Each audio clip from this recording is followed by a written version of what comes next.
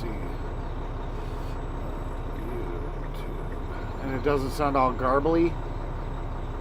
That was the problem. It was sounding garbly-gook.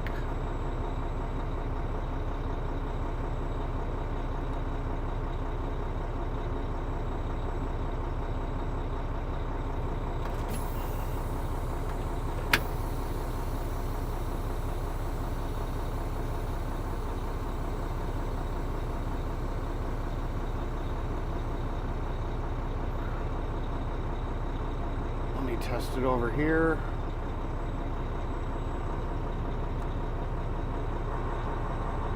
Sounds pretty good. Audio.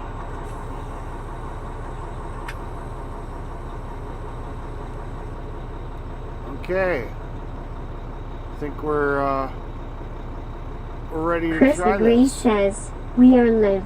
The sound is okay." Good. Okay, cool beans. Yeah, we're testing out something different. I can now see Facebook, and I can see Morning to Lynn on the other platform. Yeah, let's see. I gotta go to Rumble Studio.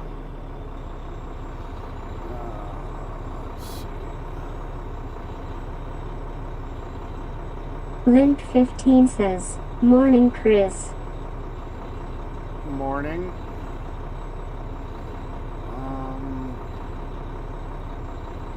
That's a problem for a different time.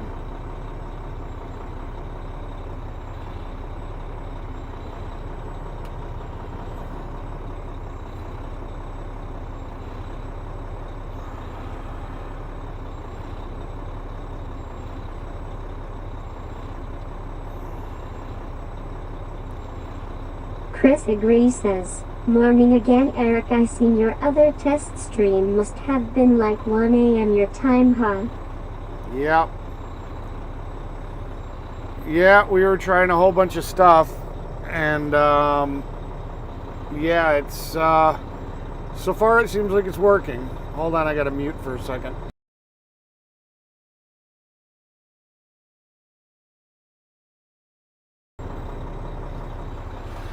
Okay, so I can now see Facebook comments. When I get into Rumble chat, I'll be able to see Rumble, not YouTube. What else can I see? I don't know. Trying to get it so nobody feels neglected, because I'm streaming to multiple platforms, but I can't. If I can't see the chat in the multiple platforms, what's the point? So that was the test. Was trying to get it so I could see all the chats. Continuing with driving directions. Go past this street, then turn right onto Southbrook Court. Turn right onto Southbrook Court, then the destination is on your right.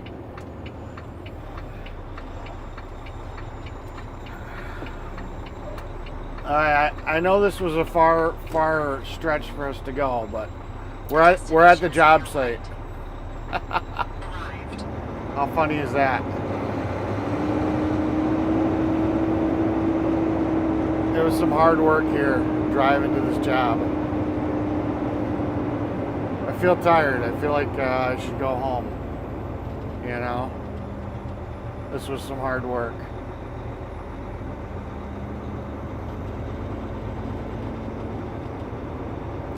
I told you guys last night that we were close. We were going to be working really close today. So.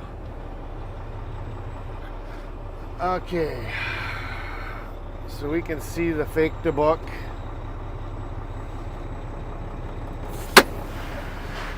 Yeah, I went really far. Alright, I gotta figure this out. Hold on. So Chris agrees, says, "LOL, Eric, it was a long trek, haha." Yeah, I went so far, it was just like, oh my God.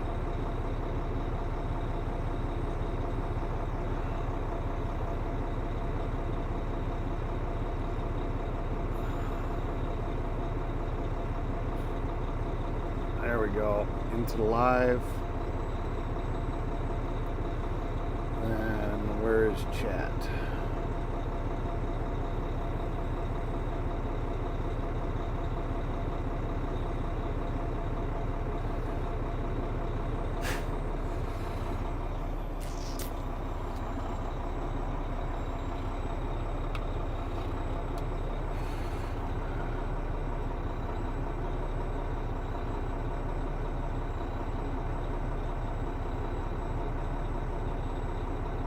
Rumble Studio.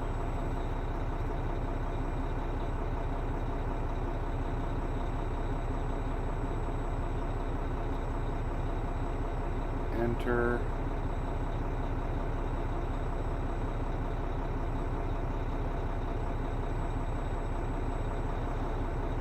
Pop out chat.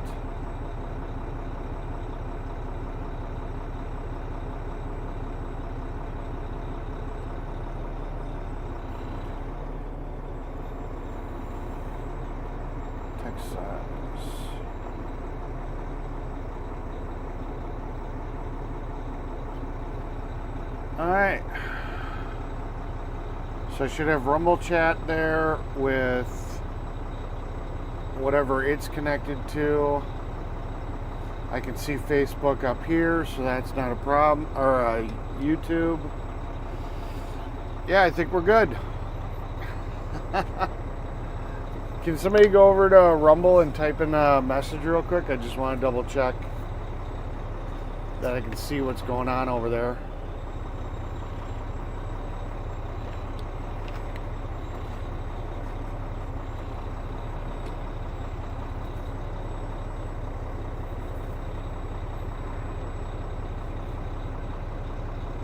Oh, Fry, I'll have to delete that. Willard 123 says, "Hello, how are you doing? How is everything and streaming going? I would like to be your fan and friend. Add me on Discord. Poppy Jolly." Yeah.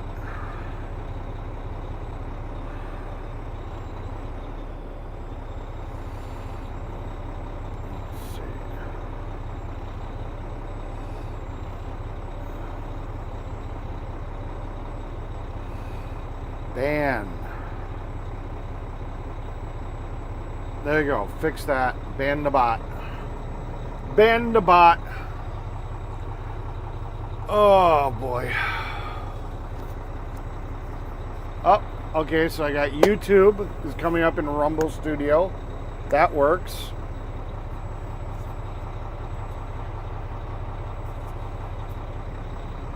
Chris agrees, says, "Awesome, and sadly I don't use Rumble. Hopefully one of the other viewers will comment there." Well, I forgot that YouTube was going to come up in the Rumble chat too, so that just messaging in YouTube showed me that Rumble chat's working, so we're good. We are good. I also set up this camera. Let me double check that the microphone switches to it. At Nightlet says, "Hit a like, subscribe, hit that bell and share if you're enjoying the content. Thank you."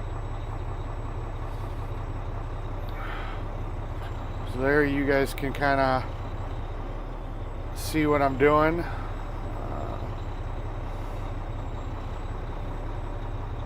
Might have to put some tape or Velcro on this, but we've got this view to play with. We got back, so then we're back live. That other camera view does have a little bit of a delay, unfortunately. Just the nature of the beast. You know, it is. We are using a security camera to see as a webcam, so it has a little bit of delay. So there we go. So yeah, we can switch to that anytime we want. Then you guys can kind of see me turning the wheel, and I don't know. Chris agrees, says, cool setup, Eric. Yeah, you can't see me shifting the shifter, unfortunately. Let's see. Let's put it in. You can barely see my arm move the shifter. But yeah, it's a little delayed. So 1, 2, 3, 4. So about 3 seconds. About 3 seconds of delay. But it is what it is. It works. I gotta start. Taking the equipment off the trailer, so I will be back as soon as I'm done with that. We will jam out to some Fry Radio. Let's see. We'll have some Tricks FM going real quick, and I'll be back in just a little bit.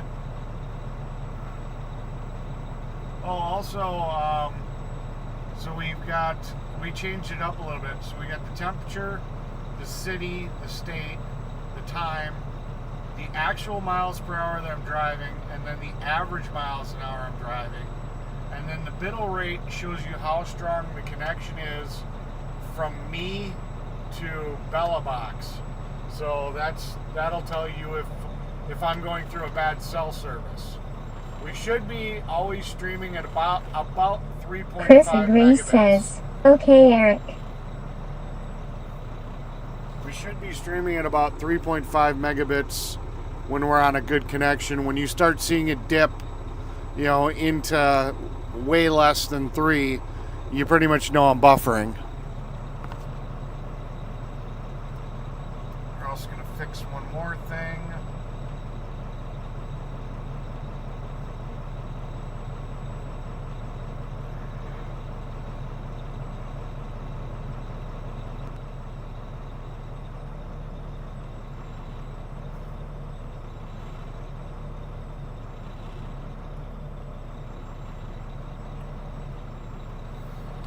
Check that real quick.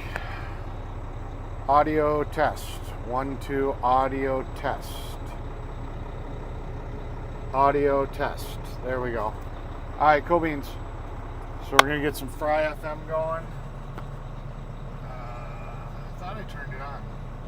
Tricks FM.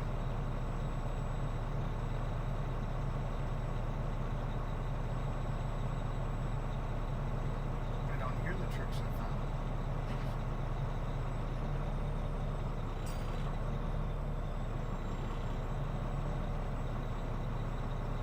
Well, if Tricks FM kicks in, let me know. It looks like it's broken. Oh, there it goes. Alright, guys. We'll be back as soon as I'm done disconnecting the trailer and stuff.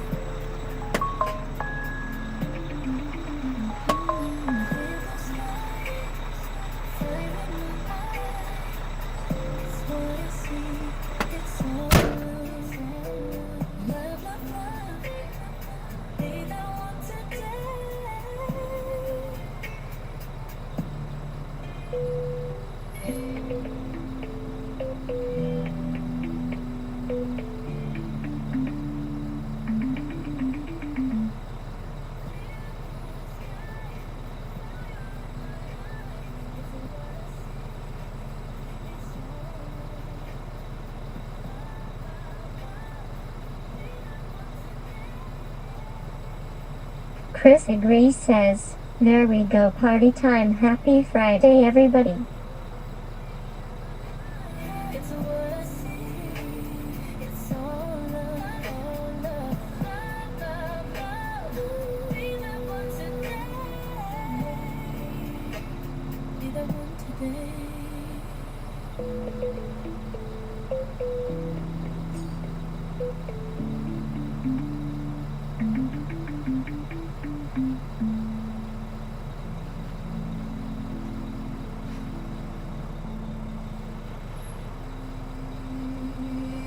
Tricks FM, your home for future music.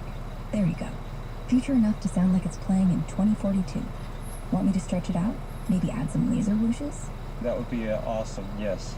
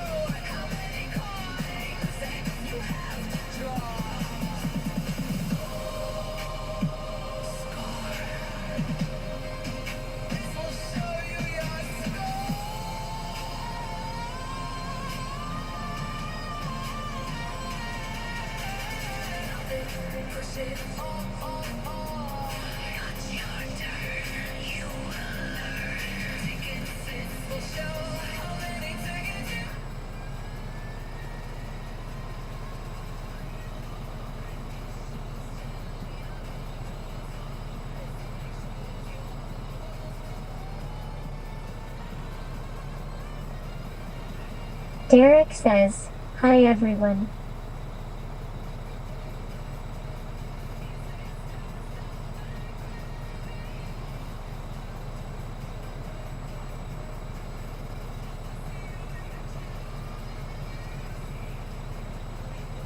Listen and driving.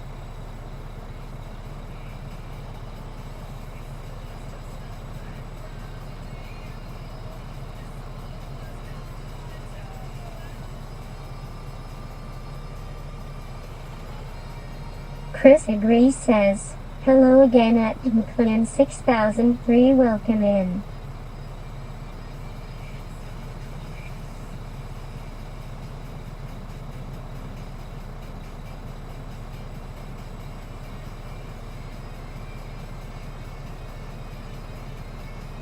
Derek says, "Hi Chris."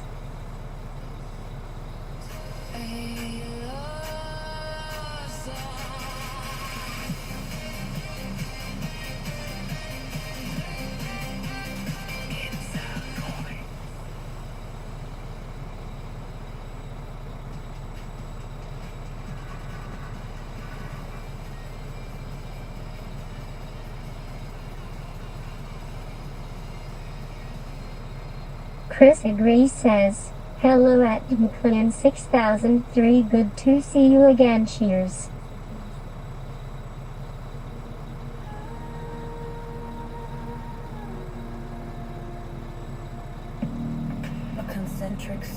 pattern composed of tiny red and blue dots on a black background.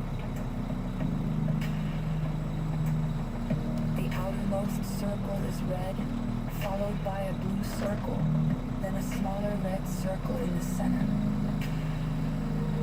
The dots are densely packed, creating a textured appearance. The circles are not perfectly smooth. The edges are slightly irregular. The color distribution within each ring is not uniform. There are subtle variations in density. The scene is at night. A nighttime scene depicting a concentric circle pattern composed of densely packed, tiny red and blue dots on a completely black background. The outermost circle is red, followed by a blue circle, then a smaller inner red circle. The dots are not uniformly distributed, creating a slightly speckled, textured appearance. The edges of each circle are slightly irregular, not perfectly smooth. There are subtle variations in the density of the dots within each ring, resulting in a non-uniform color distribution.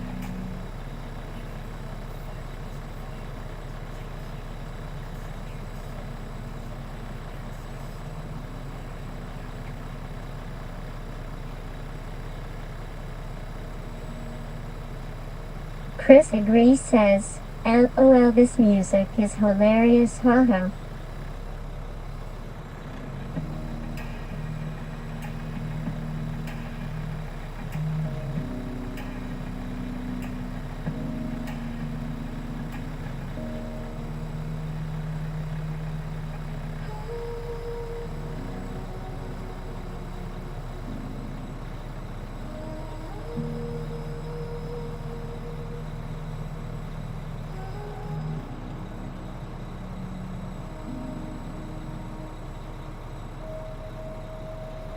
There are subtle variations in the density of the dots within each ring, resulting in a non-uniform color distribution. The overall effect is a vibrant, textured, concentric circle design against a stark black backdrop. If you really love me, you wouldn't make me dance. If you stepped into my mind, you see we're not the same. Dance. Dance.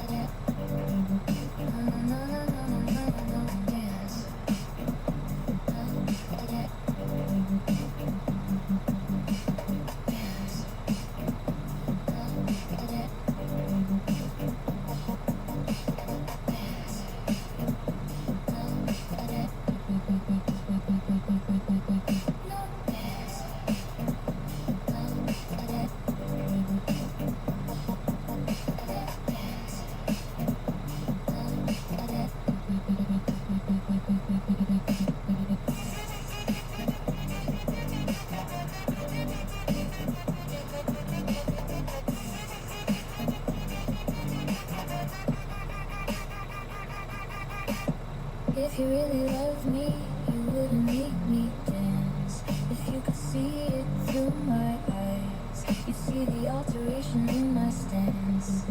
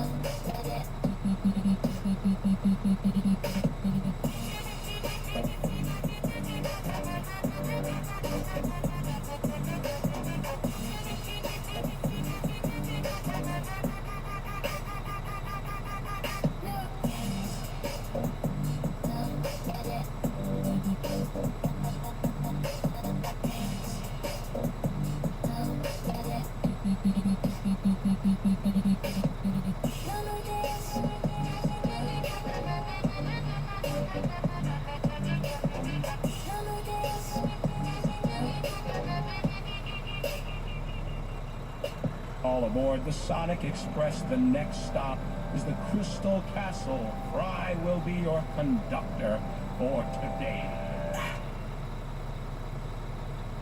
Smooth, punchy, and establishes the station nicely.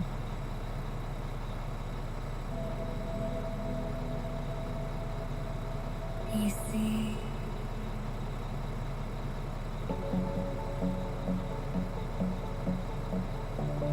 yes, yes.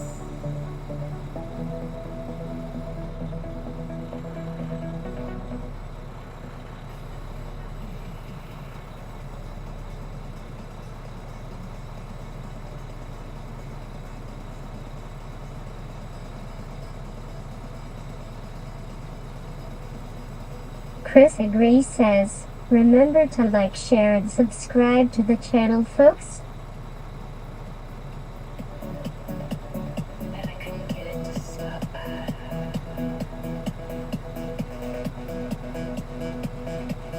Here's the quick fix. Virus and threat protection. Manage settings. Remove exclusions.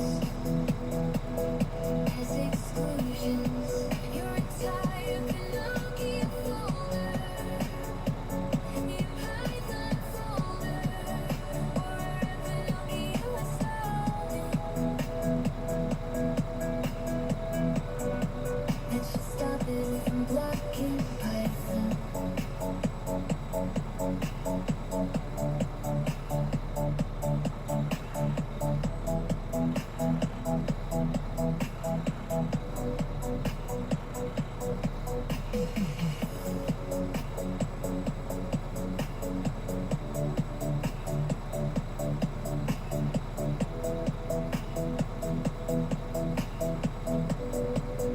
This was not a coin song. And I saw.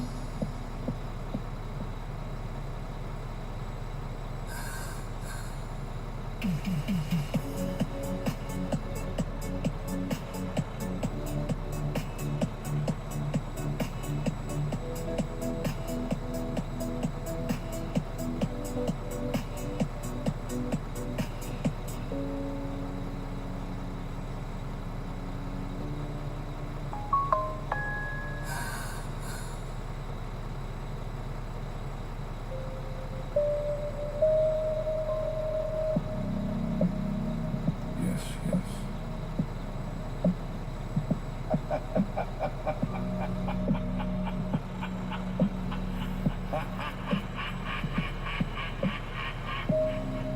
Overhead view of a grand piano keyboard covered with glowing colored coins in steampunk style.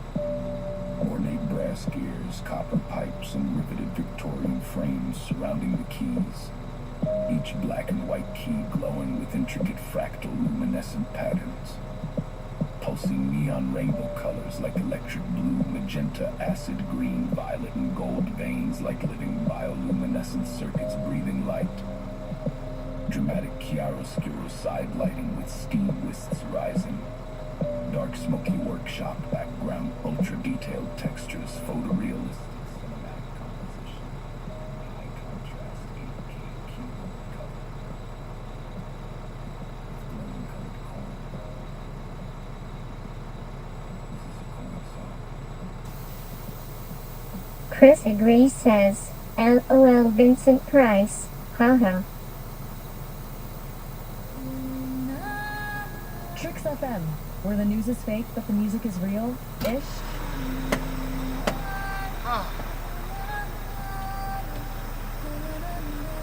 Hello there.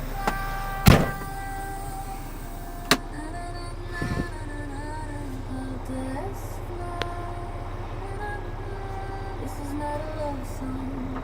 Tricks FM's alive tonight. Circuit dreams on keys take flight. Nickel chips on boombox lights. Steam train wings tear worlds apart. Painted voices, neon skin. Tricks FM's magic from deep within. Forest echoes, rhythm divine. We ride the rails of the audio line. On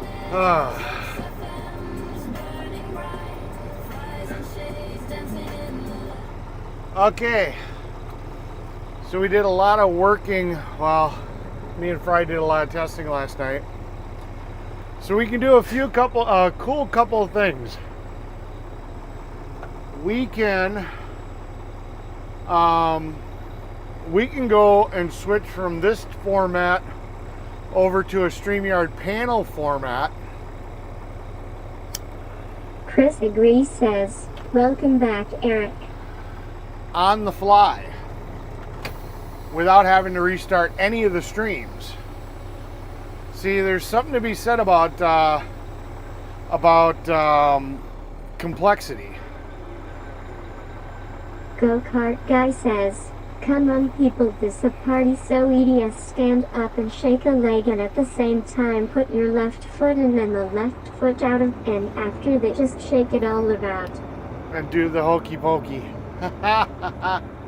That's funny.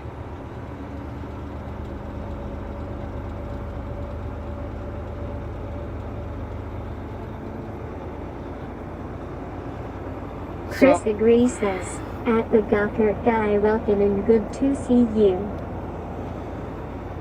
So Fry was sitting here, we were talking about doing a panel and getting Chris on so Fry and Chris can duke it out about flat earth versus round earth. Guy. So we just gotta wait for Fry to wake up. I was hoping this was going to be a short day, but it sounds like we're going to mill the entire parking lot. So we've got a very small mill. It's going to take a long time.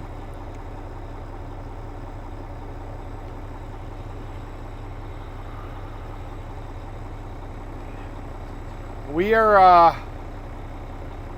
testing a completely new setup than what we had before. I mean, so let me know if there's any audio issues with YouTube. Chris agrees, says, haha. It'll be extremely noticeable. It'll be sound like I'm a demonic, robotic voice if the audio goes bad. So Fry's on the flat earth side. Which side of the argument is Fry on?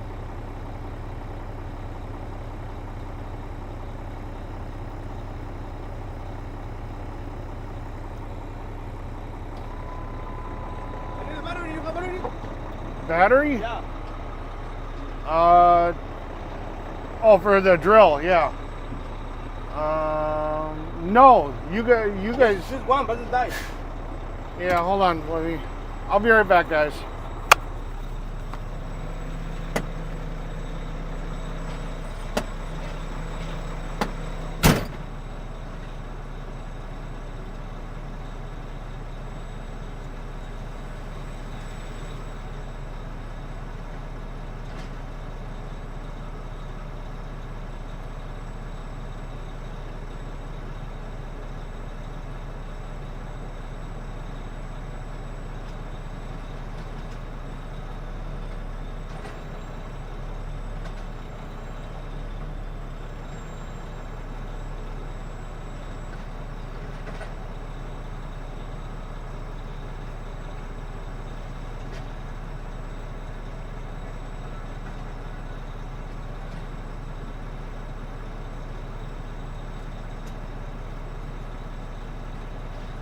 Chris agrees, says, okay, Eric.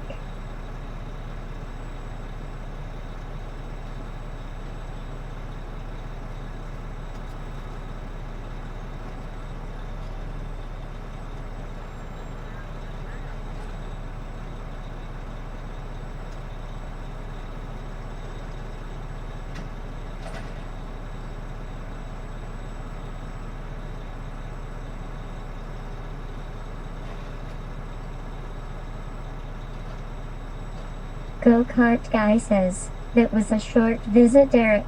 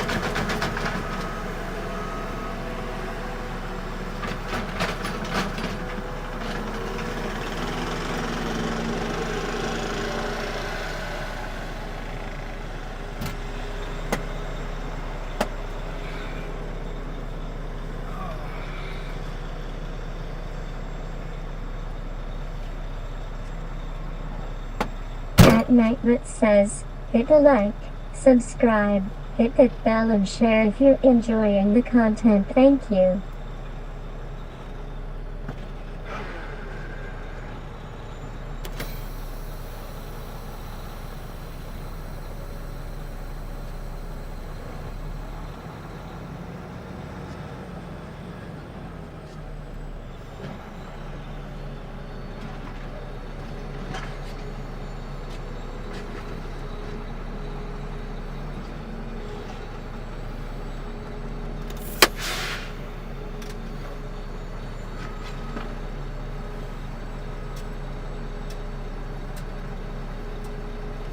Go-kart guy says, someone turn the camera, I want to watch all the action.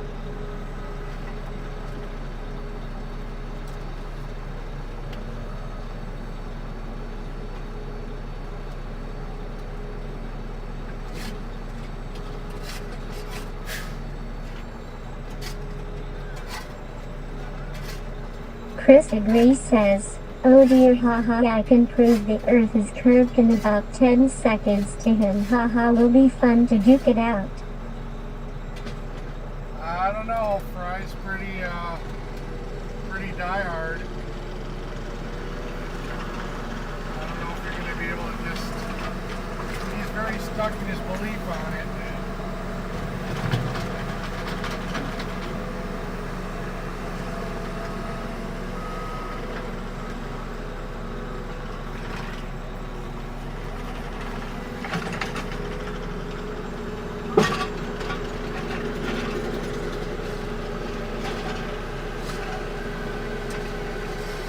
Chris agrees says, at the Goffert guy remote control camera needed LOL.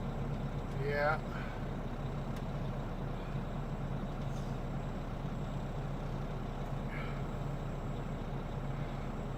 Hold on 1 second, guys.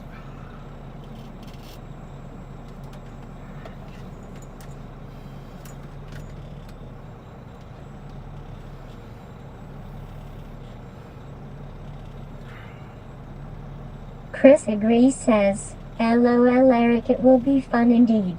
Yeah.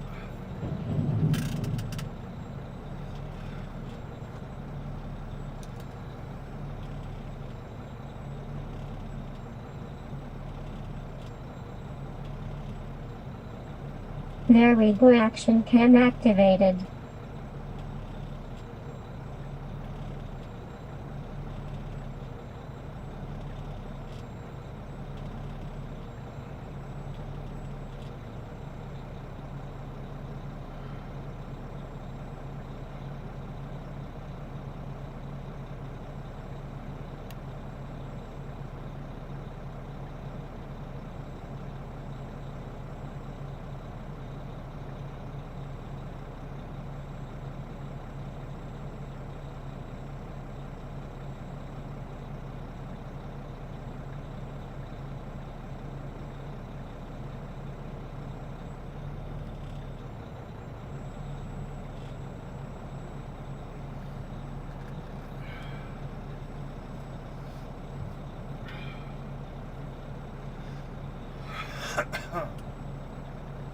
There we go.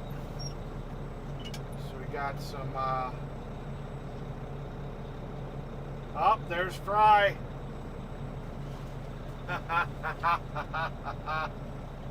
There we Fry. Fry says, I worked for a NASA contractor, I know NASA peas.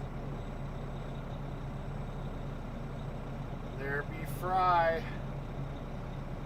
There'll be Fry coming around the mountain when he comes.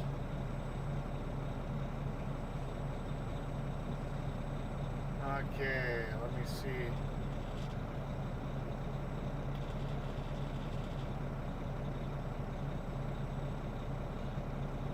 Chris agrees says, there he is, hello Fry, welcome in my tinfoil hat friend, haha.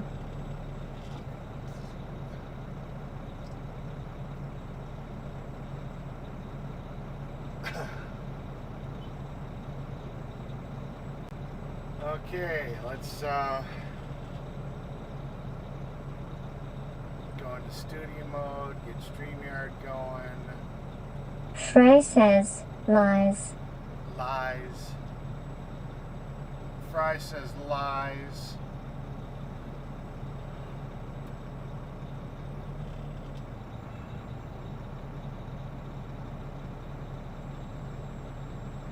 Okay. Chris agrees says, so you don't believe they went to the moon? Fry.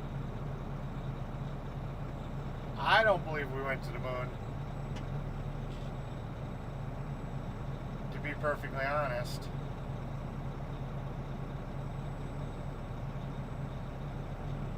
Go-kart guy says, so, what is being done here? We are going to switch over to Streamyard. Because we've got the capability of doing that.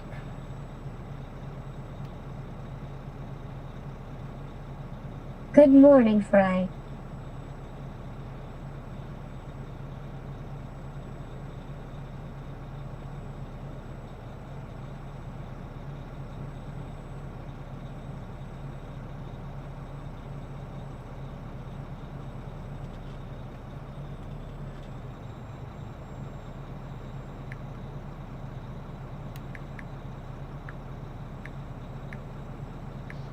Chris agrees says, they even dropped a hammer and a feather on the moon and they landed at same time. Impossible to fake that. Yeah, we'll see. Okay, so invite guests, copy link. Go-kart guy says, no moon trip in 1969.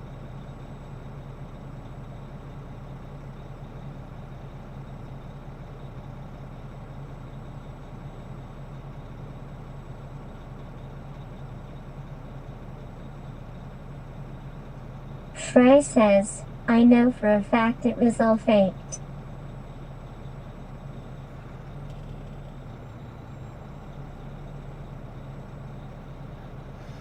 Okay, so anytime you guys want to go to Streamyard, we are set up Hey for at the Streamyard. go-kart guy.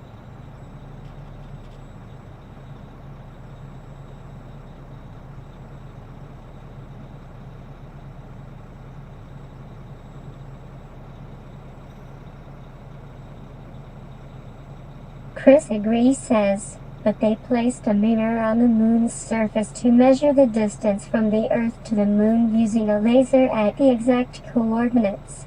Yeah, but you could do that. You could do that with a spacecraft. Like, you know, we've been putting rovers all over the place. Doesn't mean a man was there.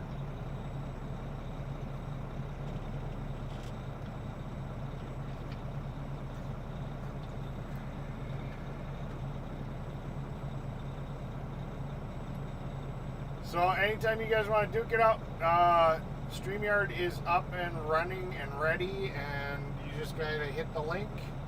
When you guys both join, I'll sit here and I'll make sure you guys can hear each other, and then I'll switch the stream over to StreamYard. Only thing is that you need a second device to monitor the chat, because we're not actually going live on StreamYard, so there won't be any chat integration in StreamYard.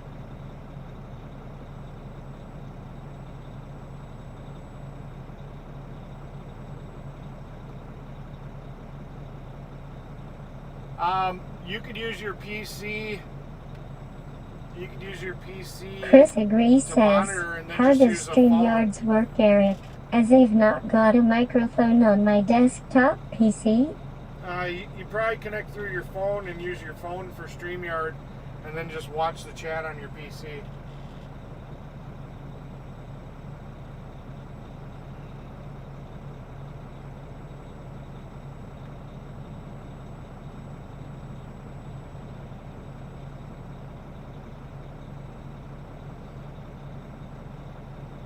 I don't know, Fry, why don't you come on up? I'll switch over to StreamYard, and then I guess we'll just wait for somebody to pop in.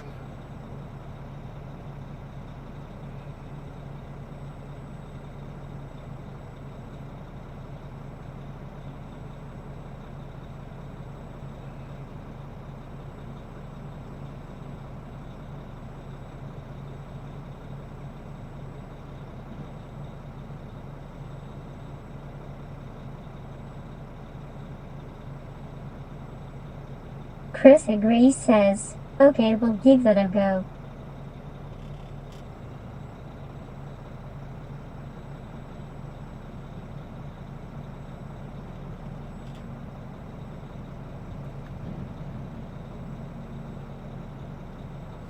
Give Fry a bit.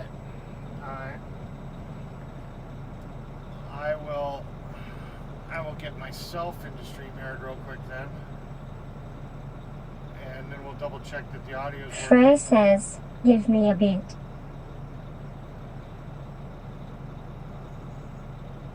Test.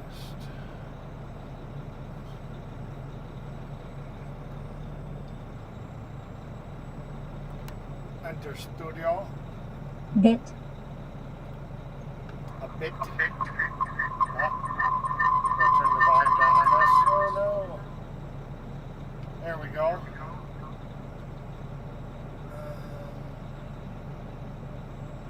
I just got up and it's my day off. Gotcha. Looks like I gotta put my trucker headset on. Otherwise StreamYard's gonna have a fit with me.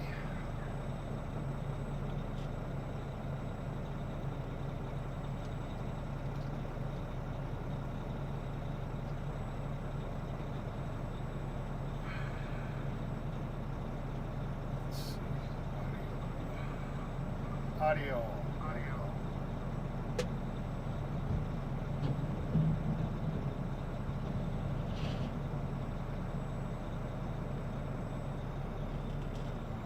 I am in the show. Okay. We're going to switch to StreamYard.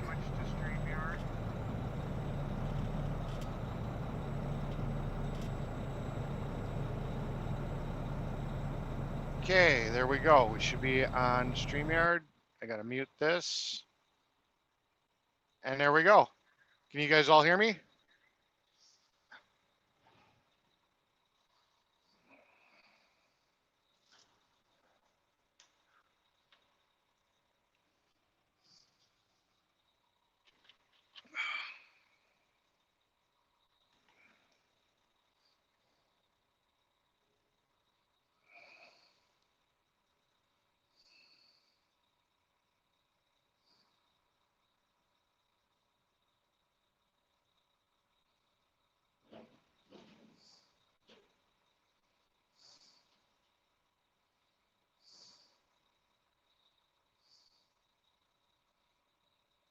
Okay, let me turn up the volume on this.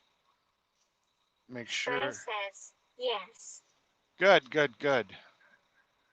Awesome.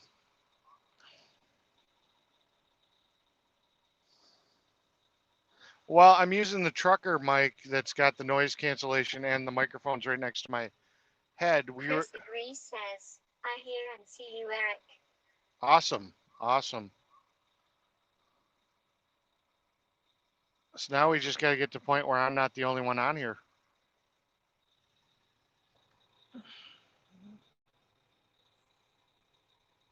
At Fry TV, okay, this will make you feel smug, but my super duper phone is not working. When I click the link, I'm getting nothing. LOL. Okay. Try it on your computer. Just make sure that I didn't screw the link up or something. I don't think I did.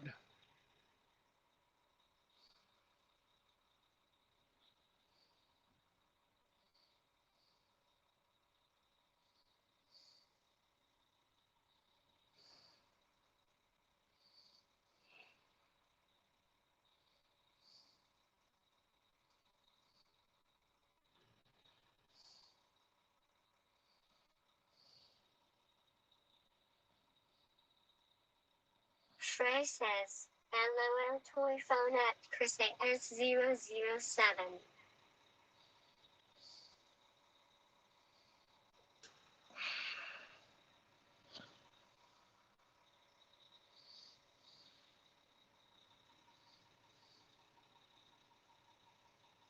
Chris agrees, says, LOL Fry.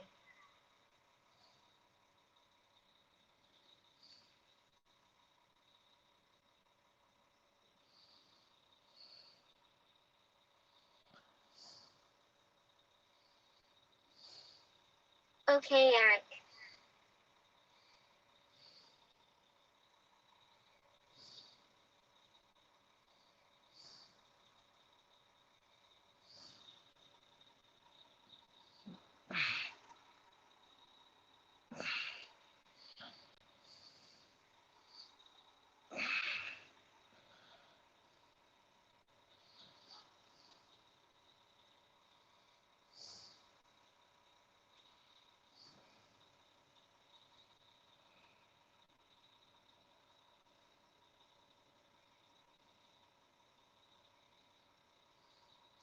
Well, yeah, like I said, you're gonna probably have to use. Chris agrees Gonna says, it got me sort of in haha now. It says can't find micro camera on my PC. I do have a webcam, but it is old PC LOL. Well, that's why I was saying to use your phone to connect to Streamyard and use your computer to watch chat. That's why I was telling you. I'm using my phone right now. Yeah, because your phone's got a microphone. I don't care if you're on camera or not. That's up to you.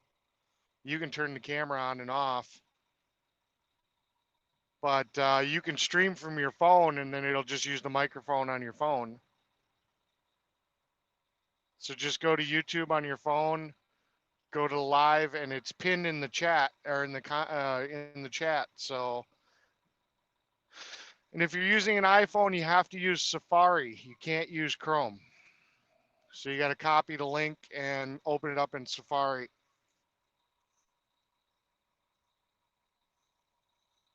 There be Fry.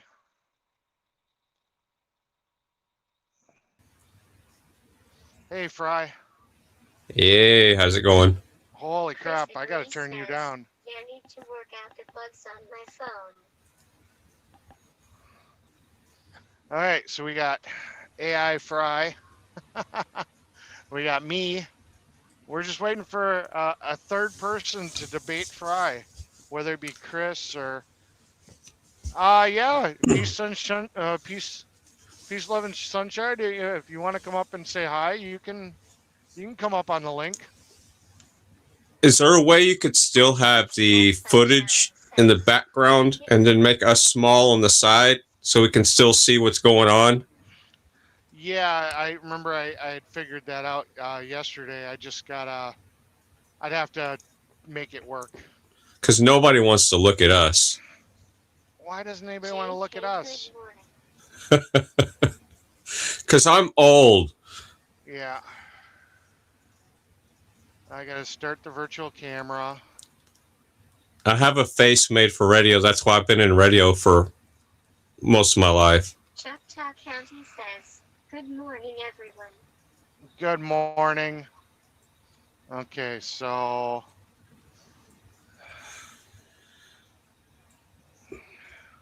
And I'm not in my big studio, by the way. I'm in my bedroom studio. That's why there's no fancy stuff going on. But I'll get that eventually. It's way too early for a panel. What the hell is wrong with you anyway? I don't know.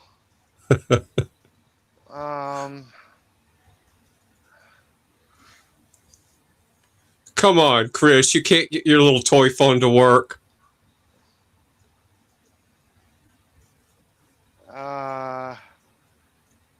What am I doing wrong here?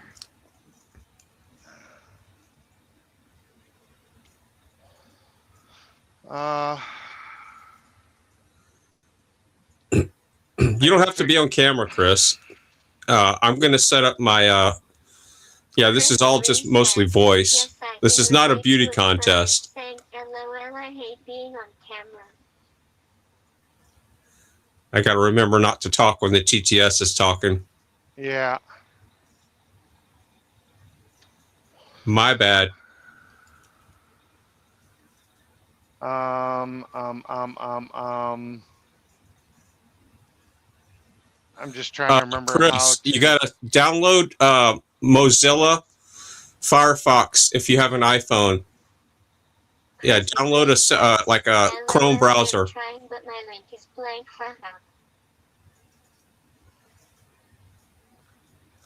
Download a Chrome browser or Firefox, whichever one you can, and set it as your default browser. When you click on that link, it should pop up Firefox or Chrome as your default browser, and it should work. Safari does not play well with certain things like that. Wait, am I doing tech support for iPhones? What the hell's the world coming to?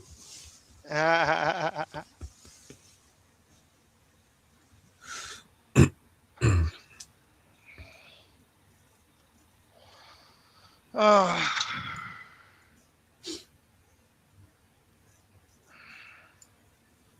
Let's see. Chris agrees, says, okay, Fry.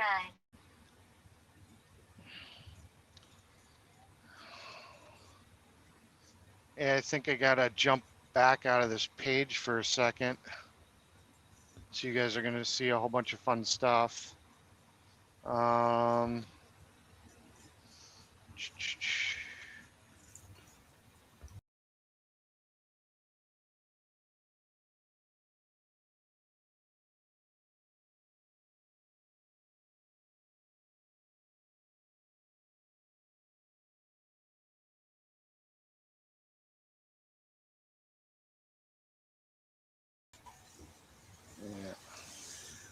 So I'm on a webcam mic. How does this mic sound? You sound fine. Okay, yeah, I'm gonna have to do it a little different to get video to come in. That's all right. If as long as they can hear our audio. Yeah, they can hear us. I have to go into Streamyard again.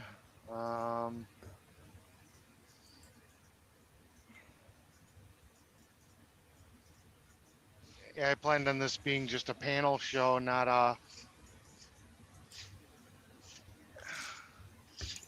Let's see, where's the keyboard button? Yeah, we want to see the work that's happening, man. At least I do. I know. All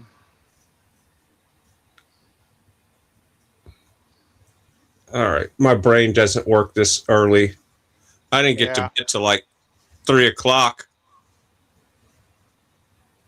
Yeah, I gotta pull out the keyboard out of the bag so I can type stuff in. You guys are making me work hard. Hopefully, you're making me do a panel at frickin' 9:23 in the morning on my day off of all things. Oh, cry fry. Well, shit, man. This guy never gets a break, man. I am gonna whine a little bit. Yeah. I need a vacation. I do. Yeah. Okay, so I got a keyboard working. So I can open Streamyard here. Then I can go to Streamyard. So yeah, so I got the OBS browser coming in. And then I've got an actual browser to bring the camera feed in. Let's see, so we gotta mute the mic.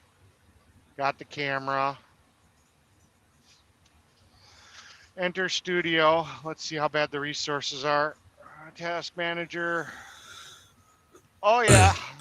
Oh yeah. We're cooking with fire now. We are cooking with fire now. Add the stage. Yeah, and then we want to make us small. Chris agrees, says, for Fry. Perfect.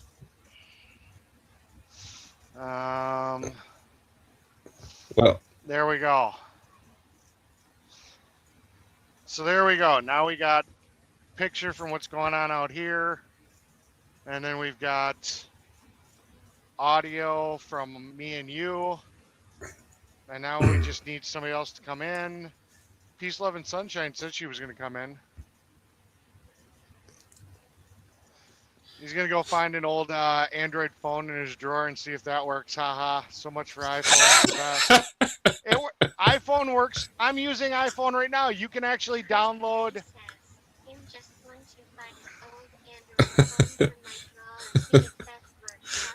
Oh man.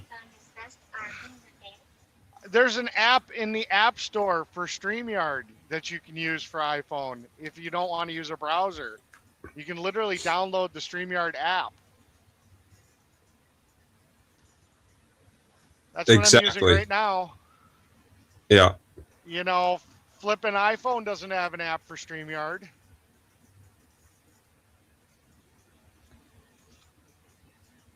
So there we go. So we got You meant Android. huh? I think Or, you said iPhone. Yeah. Oh yeah, no, Android doesn't have an app for StreamYard. So there we go. So we shouldn't have any audio doubling. It should just be me, you. Android never gets the cool apps at first. Yeah. Ask me how I know. Well, because Android's the the beta tester thingy. Well, no, what it is Apple knows that it's got 30% of the market. Their 78% is Android, but that 30% is brainwashed and has the money to pay for apps, and definitely they're going to put the money into development.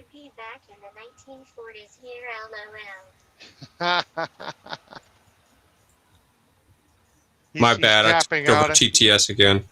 He's tapping out on the Apple, which, like I said, all you gotta do is go to the App Store and download StreamYard. Yeah, what he's doing is he's tapping out of wanting to be on the panel. He's trying to act like his phone won't work. Yeah.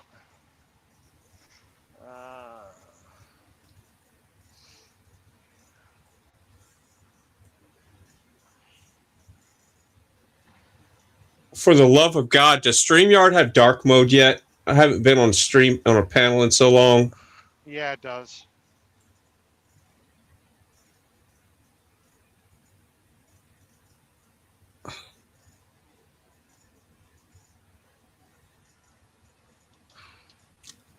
Where is dark mode? My tablet is overheating. I don't know. It's just on all my stuff automatically. So I don't know how. I don't find it. I'll look for it, but. Chris Degree says, "If you're using the Telegram to type in Morse code." Yeah.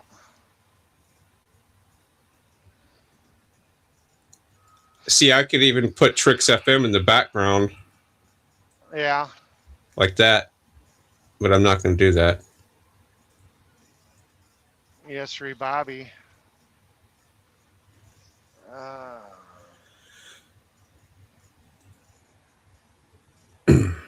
Yeah, I'm logged in with my Chrome browser, and I don't see a dark mode button in StreamYard, so I'm going to call BS on the fact they got dark mode. I'm in dark mode right now, but I'm on the Android tablet.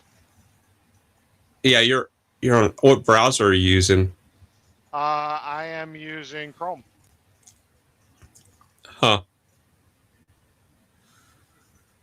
So I don't know if it's and I turned off dark mode in my settings, so it's not that. We just lost Fry.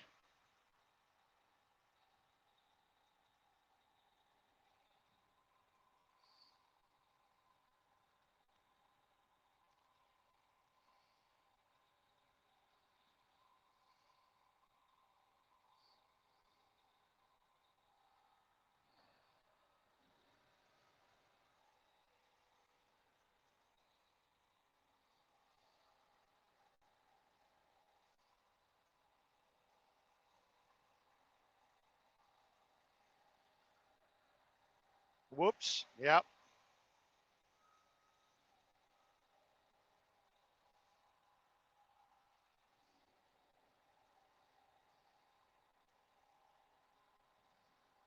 Chris Degree says, "Whoops, LOL." Yep. Yeah, I thought Peace, Love, and Sunshine was going to come up.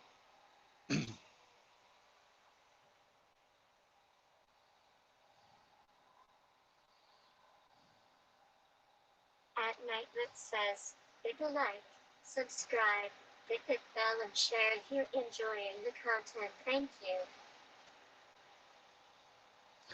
Can you guys hear TTS good over this microphone, or is it kind of canceling it out?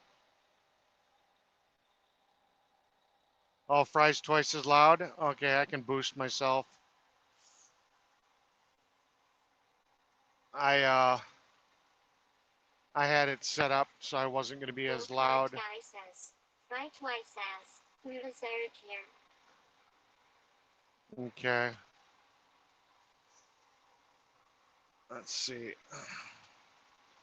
Okay, I just bumped myself up to 150%. Let me know if that's a little closer to like what Fry's audio is. Maybe they are having the same issue. I had a blank screen. No, I doubt it.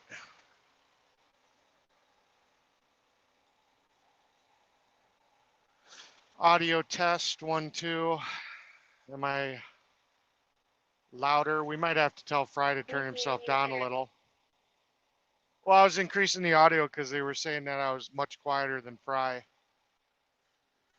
But Fry always likes to have his microphones as hot as possible.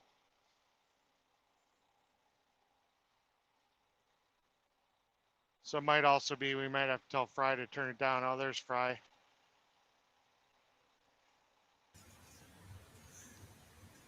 Okay, Fry, go ahead and talk. We're adjusting my mic to try to match your level because Yeah, I know. booming loud sound.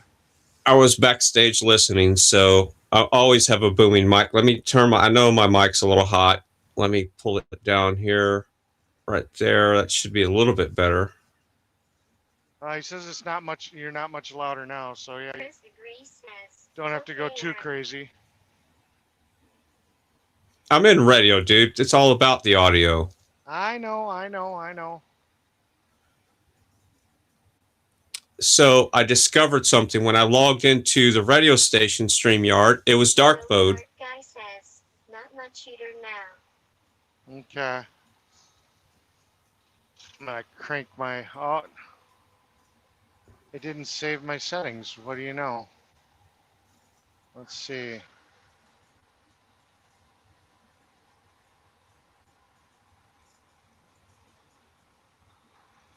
Let's see. Okay. All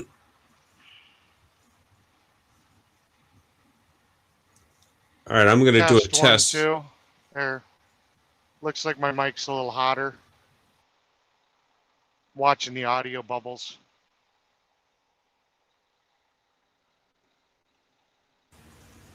And I'm also running through Mixer, voice meter. So Of course. I have compression controls and all that fun stuff. This is even a webcam mic. This is like a $20.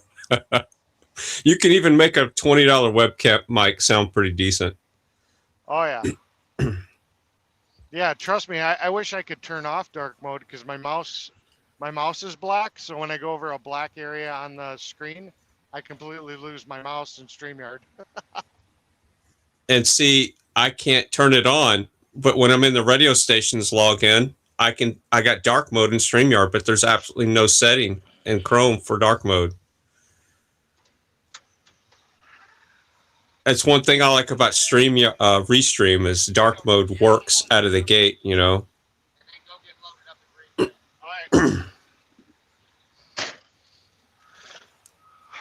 Okay, we are moving. We're going to go back to the front camera. We're going to take down the webcam.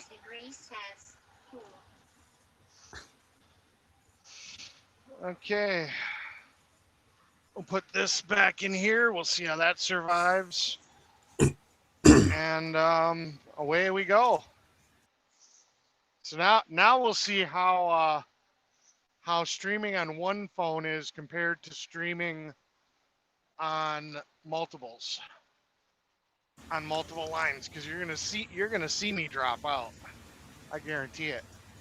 Oh, so you can't do bonding when you're on StreamYard, is what you're saying?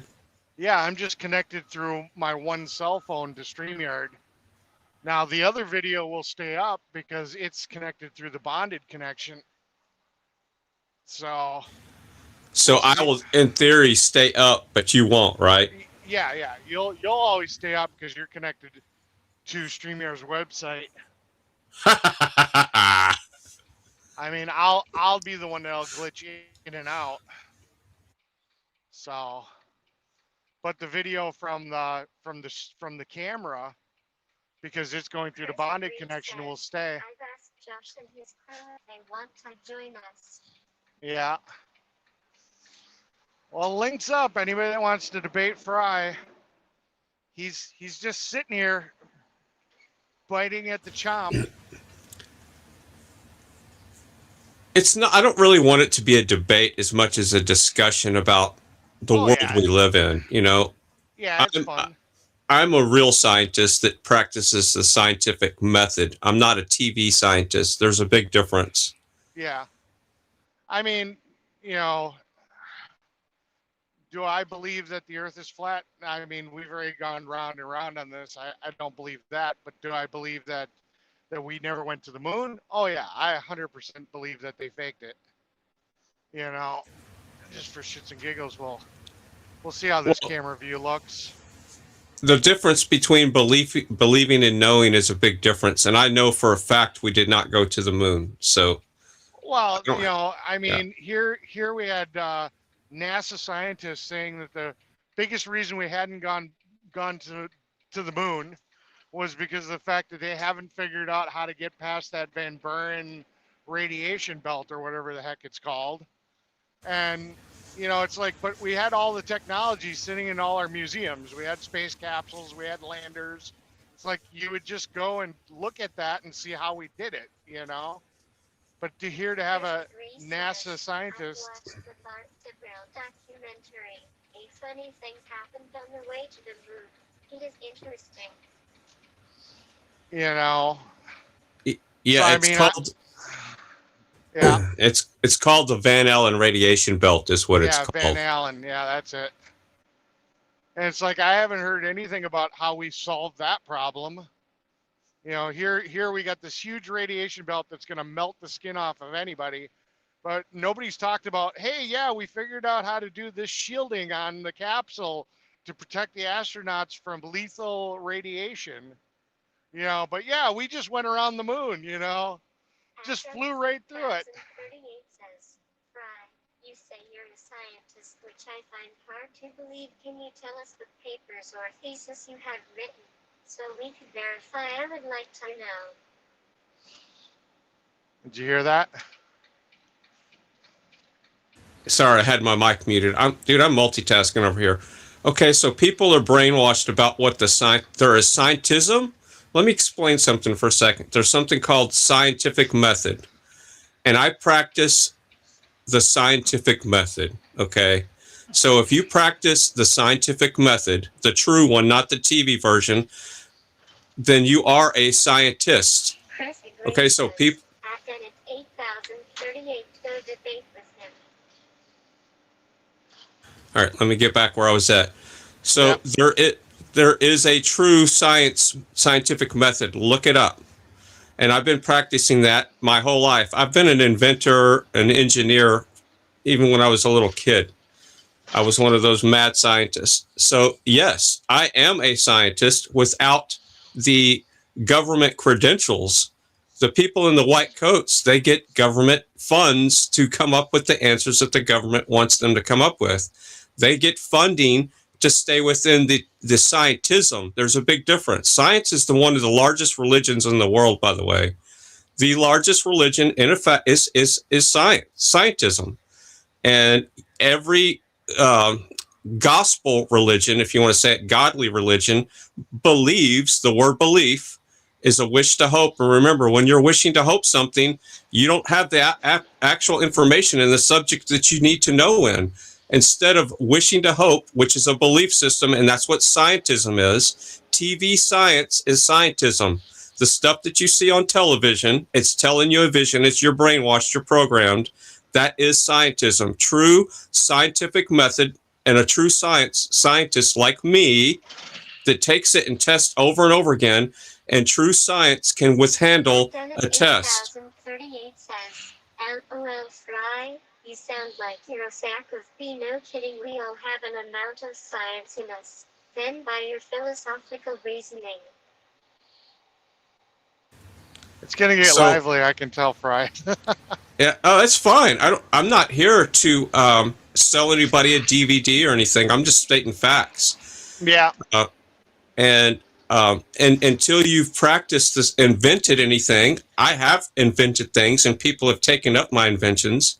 There's a company out of New York, AFCO, that took up one of my inventions for a wire manager. Anyway, Yeah. so until you've invented something or practiced a scientific method, I'm not here to argue with, how do I say this lightly, people that have belief systems.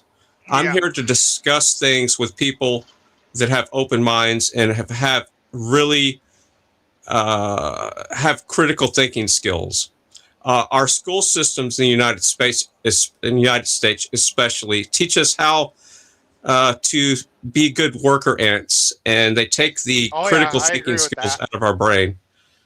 So we're brainwashed as little kids, and Yeah, they teach you to be a good employee, exactly, and that's the bell not to be an ringing and going to entrepreneur. right.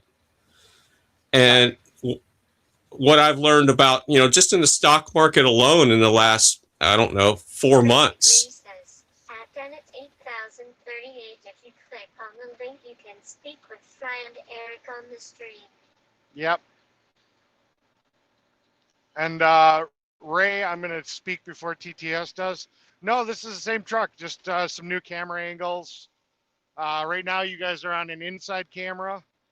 I can switch the outside cam. 17 says, good morning, Eric, new truck. Nope.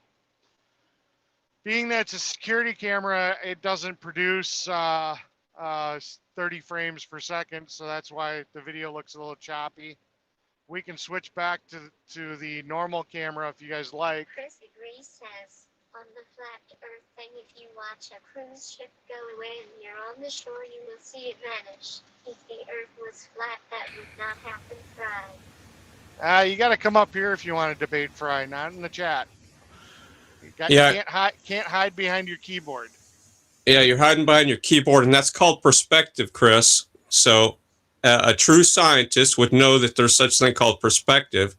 And just like right now, a perfect example, you see how the road in front of us is, quote, vanishing, and it's getting more narrow as you're going down, quote, a hallway. That's another good example. At Bennett 8038, okay, mate, enjoy your day. Thanks for dropping by. Oh, Telescope's in the chat. Telescope, come up on the panel. Don't be a chicken. Telescope says, research suggests it doesn't prove anything unless there's a law, which is repeatable. Plus, you have to deal with biases.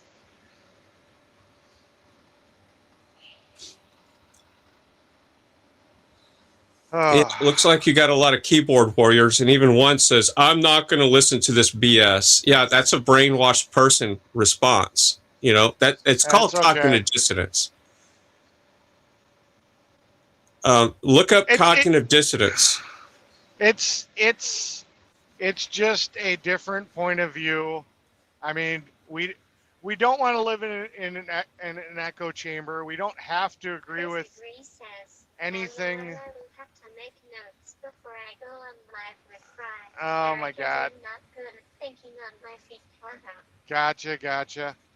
No, I mean, it's, we're just having a debate. Nobody has to believe what Fry's saying. It's just a fun little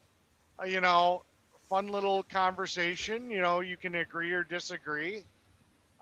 He's just got a different perspective on things than, maybe some of the rest of us do, and it's just a fun little banter, I mean, Fry likes to debate. Says, you deal with phenomenal experiences that are not 100%, which requires other methodology and modes.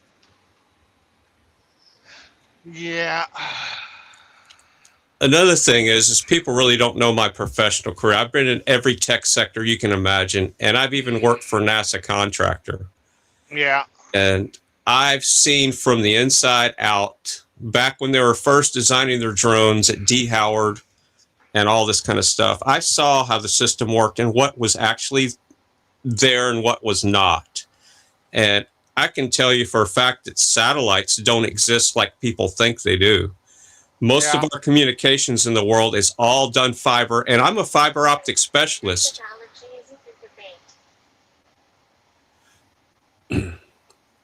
I was splicing fiber back in the late 80s, just for everybody listening. And most of all of our communications in the world are done over fiber optic cables. That's a fact.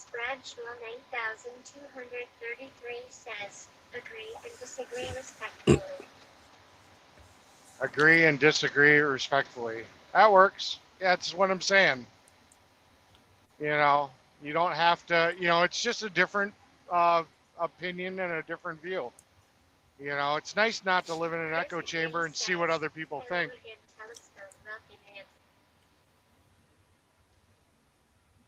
I mean, I 100% don't believe in Fry's flat Earth beliefs, but I mean, does that mean I don't like Fry? I like Fry just fine. I just accept the fact that we don't agree on that.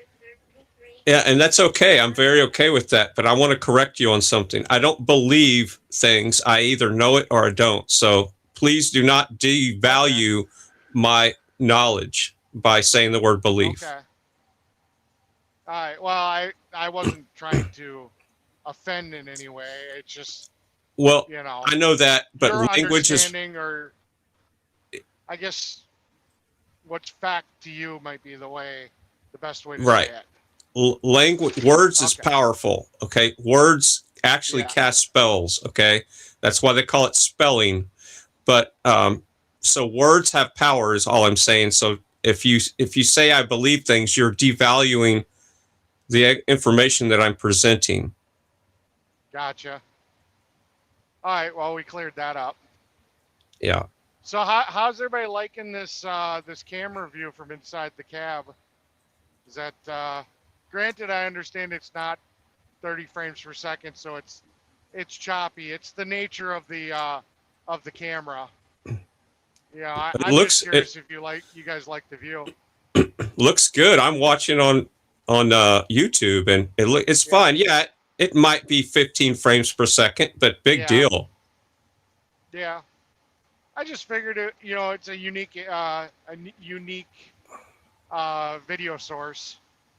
You know, I can always switch back to the other camera. I was just like, hey, you know, this isn't the glasses. It still lets you kind of see what's going on in the cab. You know. Seems that Trip has been studying the philosophy of Alan Moore. Not really, Telescope. I'm just a 56-year-old person that's had a ton of life experiences when I was young, and you know, if you know my dad, I grew up around my. Yeah.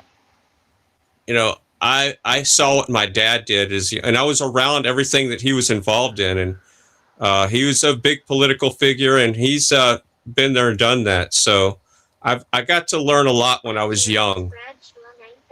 9233 says, I don't know anyone here but you, Eric. I only know you by watching the TPC in Hagerstown, Maryland. Well, thank you. Welcome to the channel. Welcome to the chat. Yeah. About 2 weeks ago, we decided to start live streaming again. And I think we've worked out a lot of the technical bugs. So the stream's actually been pretty good the last couple of days.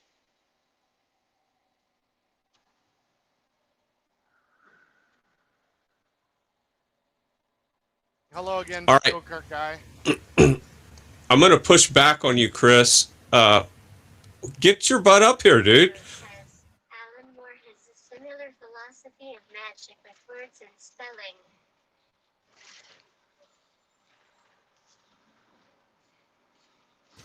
Yeah, well, I don't have a philosophy on. I know for a fact that words have power, and Chris Agree says, I will say that Fry is right in some areas is the knowledge we are taught in universities and colleges is only what they want to tell us. They hold the cards as Trump would say LOL. Let me explain how words have power. So frequencies elevate things. You can elevate certain things with sound waves. All right. So that's a fact. You can elevate things with sound waves. Sound waves affect. Anna Bradshaw 9233 says, I like it. Yeah. So look into that. There's all types of things you can do with sound. You can make shapes with sound, all the fun stuff. So when you speak words, that's obviously sound waves. So there's power in words, and you can just take it further. Says, I need notes. How does my brain want work if I'm on the spot? He's scared of you, Fry. You've already got the intimidation factor in there. Yeah, I can't. I guess I. My bad. It is what it is. Peace, love, and sunshine was going to come up. I mean, we can just do a normal panel, and anybody can just come up to come up. We don't have to talk about the flat Earth stuff or the NASA stuff or going to the moon. We can talk about anything. If otherwise, I'll just I can switch back off of Streamyard, and we can go back to the normal show.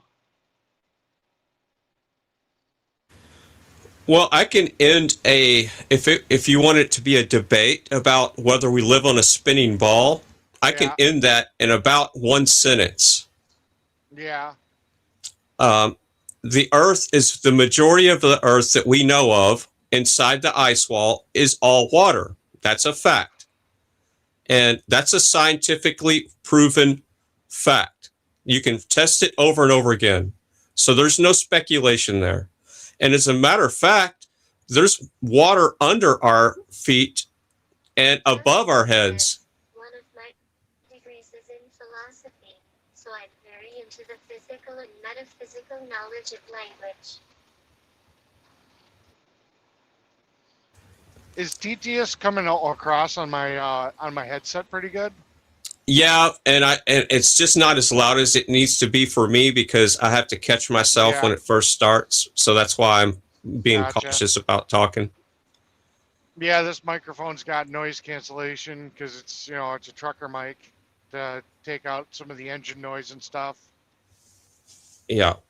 That's why I was kind of worried how well TTS was coming across.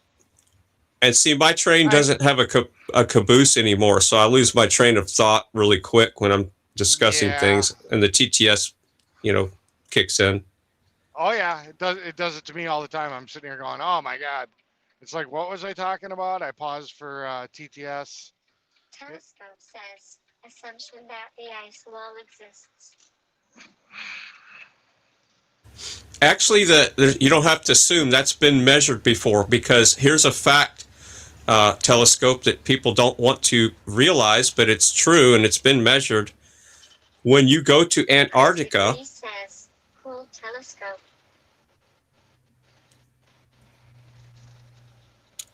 yeah, so when you go to Antarctica and you look at the footage from an airplane, the Antarctic footage always, for the most part, is a curved inward and not outward circle. Should probably disconnect voice and chat while you are chatting and only read chat. And just read chat, yeah. I mean, No, we can do that. We can turn TTS off. I'll jump off the panel if that's the case, but I can't sit there and read the chat for everybody. I'm listening, Oh, okay. Yeah. Choctaw County says, I got an appointment to go to. You all have a good day. Okay, catch you later, Choctaw. Thanks for stopping in. We're just testing new stuff out. Like I just set up StreamYard so I could be able to switch from a normal stream to StreamYard, and we're just seeing how that works. We're starting to get into that area where the cell service is going to probably suck, so we'll probably see me drop off a StreamYard, and the video will stay up from the truck camera, but Telescope says, Earth is an oblique spheroid.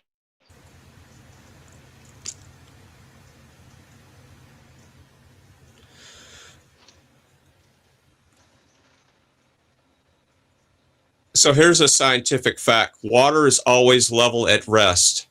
That has been proven over and over again, and that's a fact. That's not a belief system. Says, cheers at chapter counting with 8,362. Good to see you. Enjoy your day.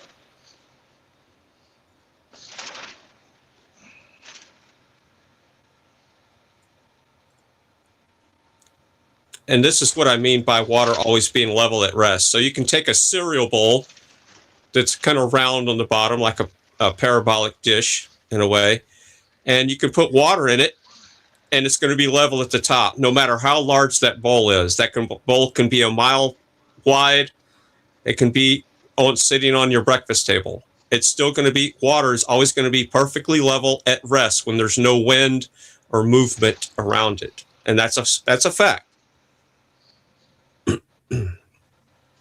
This is how they can have water levels. So when you're building a bridge or whatever, or a huge building, they can use water as a level. That's why they have water levels for that type of tool and that technology.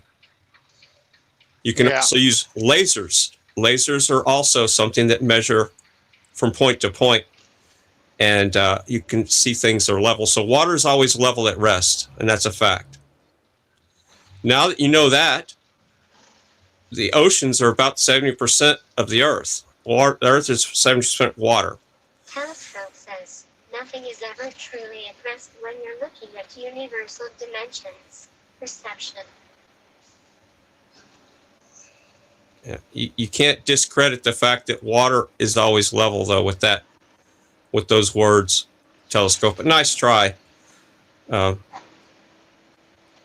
And there's another thing that will prove that we're not moving for a fact. Look up the pole star, Polaris.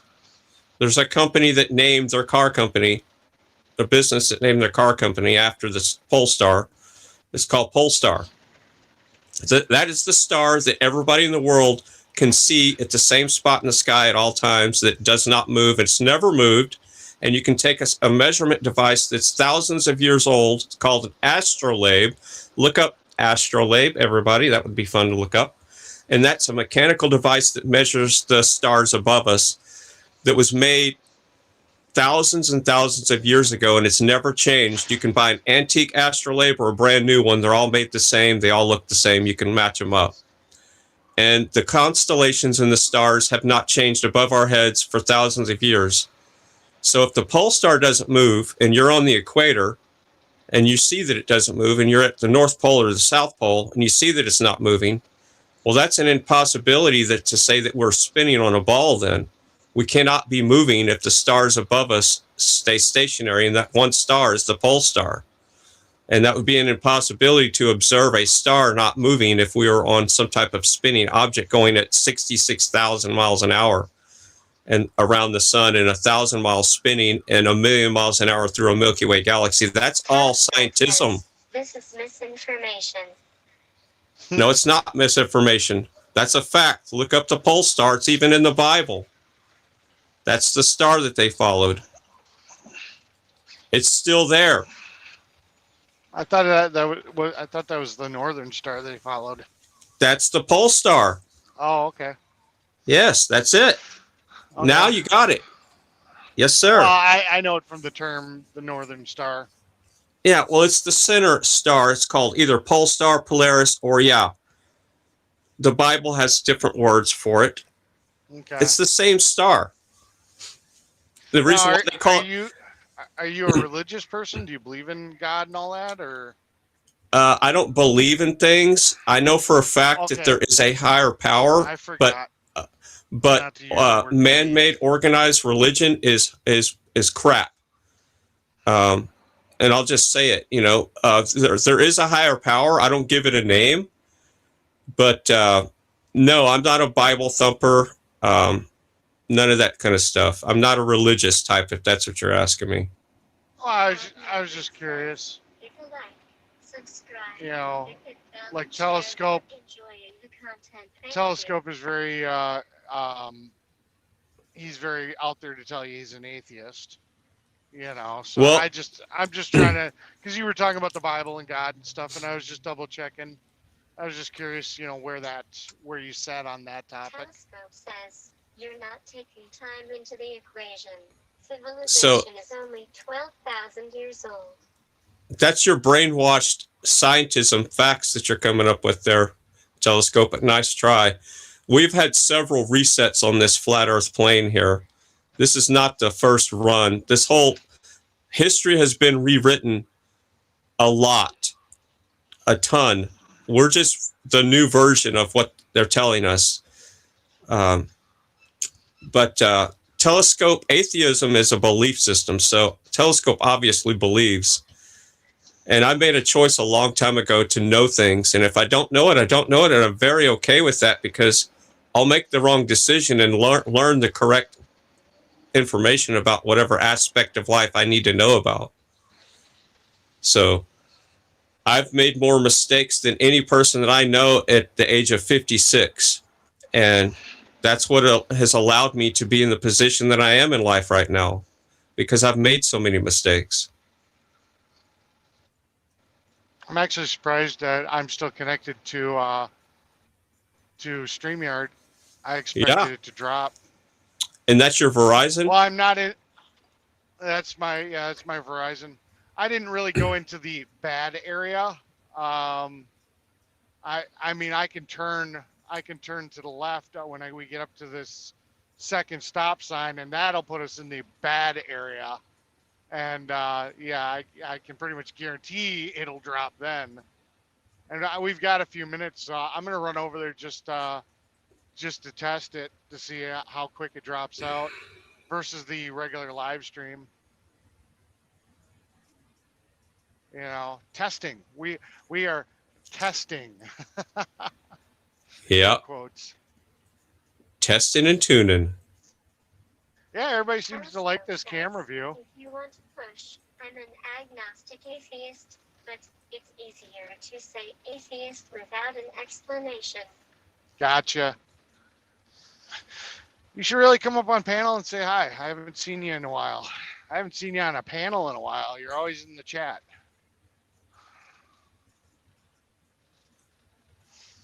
Then you guys can duke it out faster. Have you heard of a Greek mathematician called Eratosthenes? He worked out the circumference of the Earth. His calculation is expressed algebraically as c equals 360.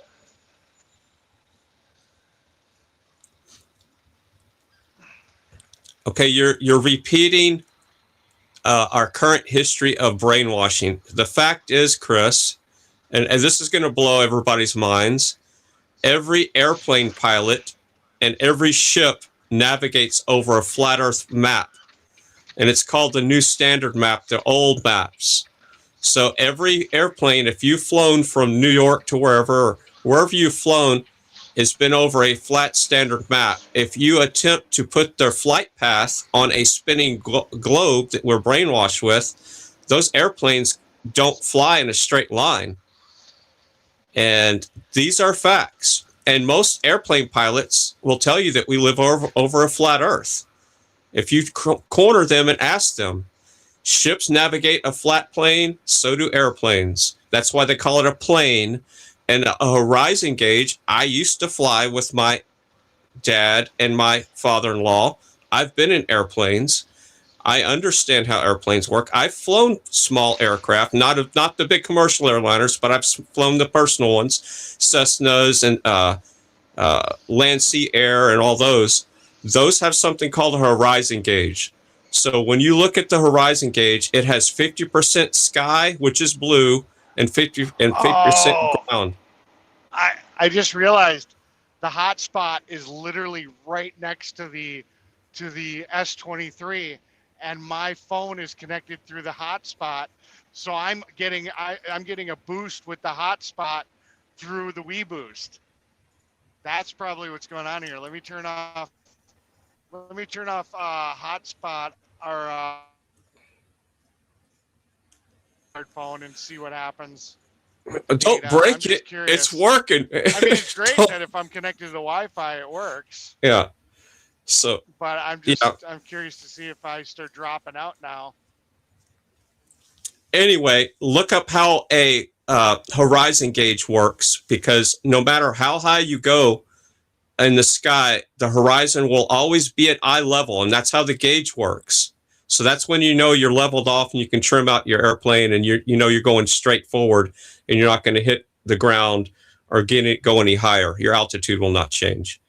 So horizon gauges work off of that concept exactly. If we lived on a ball, a horizon gauge would not be calibrated and designed the way it was. Are you with me, Chris?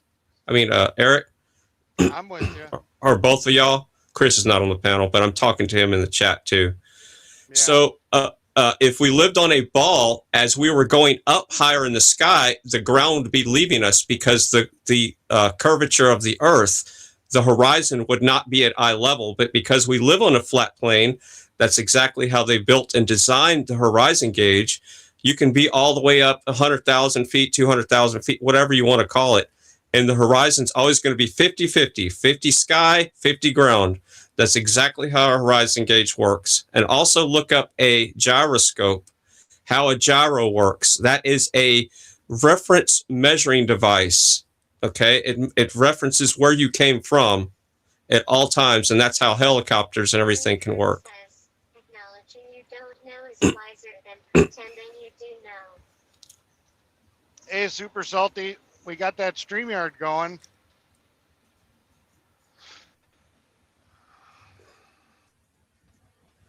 Yeah, that's exactly right, Super Salty. That's why I tell people I know what I know, and if I don't know, I'll figure it out.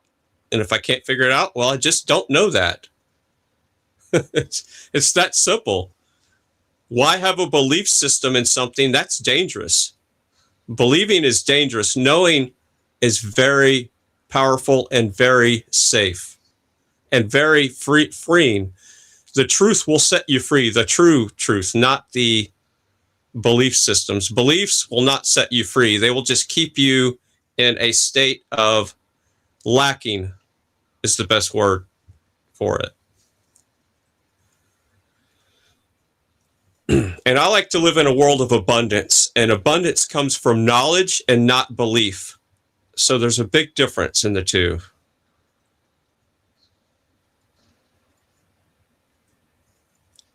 So just look up how airplanes fly, and look up the gauges on how an airplane and a ship works and the navigation of a ship.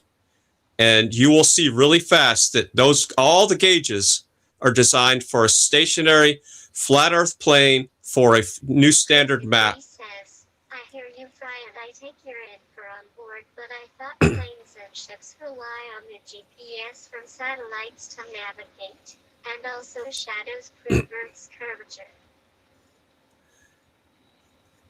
Okay, so now you're throwing speculation in there. So GPSs are a triangulation technology. So you have to have at least 3 things to ping to. All right, so when you're pinging to 3 things, you can triangulate where somebody's at. And the more objects you add in there, let's say you have 4 or 5, you can get it down even closer. So you can be positioned by triangulation. That's how GPS works. It doesn't matter where it is. It can be a cell phone tower. And guess what? All your cell phones, ding, ding, ding, work on what? Fiber network. And because guess who you're talking to? A fiber optic specialist. Been doing that more than half of my life. I started splicing fiber when I was 16 years old, back in the late 80s. So anyway, all the undersea cables are all fiber optic. All your cell phone towers communicate on fiber optic backbones. These are facts. They don't communicate on satellites. And when you're cruising down the road in your phone, you're getting triangulated through the cell towers, pinging to each other. You're pinging back to the tower. It's pinging back to you in real time. And that's the GPS. That's how you can get such an accurate GPS, is through the cell tower GPS technology, not satellite. Satellite was invented through a sci-fi magazines. That's when the word satellite was first invented. It was science fiction writing. These are also facts. So NASA took up that little sci-fi. It's like, this is neat. We'll just add this into our mix. and confuse the brainwashed people that have been brainwashed. Remember, they call it kindergarten for a reason. They're gardening the children's minds.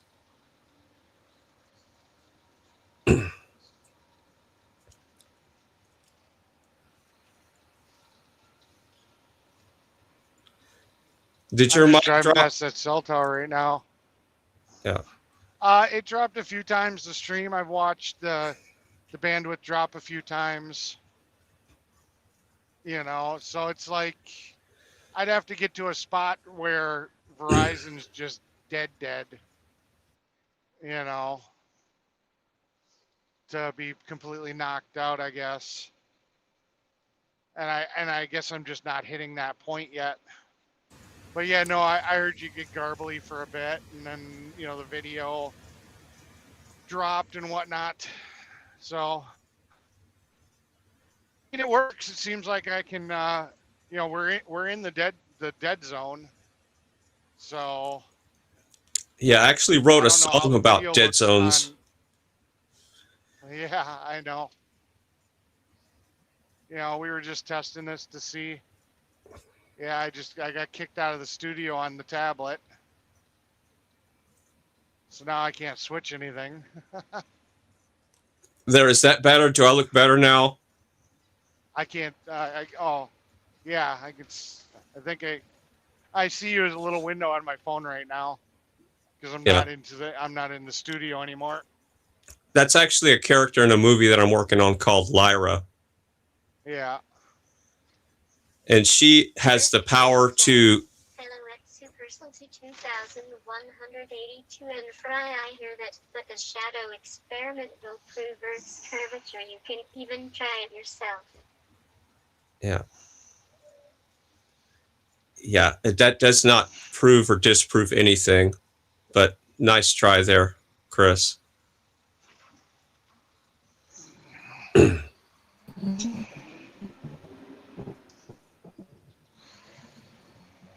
But I could go on and on about scientific facts that can be challenged over and over again. LOL turned into Lima.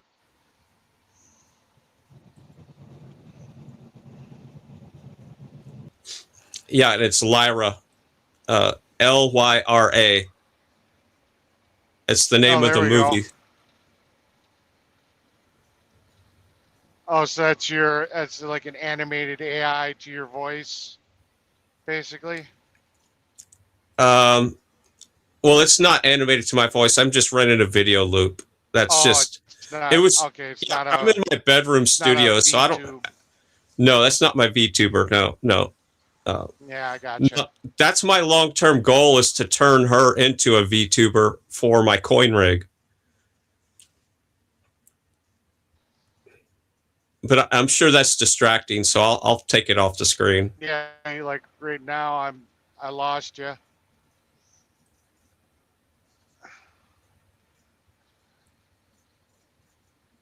Yeah, so for like right now, I lost you there for a minute. Yeah, and I'll take Laura off the screen. The Streamyard app on the iPhone is doing pretty good. Yeah. Actually, that's her name is Trix. Gotcha.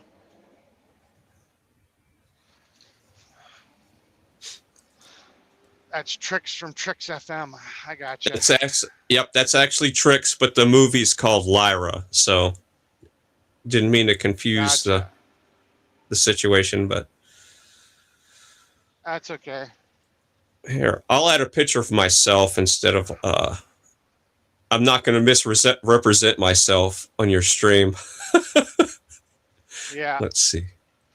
Image. Chris agrees, says, if the Earth were flat, sunlight would hit both sticks at the same angle, producing identical shadows. The fact that the shadows differed could only mean the ground between the two cities was curved.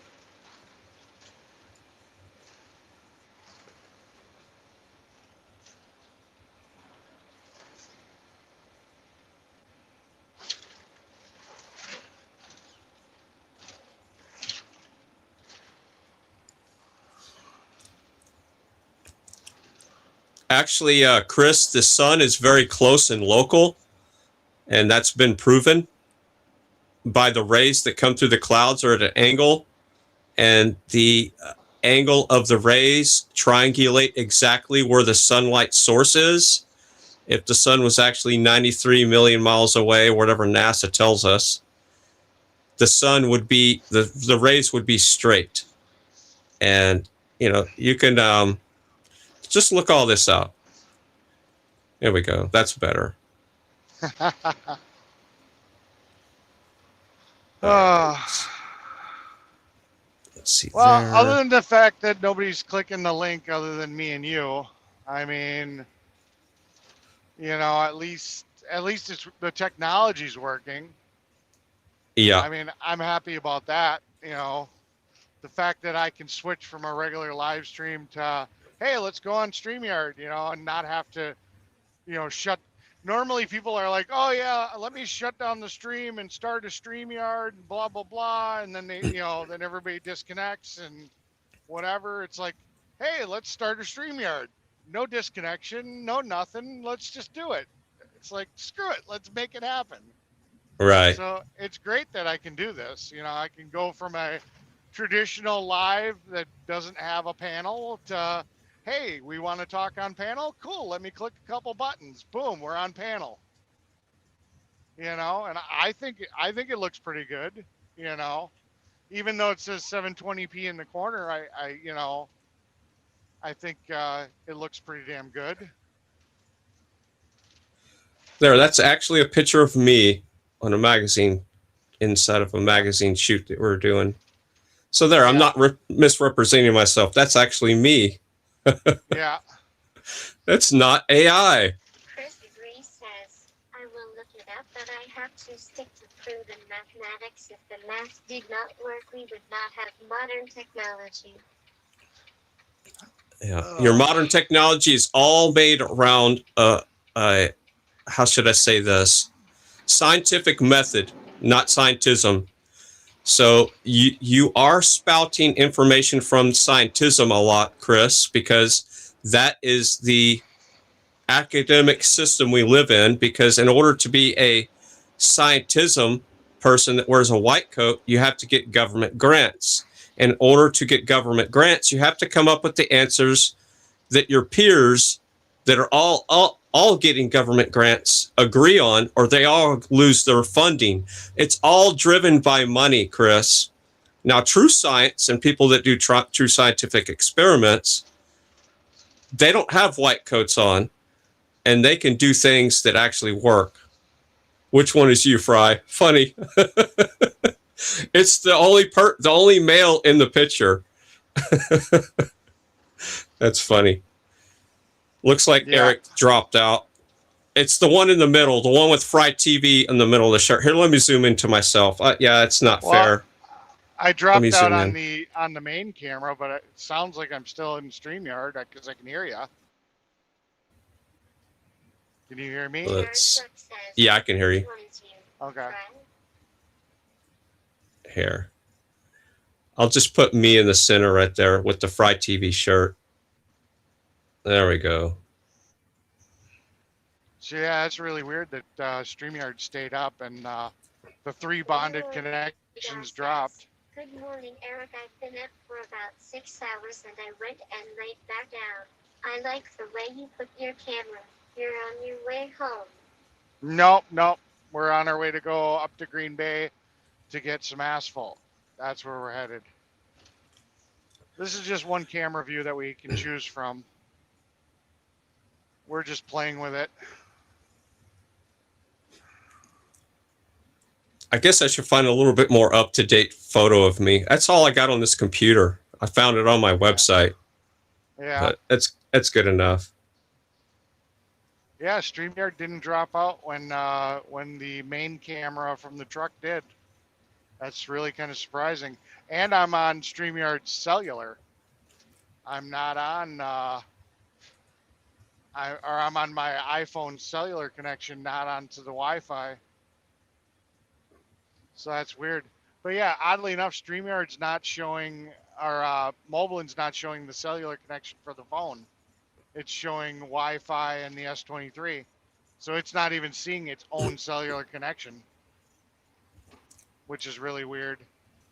I'm like, okay, why do I not see my own cellular data? You know what I mean? Yeah, I know what you mean.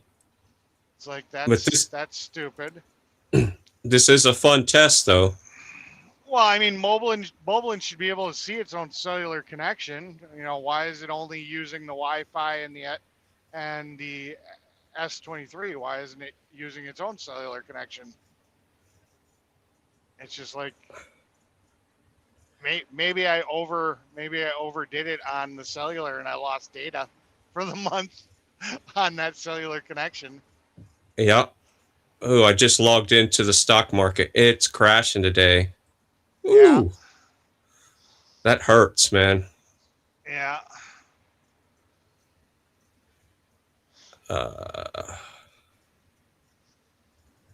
Yeah, and Planet Fitness, man. Chris Ooh. says, morning Leroy and Tara, good to see you. Feel free to chat to Eric or Fry on Streamyard if you click the link. I'm gonna try switching over to my secondary cellular on the phone and see if that comes up. Because I don't have cellular connected on the phone.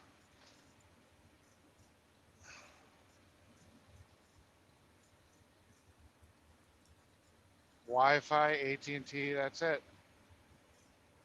That's really weird. Here, I can do this because we're connected through OBS. I can kill that and I can restart it and see what all connections come up. Chris agrees, says, or how we finally see the real Fry.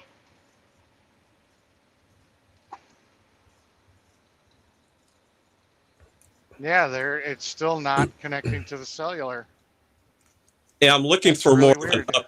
update picture of myself. And where would I find that? I guess I could find a screenshot from one of my videos. I could do that real quick. I'm not the type Yeah. of person that has pictures of myself like everywhere around my house. Oh, yeah. Tara So- says, morning, Chris. Gonna restart Moblin real quick. Yeah, it's really weird that Moblin is not sitting here and connecting to its own cellular connection. I was hoping that Gary would jump up here, but I know he's busy. Yeah.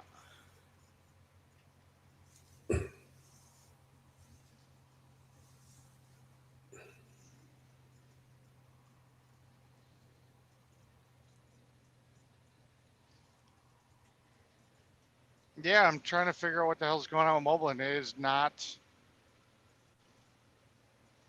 is just saying screw the cellular connection. It's like we are not going to work with cellular today.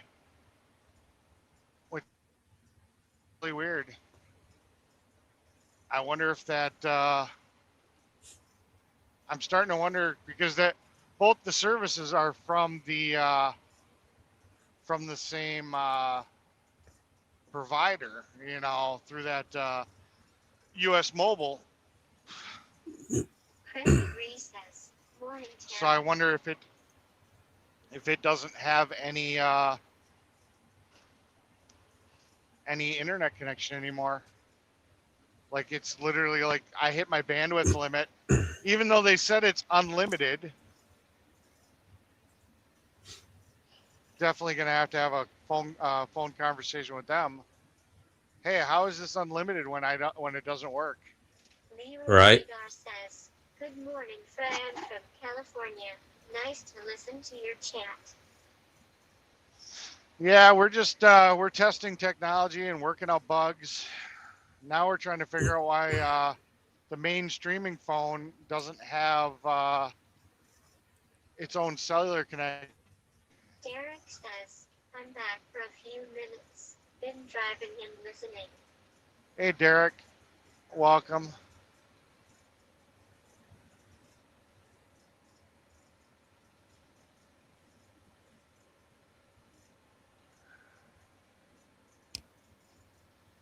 Chris agrees says, someone needs to take Fry up in a U-2 spy plane, then you will see the Earth is curved as James May on Top Gear years back did it and even filmed the Earth from the plane on camera. Thoughts on that, Fry? Well, that's called GoPro, and it's a fisheye lens. If you go up there with an optic that doesn't have a fisheye lens, the curvature does not exist. So that's all about just fakery. Good morning, everyone.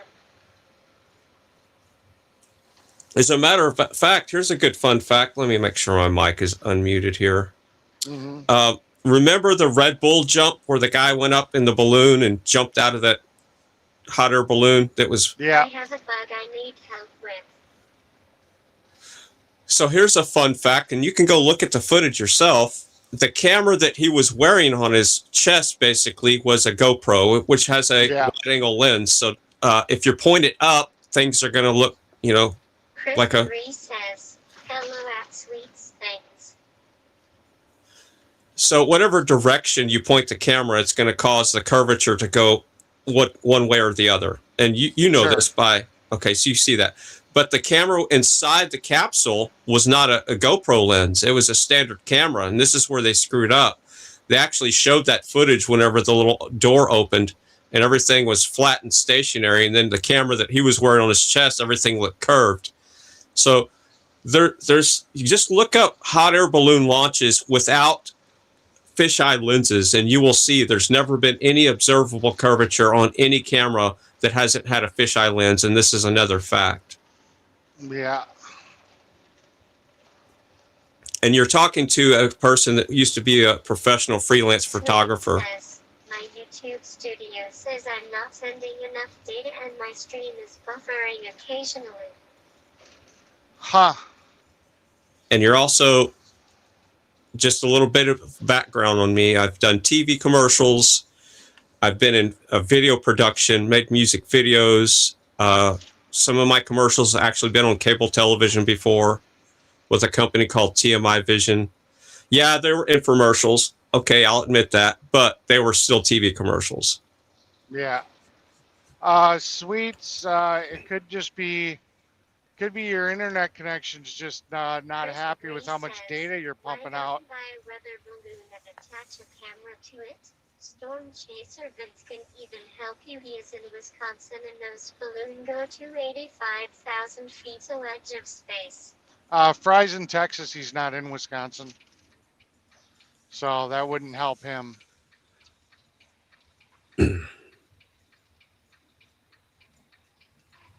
What do I need help with? He was sitting here saying that there's a storm chaser guy that uses weather balloons that could tie a camera on there to show you what you want to see, whatnot. But he's from Wisconsin, and I'm assuming they thought you're from Wisconsin too. So I was just clarifying that you're not. So yeah, I live in Central Texas. Yeah, the storm chaser guy is not gonna help that. Yeah, I'm right in the middle of all the technology. The hub, right outside of Silicon Hills is what they call Austin, Texas. And I thought he was near you, Eric. Thanks for letting me know. Yeah, no, we get people that stream from all over the world that come to this channel. We got people from Australia, we got people from the UK, Fry's from Texas, Sweets. I don't remember. I think she said where she's from, but I'm not gonna dox her just in case. But yeah, she's from another state. You know, Tommy Temper's from Canada. So is Brett Boyle. You know, Telescope's over on the East Coast. You know, we got them from all over the place, all over the world.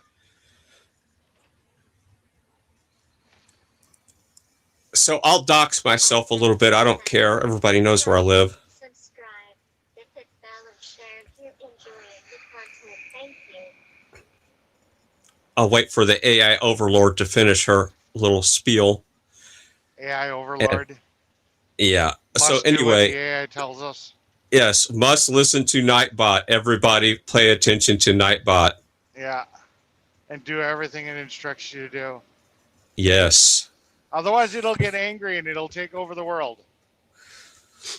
So I'll dox myself a little bit. I live almost like right triangulation. I'm from Ohio.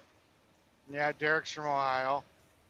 I'm about 15 miles from the Gigafactory, the Tesla Gigafactory, right outside of Austin.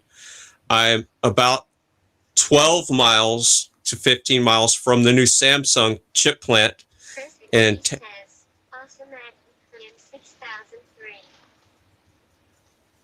Taylor, Texas. So that's and then the new Hollywood that they're building in Bastrop, I'm about 12 miles from the new Hollywood. So gotcha. At Robin 875 says, where are you going to? We're headed up to Green Bay, Wisconsin to pick up a load of asphalt.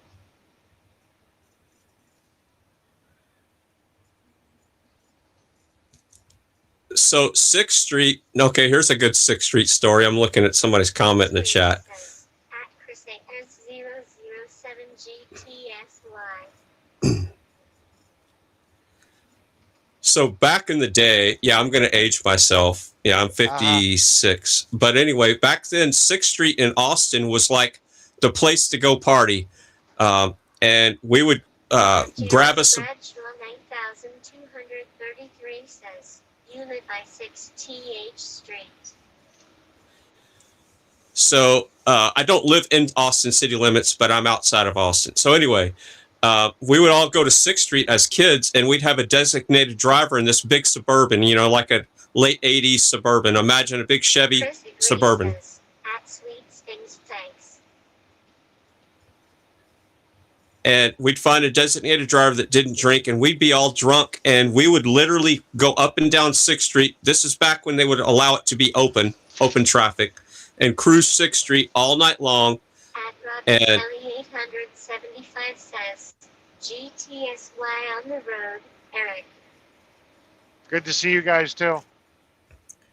and guess what? Nobody got shot back then. Yeah. Oh yeah. There was no shootings, and then 6th Street was open where you could drive. Nobody ran over anybody, and we did this all the time. I mean, I grew up on the north side of Milwaukee, and I'm a white boy. So I mean, you know, back in the day, a lot of towns were a lot better than they are now. Yeah, Austin is, I'll just say this, a shithole now. It's been Radar says, and I've been watching you since you started up concrete. Good to meet you, Fry. I know a guy that lives out of Livingston, Texas. He's got a couple branches. Cool beans. Yeah, I got a pretty nice place here. I got 6 acres behind me, and my house is in the city limits. Says, at Robin Kelly 875, good to see you. Welcome in. So I got a pretty cool setup. My house is in the city limits, and my property is not. So I can shoot guns and everything behind the house all I want if I want to.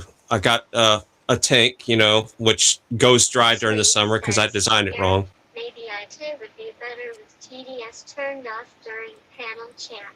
You know. Yeah, but Fry wants to be able to listen to the chat so he doesn't have to read it. So yeah, if we had a panel where we had like 4 or 5 people up here, I would probably turn TTS off. But you know, for the time being. Kelly 875 says at Chris007, thank you. Fry just wanted me to leave it on because he's like, I don't want to have to read the chat and talk. So we're making do with it right now. But yeah, we can, you know, if we ever had a panel where we had like 3 or 4 people, we just time it out. Ranches. His name is Lester and his wife is Jamie. They have their own town. Yeah, it sounds like you got the perfect property for. I mean, I'm looking for something similar to that. You know, where I can pretty much do whatever the hell I want. If I want to put up a pole building, you know, a big monster. At Robin Kelly 875 cheers. If I wanted to sit here and put up a 100 by 50 pole building, I could just do it without any BS from the city. I mean, that's just what I want. It's impossible to find these days because. At Janice Bradshaw 9233 says, yeah, it's been about 40 years since I built 6th Street. You know, all the mega corporations buy up all the land, or when it's, you know, when a farm gets broken up, they turn it into residential plots, and I can't build what I want without a house on those lots. Yeah. And it's like, I don't want to build a house right now. I just want to build a really cool shop and be able to park some of my shit there, you know? Yeah. Well, don't buy That's all I property in want. Texas because the property taxes here are killing me. How old was you in that big Yeah. guy? I pay close to $10,000 a year in property tax. Holy shit. Yes, sir. That's insane. Yep. That's some insane crap. Yeah, Now and the it's main only camera is only on Wi-Fi. The mainstream, it's not even on. It's not even using the S3. I don't know what's going on right now. It's crazy. Oh, there yeah, it goes. I pay more in property tax than I did when I built this house in 97 a month. Yeah. That's crazy. Yeah, my property taxes average around, 800 and something a month. That's crazy. Taxation is theft. I agree. Yes, all tax, to even the young people listening, is all tax is theft, no matter what we're talking about. Chris Free says, sounds like UK property tax so expensive. Yep. Yeah. And I think every day, well, I'm just going to sell all this and just move into an RV just so I don't have the system sucking my money. But At Troy 4716 says, taxation is theft. Oh yeah, yep. I agree 100%. Hey Troy, By the way, how's welcome it going? to the channel. Welcome to the chat, Troy. Great to see you. At Janice Bradshaw 9233 says, I got 6 acres way down in the deep woods. I'm going to see if I can conjure up Gary. Yeah. I'm going to hit him up on Facebook. Yeah, I'm gonna probably. At Troy 4716 says, what's up, Aaron? Fry, champ.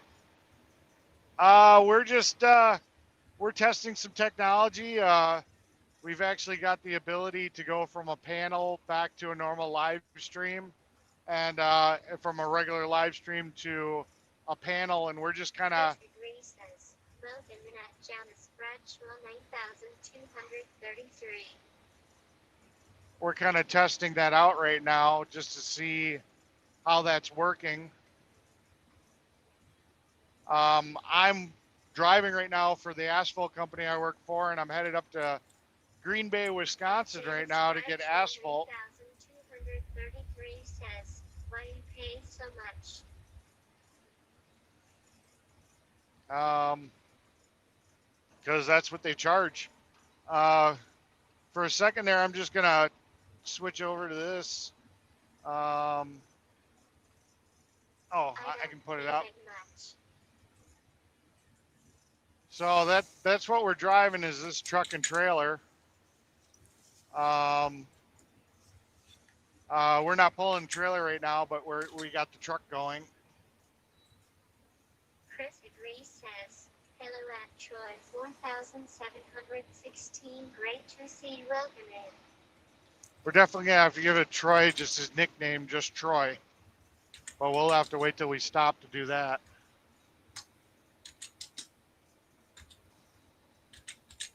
I don't like when TTS has to read out the numbers. At Troy 4716 says, Chris.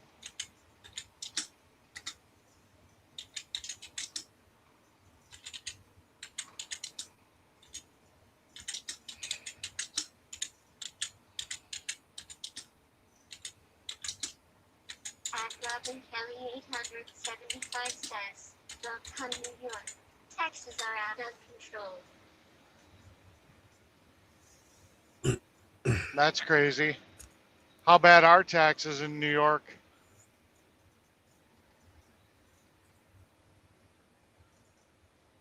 I don't need a trailer. Answering says, before. Cheers, Troy. Happy Friday. Here I am responding before TTS goes in.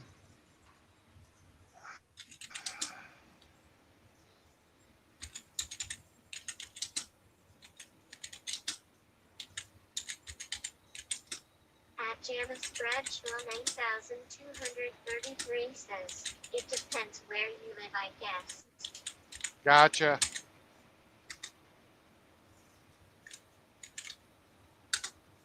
Yeah, we fixed your name in TTS there, Troy. Now it'll just say Troy says. Charlie Kirk says, go get a trailer then. I don't need a trailer. I'm going to pick up asphalt. I just need a dump truck. Hey, I thought you're the one that wanted to do a panel sometime. Hello, opportunity knocking. You're a more complete setup with the trailer. Yeah, but it doesn't work to go pick up asphalt because then I'm carrying dead weight with the trailer and they won't let me have as much asphalt.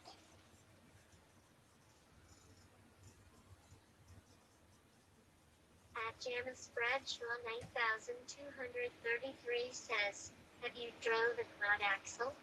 Yes, I have. I've owned a quad axle. This is just a triaxle though.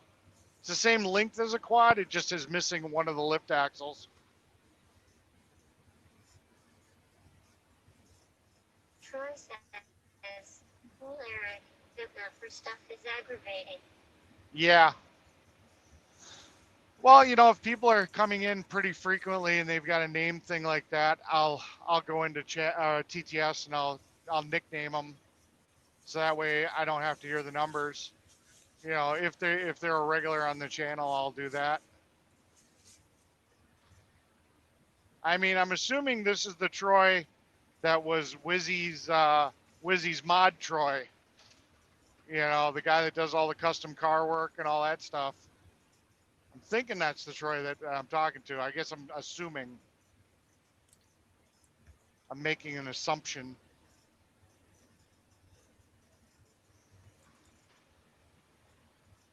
All right, so I just DM'd Sun Honey and Gary, see if I know they're both busy, but just to let them know that we're doing a test thingy. Yeah. We're just playing on a panel. Yeah. We're playing on a panel. Yeah, which is good because at least the panel's up and going. Because I'm. Says, yeah. Yep. Because I'm gonna restart the Goblin phone, the iPhone 12, once we get up there and see if the cellular comes back, or do a speed test on it when it's not live streaming. So at least we'll still be live because we're on Streamyard, through OBS. So I can now play around with the phone and not have the stream go down. See, extra complexity sometimes helps. Well, if I was just streaming from the phone, I wouldn't be able to have StreamYard on the stream right now. I wouldn't be able to turn off the phone, the iPhone 12, because then we would have no stream. So all this extra complexity that you were sitting here talking about, it's like, yeah, but I can do cool shit. You know, Yeah. if I brought the drone with me, I could easily, put the drone video right into the channel at any time. All they'd have to do is link it up and boom, okay, let's switch to drone video. Yeah, I know. I don't see how you can keep up with that complexity. It really wasn't that bad this morning. I literally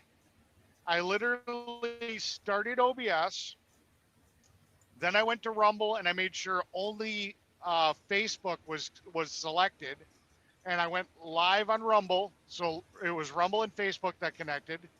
Then I opened up the tab, and like I said, it's just opening the tab. I'm not having to navigate through Facebook because I've got the tab saved, bookmarked. I went into Facebook. I say here, and I clicked the option to go live, and then Facebook came up. And then I went back into Rumble and I just turned on Kick, and then I turned on Twitch, and then I turned on YouTube. And when they were all up, then I started my intro video. So I mean, it'd be nice if I could just push one freaking button and everything worked. But I mean, it's not super bad to get it all fired up in the morning. The only bad thing is right now with doing the Streamyard, the screen that I would be using to monitor. I'm not in truck or on tractor today. It's mine and wife's anniversary today. Took the day off. I will panel next time. Okay. Well, happy anniversary. Yeah, so the only bad thing is I'm now neglecting Rumble and all the stuff that it's doing, and Facebook, because now I'm using StreamYard. 233 says, I drove for asphalt company from Iowa, but can't remember their name. Gotcha. Okay, so now I'm watching Rumble Studio, and now I just have to have Facebook up on the screen. Chris Agree says, why have you seen the photo from 1946 that was taken from a V-2 Nazi rocket the U.S. captured? It shows the Earth. Maybe look that up, it's interesting. May even prove your point, depends on perspective. Okay, so we got pop-out chat on there.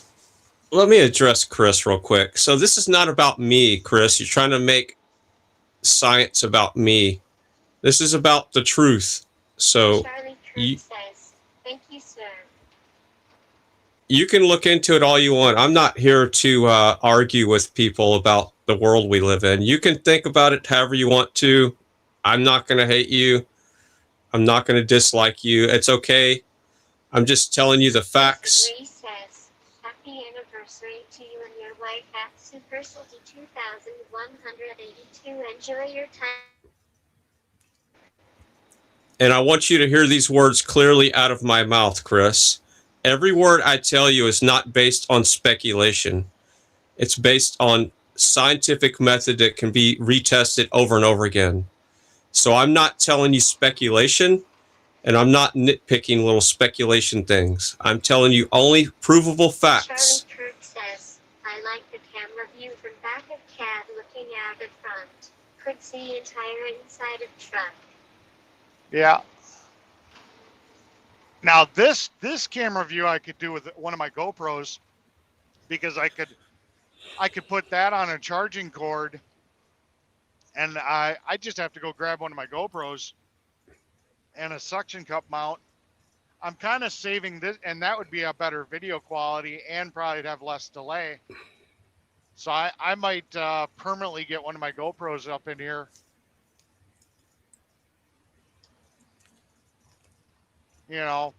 because it ain't doing anything sitting at the house.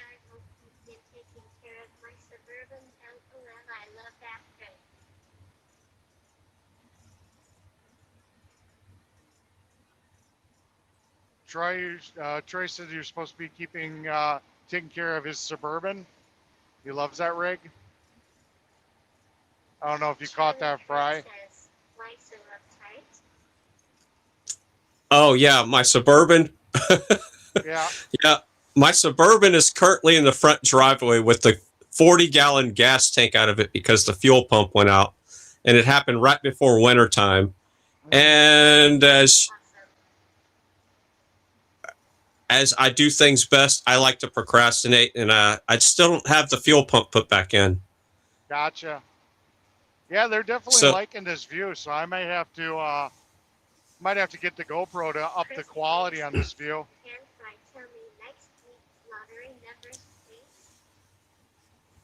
They want you to tell them the next week's lottery numbers, Fry. Talking about a time machine. If I had a time machine, check this shit out. All right, so I'm looking at. Let me go back and look at something real quick here. So I'm just looking at a year at a SanDisk stock. So I'm talking about the stock market, SanDisk.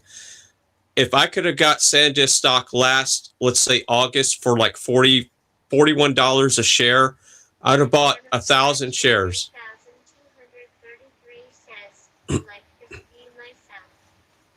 All right, so I would have got SanDisk. I would have got 1,000 shares of SanDisk. Now let's do the math. 1,000 shares of SanDisk. Let me get my little calculator. This is a good little fun exercise here. Yeah. And I'm 40 times 1,000. Everybody can probably do that. Yeah. But we're going to do it on a calculator. That's $40,000. All right. So if I'd have got 40,000 of shares at SanDisk today, SanDisk is at almost $1,500 a share. All right. Yeah. So now let's do the math of $1,500 a share, which hurts my head. I could kick myself in the ass. All right. So 1,500. Oh, I don't even want to do this. Yeah. Oh man, it hurts. And I'm happy. This is happening to me fucking monthly with this shit, and I can't. That's all I can think about right now. All right, here we go. Times 1,000 equals $1.5 million. Gotcha. Yes, sir. And that's just SanDisk. Oh, and here's another one. Talking about time machines. Intel. I had an opportunity to buy Intel about a month ago at $40 a share. And I put in a limit order of $40.20. Now listen to the words. I had it off by 20 cents. Yeah. And now it's at $117 a share within a month. Almost 2 months. Yeah. Month and a half. So yeah, I'm kicking myself in the ass just constantly. But it's a learning process, you know. But if I just had a time machine, yeah. I can't give you lottery numbers because I don't own a time machine. So sorry. Yeah. But that's how I got into that topic. If I had a time machine for just to go back 1 year. Yeah. That's all I need. Chris agrees, says, yeah, but when I would invest, it has its crazy price now. Yeah. But I did get Western Digital stock. Haha. And that's doing pretty good. Cool beans. Yeah. I just should have gotten more. You know, it's all a gamble. Oh yeah.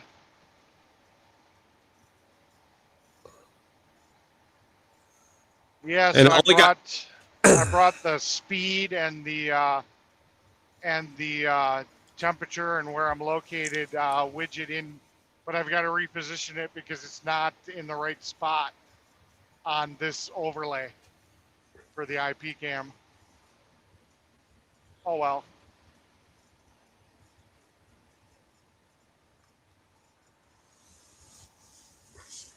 I mean, it works where it is. It's just not in the right spot.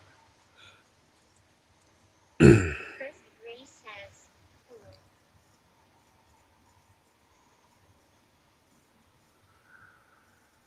I'm not sure what StreamYard's going to do because I got to text my boss on my main phone to see when he wants me to get loaded. Viewer Radar says, let the AI pick your numbers. Yeah. Let's see if it lets me adjust its location. Yeah, it should be here. That looks good. That worked. So I moved it to the right spot. All right, I'm gonna try to send a text message real quick and see what happens to StreamYard. So if I pop out, I'll pop back in. Just give me a second.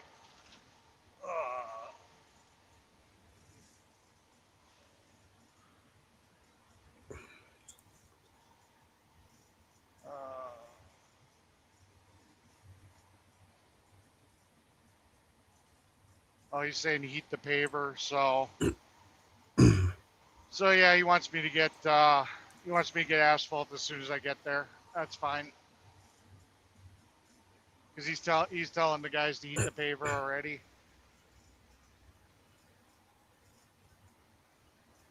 How many loads you gonna need for this job? I'm guessing just one. It didn't look like it was that big, and we're doing an overlay. Overlays are usually only about 2 inches, 2 to 3 inches, so shouldn't be too bad. And I'm almost to the plant. So on the little window up in the upper right corner, we've got the current temperature. We've got the city that I'm in currently and the state. Then we've got my current time, the current speed I'm going, then the average speed that I'm going, and then the data underneath it is my connection.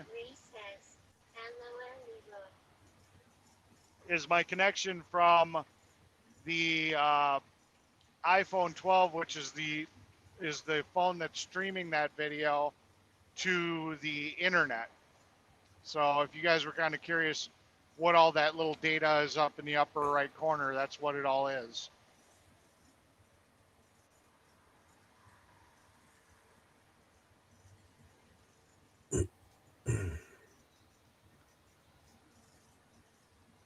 So, oh yeah, I could put my front camera in here too.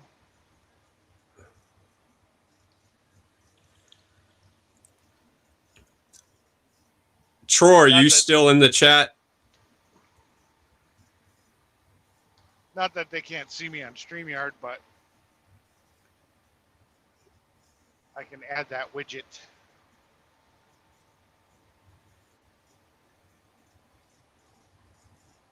Yeah, it's really weird that cellular is not connecting on this phone anymore. I wonder if because it's 2 data plans and they probably share data.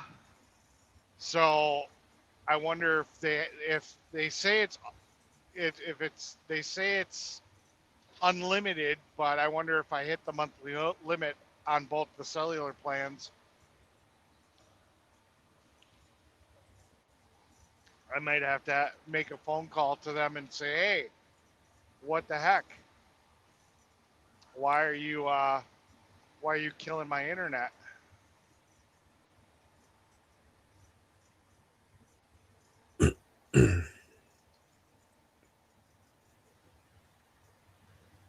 Yeah, nobody's talking on Facebook, but you check. I think Facebook's working.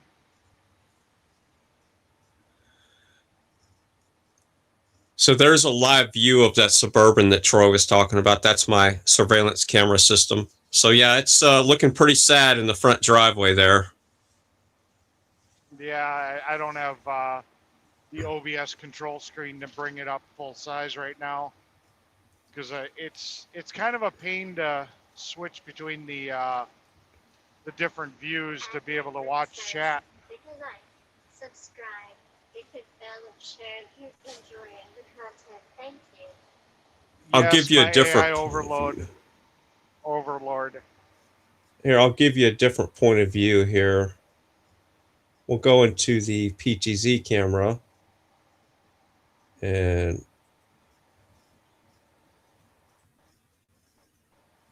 I can show. Troy says, there's Mike Suburban.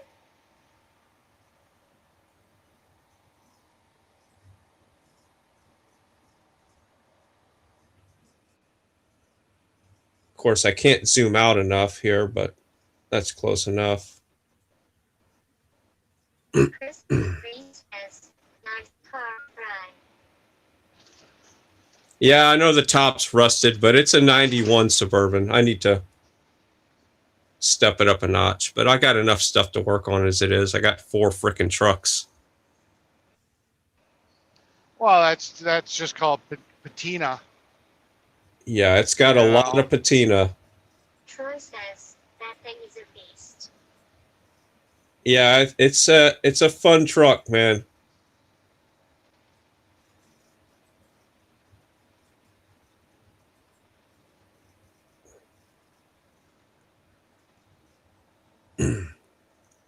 But yeah, she's been down for about 6 months. That's not good. No. As a matter of fact, let me look at my tags to see how out of date they are. Let me zoom in. Oh, I don't want to know.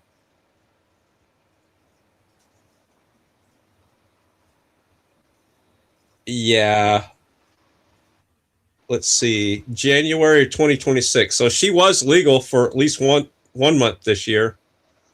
Yeah. Chris Agrees says, U.S. trucks from back then were a lot better built than new ones. Oh yeah, this thing is a tank.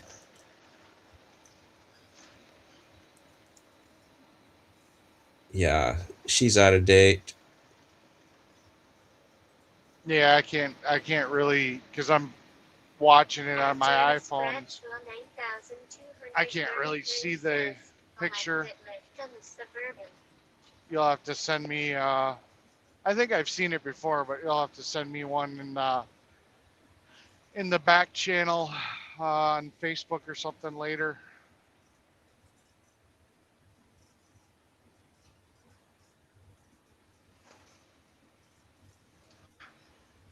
Now I'm flexing with this camera. Look how far I can zoom in. Yeah. That's nuts. Yeah, I can see it. That's my tag on my window. When you get a second, can you go into Facebook and just type something in the chat? I just want to see if it comes up. Yeah. I want to make sure that I'm actually monitoring Facebook chat.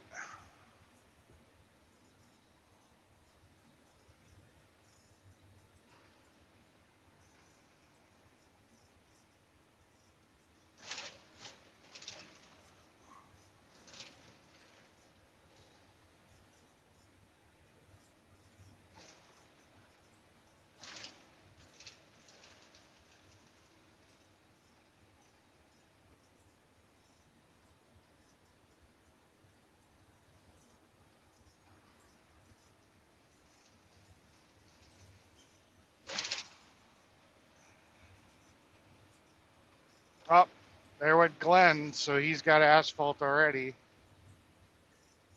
So I guess we're using 2 trucks of asphalt. Chris Agrees says, I fixed the window regulator on my old Ford today. Problem is the Chinese part one got to replace the old US made part is not working right, so I have to manually move the glass together to Shanghai. Oh, that's not fun. And there's a view of the back, little part of the back part of the property. All right, you want me to check Facebook? All right, face page. I did my best to summons Gary and Son Honey, but you know. It's okay. It's not the end of the world. I rarely ever have time to do panels, and really, technically, I don't today because it's my day off. But Well, that's fine. I mean, we could, like I said, we can always switch back to traditional whatever. We were testing, and I mean, I would say test successful. Really, right now, the only other thing, I've got Rumble chat going, which is giving me Rumble, Twitch. It's a mil-spec rust neutralizer, live and on the bleed, kind of thing. Can be purchased at any auto paint supply house and online. Did you hear what Troy said? yeah, I know. Yeah. So I mean, know. on Rumble chat, I'm getting Twitch, YouTube, and Rumble. So that's that. I wasn't too worried that I can't get Kick. I wasn't too worried that I can't get Kick on the Rumble chat because I get Kick through TTS and through Moblin. So, if anybody says anything on Kick, I can see it on there. And then the only other thing is Facebook. Yep, Eric. It goes up and down, but it won't close totally, but at least it works LOL. What goes up and down? Yep, it goes up and down, but it won't close total. Oh, the window. He's talking about his window regulator. Troy says, just don't let it get on any aluminum. Yeah, I don't think there's any aluminum on that old truck.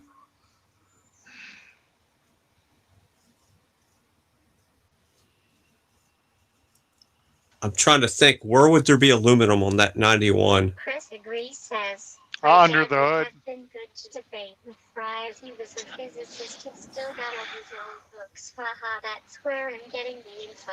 The alternator would be aluminum, possibly a couple of the brackets for like the alternator would be aluminum. Depending on what wheels you got, those might have aluminum. Yeah, I'm just talking about on the cab. I don't think there's any aluminum trim or anything on that truck. Yeah, the trim would be steel, chrome steel, if anything. Yeah. So did you type anything on Facebook? Yep. Okay. So Facebook chat's not working. So I'll have to see what's going on with that. And I've got a few minutes because Glenn just took off with the asphalt, so with his load of asphalt, so Leroy Radar says I can troubleshoot. Aluminum. I thought you said you were going home yesterday, but guess not. Looks like you got a long drive. No, I went home yesterday. I was I was at my house today this morning. We just I'm at work. So no, yep, I went home. All right, let me see what's going on with Facebook chat. Let me close this out. Go to Facebook.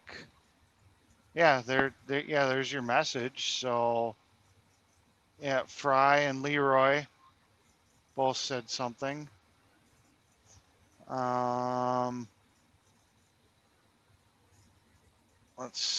Troy says, trim is stainless on that model. Pop out tab.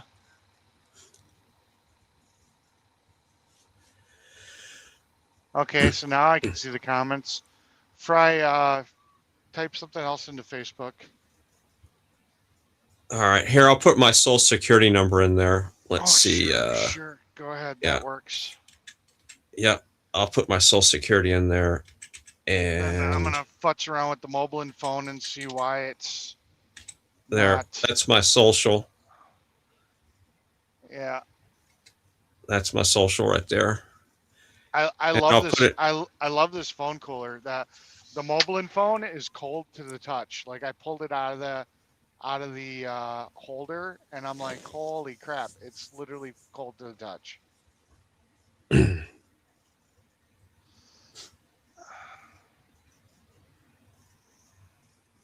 Yeah, I'll check out that rust neutralizer you're talking about there, Troy. I really need to step it up a notch. I could use that for a lot of my my metal. I got a lot of iron around here.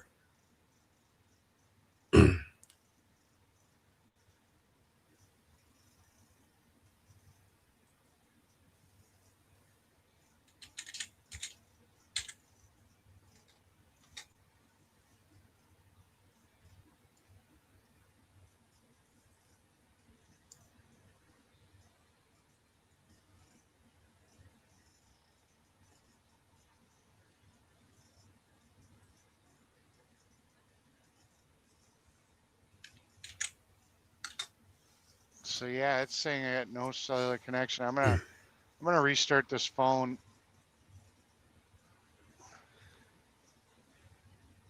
Well, I can see you on the panel still. Oh, I'm on a different phone. You know, that's what I'm saying. Is my Yeah. my 15 Pro Max is still connected through Streamyard. Just the live that's streaming to Streamyard, Mechanic Eric America on the main screen, that phone's turned off. So that's why it's just a black screen right now. But yeah, we're still live on on YouTube and on all the platforms. I've got to put a third browser on this tablet because then I could switch. Then I could switch to the studio. Actually, I can here. So for the moment, we will. How do I do this?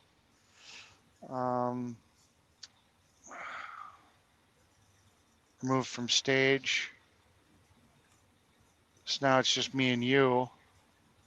And then we got to go to. It's in such a format I can't tell.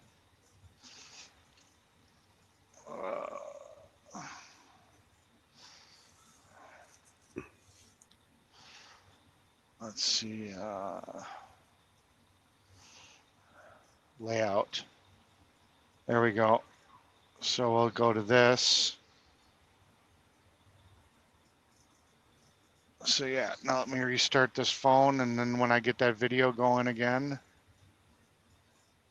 I want to know why this phone doesn't have any cellular service now.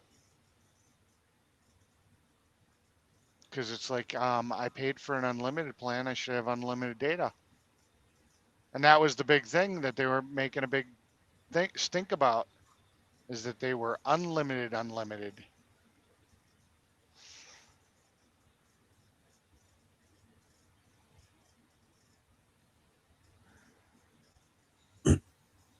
Okay, so now it says I got data. So let's do a speed test real quick. Oh, it's on Wi-Fi. Turn off Wi-Fi. I'm really disappointed in Chris that he chickened out to come up on the panel, and his excuse was his little. Listen to his excuse. He was all carrying water for Apple and iPhones yesterday, but then he said his iPhone couldn't get on StreamYard. Yeah. That makes you look pretty weak there, Chris. Your little toy phone didn't come through for you there, buddy? Should have got you a $100 Android from the dollar store. Okay, it looks like the phone just needed a restart, because now the data is working.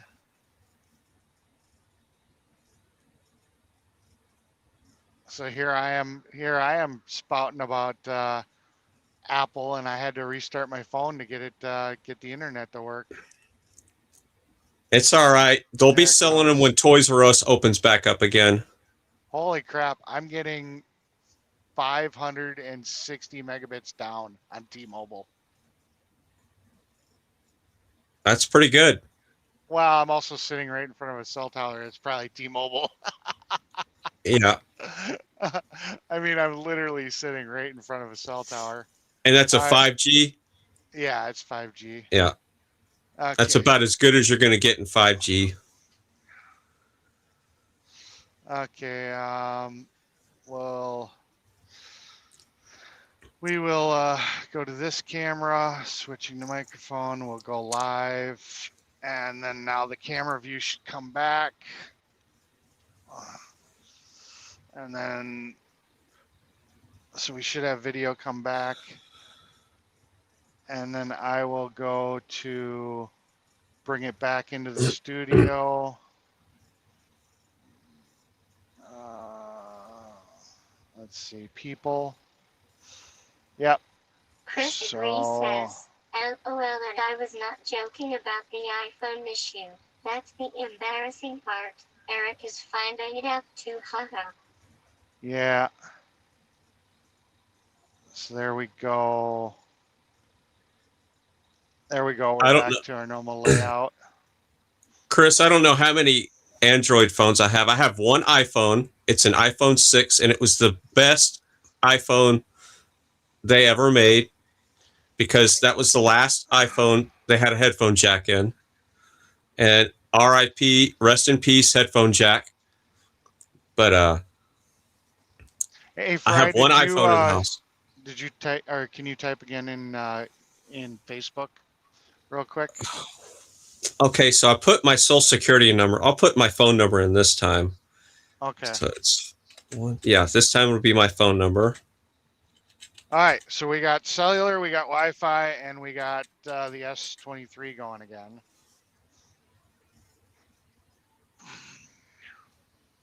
All right, so that's my phone number this time. Here, I'll put my street address in now. At Party Bonza says, hey, I Fry Man. Interesting. Okay, so the pop-out window for Facebook does not auto reload. There's a reload button I have to hit. So that's that. The pop-out's useless. Says, at Party Bonza, good to see you. The pop-out window is completely useless. How's it going, Part of Bonza? Nice to see you. Nice to see you, Part of Bonza. That's so I just tested the chat again, and is way louder than Eric's. Yeah, Fry likes to have a hot mic. look, I'm not. My mic's not even hot. I cannot come in. I'll pull my mic down. Damn it! Here we go. You got to normalize to everybody in the channel. Yeah, I'll be a little bitch and I'll pull my mic down. All right, I'll be right back. I gotta wash the tank down or the box down real quick. Hold on. All right. So I'll just I'll stop the dead air here. I'll read the chat. All right, let's see. At Dagwood H8Y says, good morning. Yeah, it's a shame Huawei got banned. You know why Huawei got banned, Chris? It's because they make better phones than anybody else. For the most part, they're like one of the top 5 when it comes to. Trey says, yeah, heard of Bonza. Yeah, so Huawei was putting everybody else to shame here in the States. You know, Samsung has just turned into garbage phones lately. So I can't recommend when it comes to Android Samsung because they've taken the headphone jack out. At Party Bonds, good morning to you. I am in England, so it's 5:19 p.m. here. And my whole thing about phones is what do you get for the money that you put into it? So if I call a phone junk, I'm talking about it doesn't have features. I'm not saying the specs aren't good. I'm talking about the feature set. So you can have a phone. Says, oh wow. You can have a phone that's got great specs, but no features. And what do I mean by that? Well, let's look at the iPhone. It's got great specs, but no features. They took the SIM cards out. They took the SD cards. I don't even think they ever had it. No wireless charging. 80,436,572 is my SSN number, LOL. I wonder how many of your heads know what that number is. So yeah. iPhone had SIM cards in the very early. I know the iPhone. They never had memory cards. They had SIM cards. Because yeah, my 15 Pro Max uses a SIM card. Yeah, but you had to buy a Canada version. You can't go get one in the No, no, States no, no, with a no, SIM no, card. no. Anything newer than the 15. You have to go and get the Canadian version. Anything older than a 15 Pro Max or any of the 15 series, you were good. That was a All right. copy of an iPhone.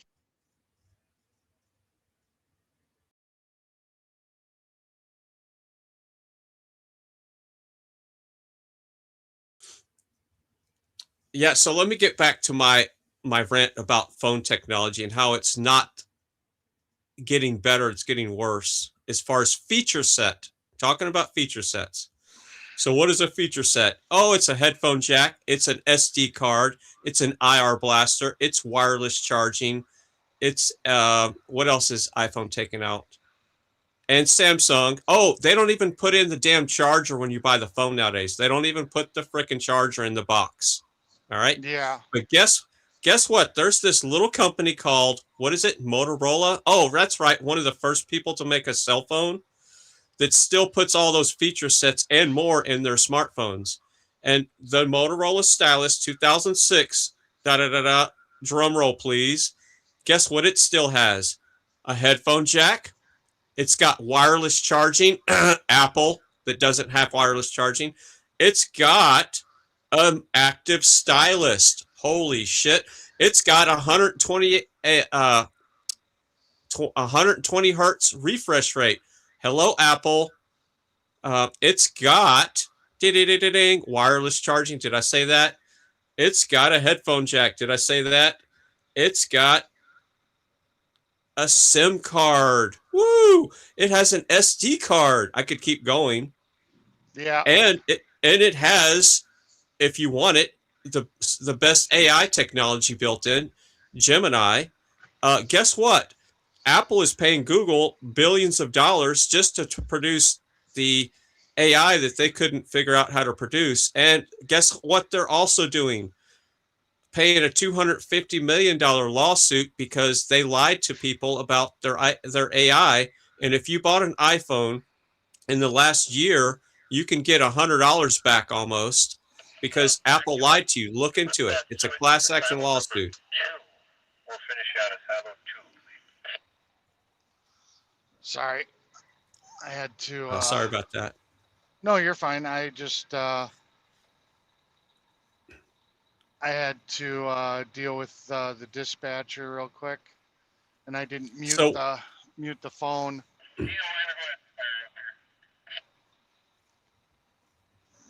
Yeah, I'll wait. And I just realized the truck is on empty. I knew it was low on fuel, but I didn't realize it was that low on fuel. So that's not good. I'm praying that I'll be able to get to the gas station.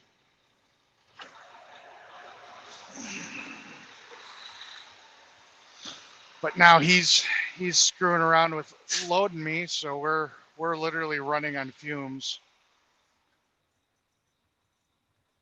And I got to get across the bridge to get to the fuel stop. So this will be fun.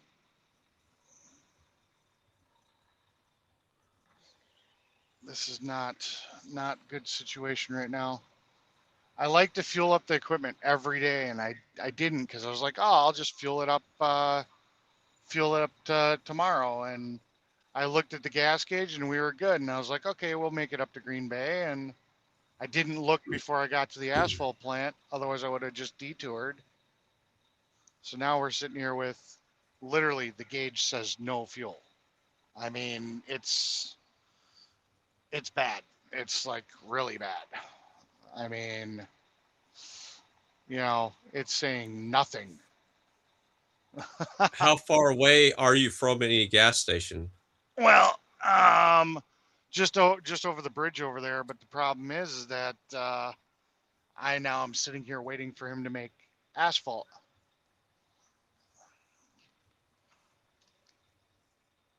Well, at this point, I just realized that I'm like super low on fuel. If you're gonna be a few minutes making this, I'm gonna run over to the gas station, fill up real quick before this truck dies on your scale. Oh, you gotta stay there, bud, sorry. Shit. Well, if it dies on the scale, it dies on the scale. Somebody was asking for your Rumble link, so I put it in the chat. Cool beans. I'm looking at Facebook in a different way. Can you type something in there? I just want to see if it refreshes this way now. All right. Yeah, sometimes that float will stick, and that's why I don't like running this truck that low on empty, because it'll say it's got like a quarter tank of fuel, and all of a sudden it'll just dump.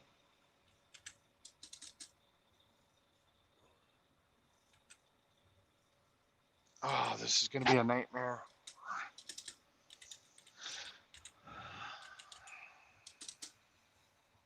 Yep, polishing. I see what you just said, polishing. Is that the last thing you just typed in? All right, so I just typed in the Facebook chat there. 6'1", 149 pounds. Yeah, that's me. Okay. Yeah, no, that's live updating. The pop-up chat wasn't live updating. It was whatever it was there, and then it had a manual refresh button for the pop-out chat on Facebook. So now I can see all the chats. But that won't put diesel in your tank. No, and just sitting here and idling this time, and I don't want to shut it off because if it's that low, it could suck air. Oh, son of a bitch.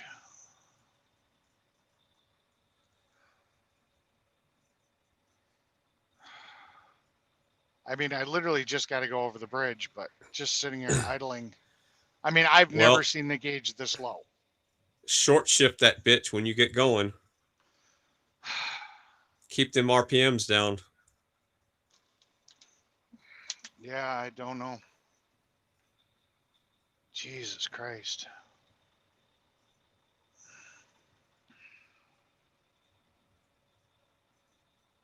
Yeah, I didn't even notice it. I was just like I said, sometimes when it gets that low, it sticks. So it might have still said I had a quarter tank of fuel. I hit a freaking bump, and all of a sudden, dunk.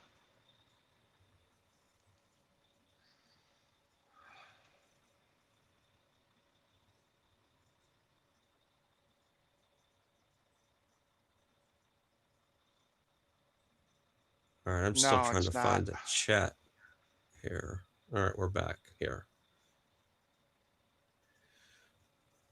Oh, Jesus. This is not good. It's not good to be in this position. So he's not dumping yet? They're making it. They're literally making it. So he had me load up on silo 1, and now they're making more asphalt. So I'm literally waiting for them to make and heat and the whole 9 yards. Did you kill your truck? If I shut it off, I'm not sure it'll restart. So it's just idling. That's the best I can do. Because if you get super low and you end up siphoning, it could be the siphon effect that's just keeping it going. You know, if you get to a certain point, you could, you know, I've had that happen.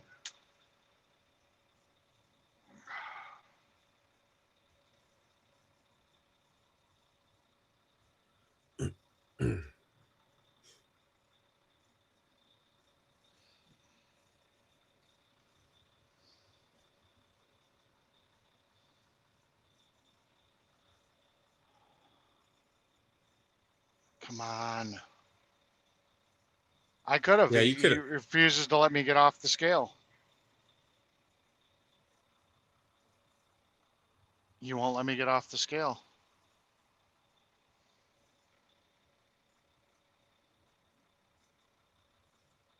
Do you have a gas can with you? Nope. And it would be a walk across that bridge.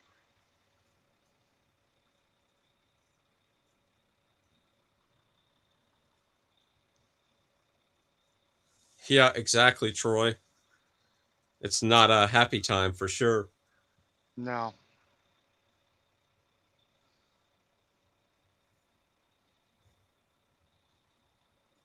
Yeah, not good.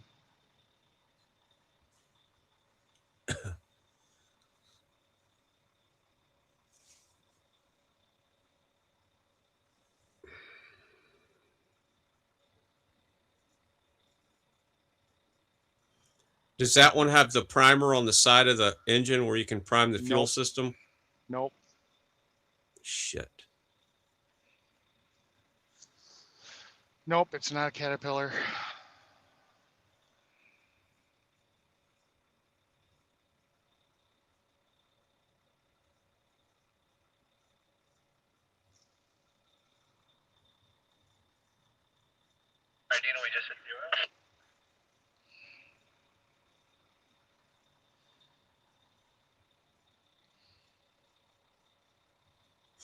How many miles away do you think that gas station is? Less than a mile. It's literally just over a bridge.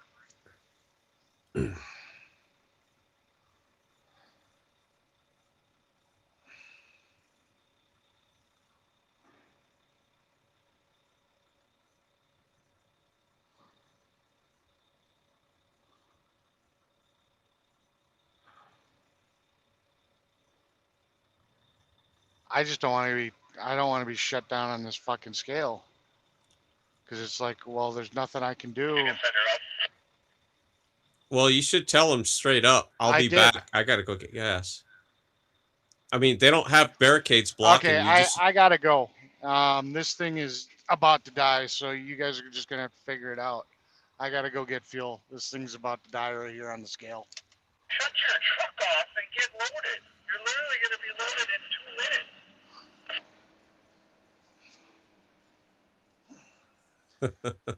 I don't know what happened to the gas gauge, but it dumped down lower than I've ever seen it. I gotta go get fuel before this thing shuts down on the scale. I'm sorry.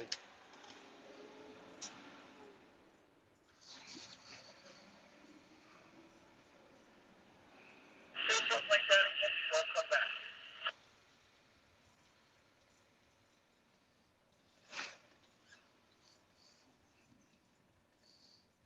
yeah, because what they don't want is a fully loaded truck stuck on the scale. You know. Yep.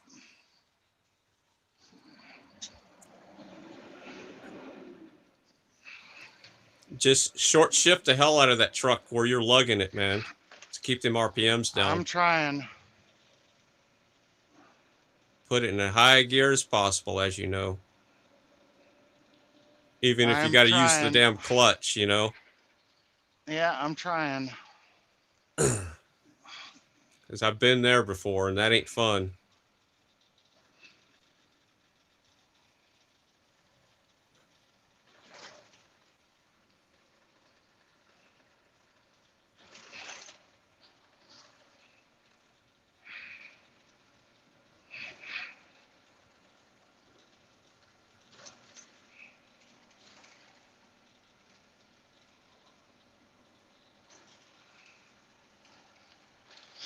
Yeah, I'm not playing this game with them.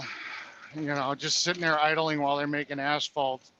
I could be filling up the frickin' truck. You know, I'm sorry if that does something to their computer system or whatever, but you know, you gotta make it work. Shit happens.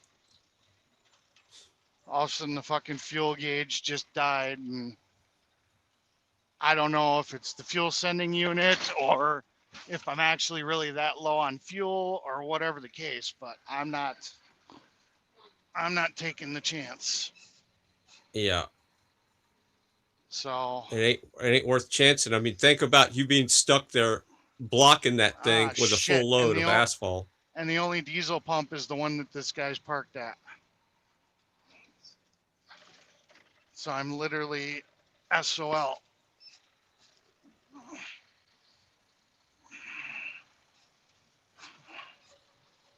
And there's a car on the other side that's fucking filling up. Son of a bitch. He's getting done.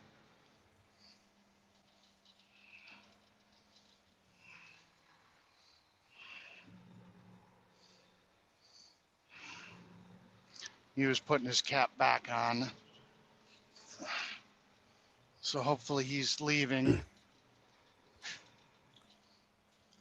I mean, at least here I can get a gas can probably and fill it up. Okay, thank God.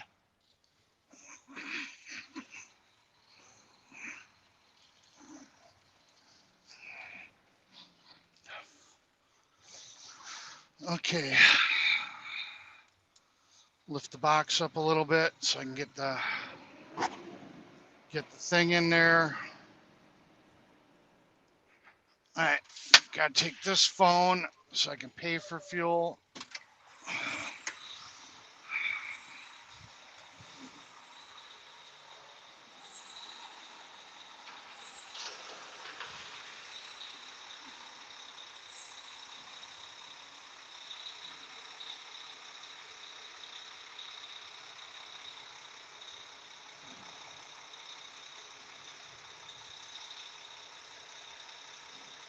Yes, they do.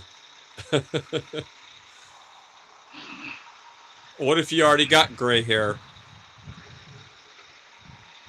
Is it going to turn white?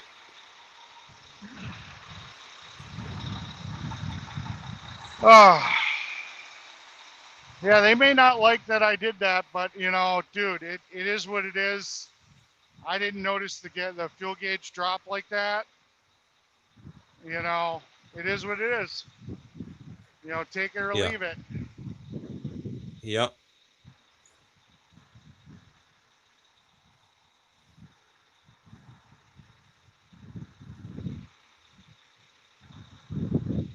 You know.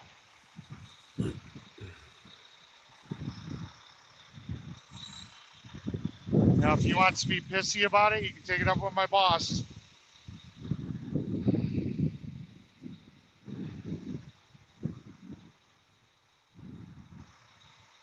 Well, You they know, should be able to zero out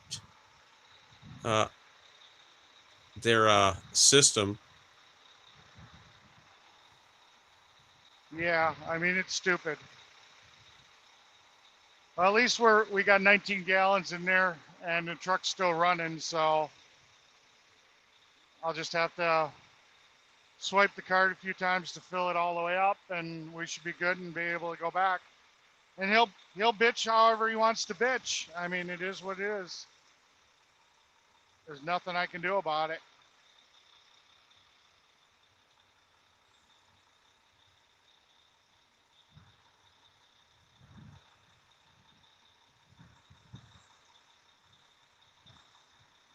I mean, I did look down in the tank and there was still fuel at the bottom. So I wasn't empty, even though the gauge said I was empty. I probably would have been fine. But I didn't know that, you know, until I actually was able to pull the cap. I had no way of knowing that. So it is what it is.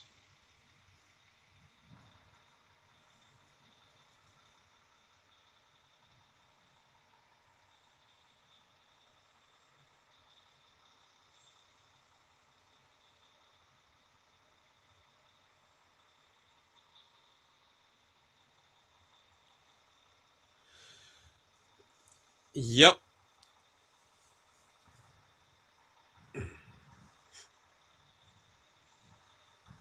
So, Chris, now that I can speak without having to type in the chat about technology, my Galaxy A51 Samsung, back when Samsung still made good phones, has more feature sets and better technology than any iPhone out there right now.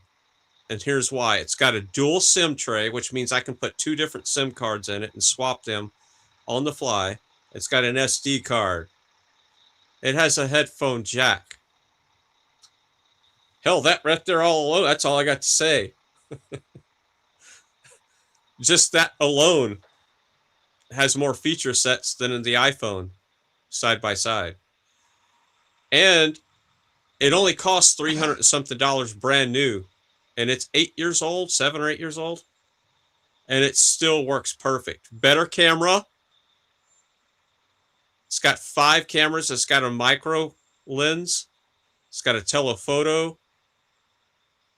Yeah, so That's why I don't buy iPhones, because you're paying more and getting less features. I'm not saying your iPhone doesn't work for you. I'm not saying they don't have really good specs, but they don't have any features. Now, does my A51 have wireless charging? No.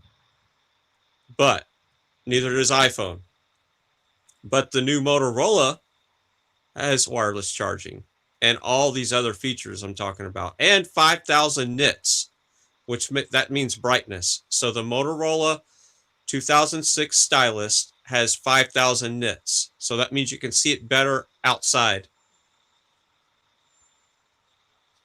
I'm going to disconnect from Streamyard for 2 seconds. I'm going to call my boss and just give him a heads up of what's going on. So keep the 10-4. channel going. Yeah, I'll keep giving iPhone a hard time. So there you go again, Chris. You're brainwashed with the CPU and the GPU specs, but what good is that going to do you? Or what are you going to game on your phone? I mean, I can do anything on my 7 or 8-year-old Android that any brand new iPhone can do, and more.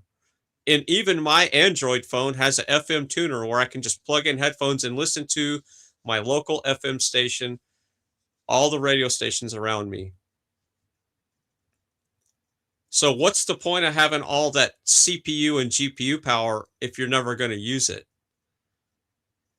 And that's all they have to sell. They're selling you numbers, Chris, but you're not getting a better experience. And that's what I'm getting at. You can do less with your phone, but you're paying more. So why would I want to buy a tool that does less for me? A phone is just a tool, unless you want to have it as an ego and a fashion statement. So, you know, I get the whole iPhone spends more on advertising than any other phone company. That's why they charge more. And that's how they can brainwash people to buy their products, because of advertising.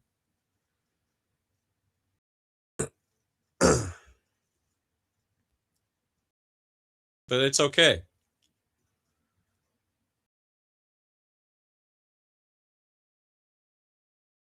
I can multitask plenty good. I have never had my Samsung A51 that's almost 8 years old has 4 gigs of RAM in it. That's all you need for a phone. So this whole, 8 gigs, 6 gigs, and all this nonsense, it's just a number they throw in there so you'll feel like you have to upgrade. That's all it is. You're not getting a better experience. You're not getting more features. They're just adding a number to convince you to buy the new one so they can build their empire. You don't need a new phone every 2 years. You don't need a new phone every 5 years. You can get a phone to last a good 10 years before they start lagging.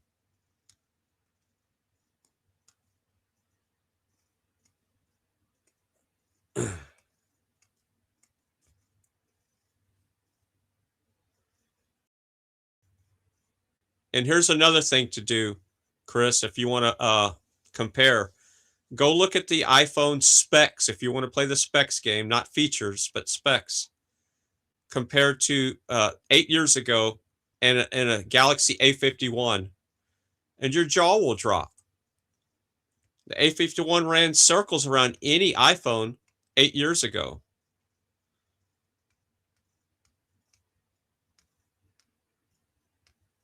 Yeah. You don't have more storage space because I have an SD card. So I can put whatever SD card I want in my phone. So nice try there. And that RAM is worthless, because what are you going to do with that RAM?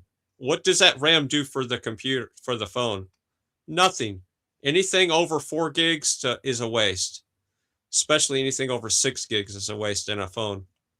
It's just a number.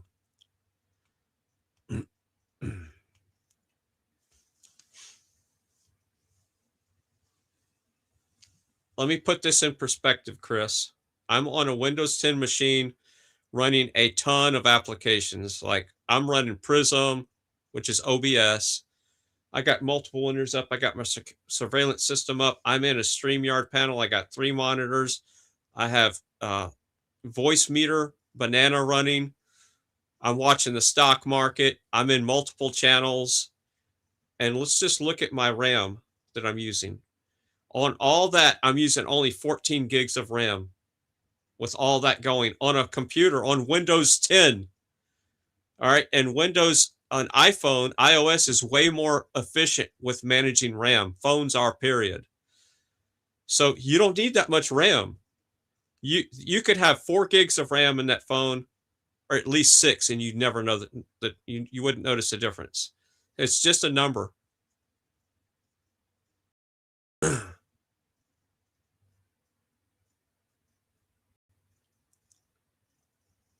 Android is not a company, dude. You don't know much about tech. Android didn't copy iPhones. It's not that. The reason why Samsung started taking their headphone jacks out to save money. That's all it is. They say it's because it's waterproof shit. That's a lie. You can stop water ingress on a headphone jack. That's nonsense. They just do that because they could save that much money per phone. It was all about money and space. That's why they took the headphone jack out. There's plenty of companies that make Android phones that still keep the headphone jack in there. Motorola still does. Samsung still puts a headphone jack in their mid-range phones. Their flagships, they don't for the most part. There's a ton of companies that make Android phones that still put the headphone jack in there. It's about money, dude. It's not about an advancement. Taking the headphone jack out of a phone is not a technology advancement. You're losing a feature. You're losing an experience. Right now, I'm talking and I'm listening on headphones that are on a jack on my computer. I'm using a headphone jack. So I don't have to worry about batteries running down and these little Q-tip things sticking out of my ears, these AirPods. I don't have that kind of nonsense.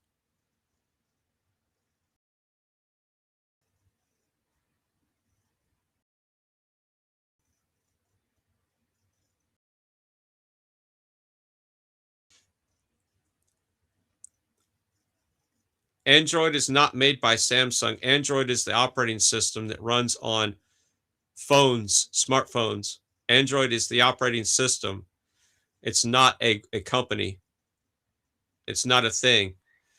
iOS is the operating system that runs on iPhones, and Apple owns the iPhones. So this is how it works.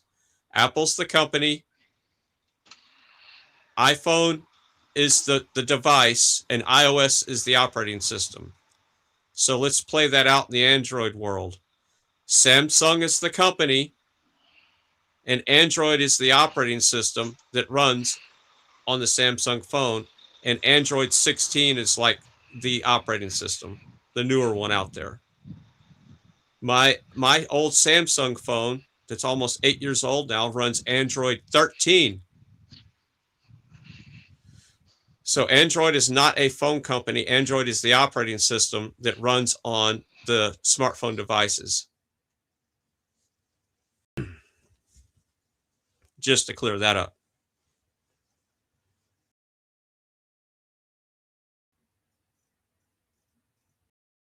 Samsung has the best overall experience, Super Salty, for Android. They put their One UI, which they call it their graphical user interface. They have the One UI that I prefer over any other Android phone, even Motorola, even stock Android. I like it better than stock Android. So, yeah, Samsung, they still have the best operating system out there with their One UI out there, hands down. And Samsung also does something better than no other phone company. They have Samsung DeX, DEX. It's called Samsung DeX. So you can take a flagship Samsung Android phone and put it in a docking station. Yeah. Remember when I was at the hotel, I showed you how I had that little laptop thing that was basically just a dumb keyboard, mouse, and screen. And when I plugged it into my Samsung 23 Ultra, it turned it into a laptop.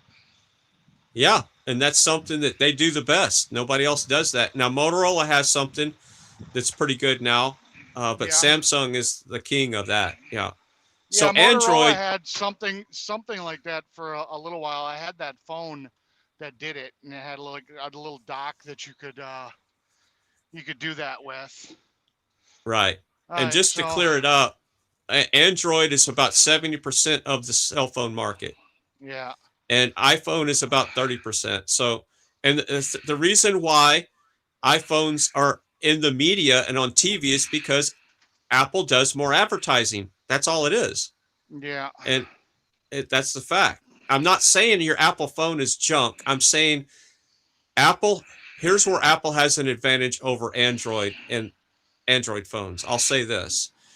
When Apple builds their phones, they only have to worry about a few phones and a few chipsets. yep. So their software and their apps are way more refined and than an Android sometimes, not all the time. And tend to be more stable because if one phone has a bug, all the phones have a bug. Right. So the So they bugs get fix the fixed stuff quicker. quicker. Yep. Right. So that's a fact. But overall, I prefer my tool to be Android because it's more versatile when it comes to what I do.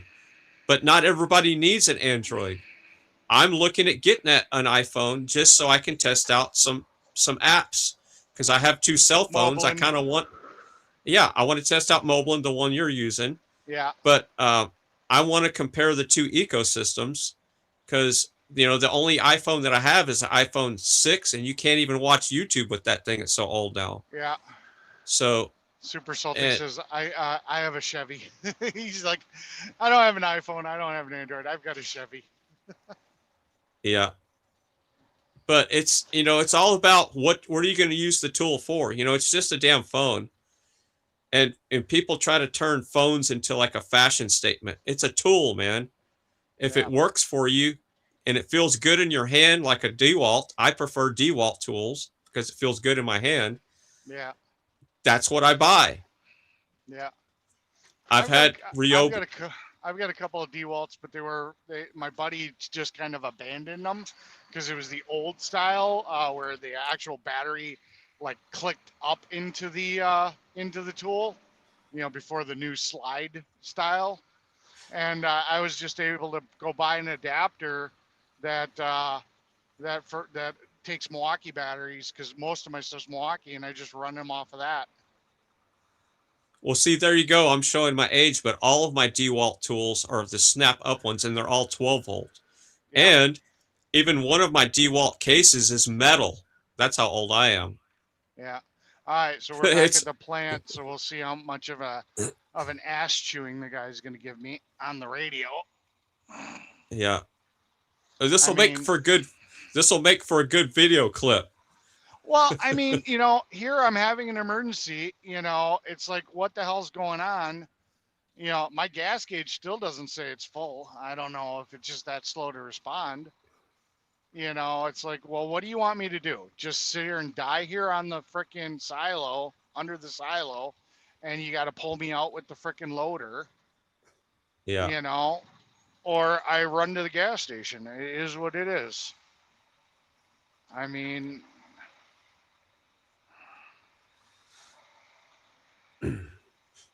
come on, Gary. I'm calling you out, Gary. You're pissing me off because you're always wanting to have a panel, and you always want to have the panel at the end of the day on a work day. This is my day off in the morning. oh, Get your ass up on the panel. Hold on, be quiet. He's going to yell at me in person.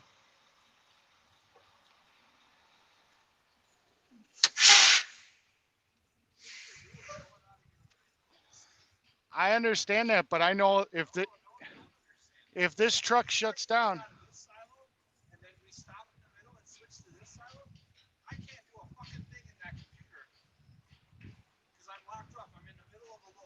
I understand. If it was an emergency,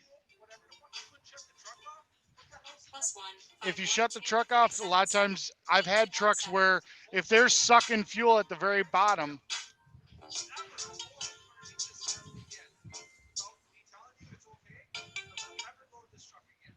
All right. It was an emergency.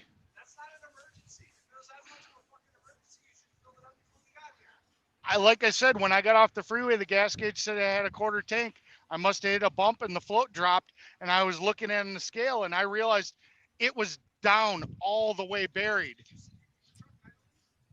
Yeah, I wasn't going to shut it off to. All right. So that's the conversation we had. I don't know how much of you guys heard of what he said. Yeah. So that's my one for, I guess. The problem is that these guys, because they control the asphalt, you know, you can't really piss them off. You know, there's nothing I can do about it. Yeah. I gotta play their game. But it's like, dude, it is what it is. I mean, I know these trucks. We've had a driver run this truck out of fuel before, and I know how much of a bitch it is to get it restarted. So it is what it is. He's making a big deal out of this, and it really isn't that big of a deal. Well, you mess with his power struggle. I mean, he has power, and he wants to use it. Yeah.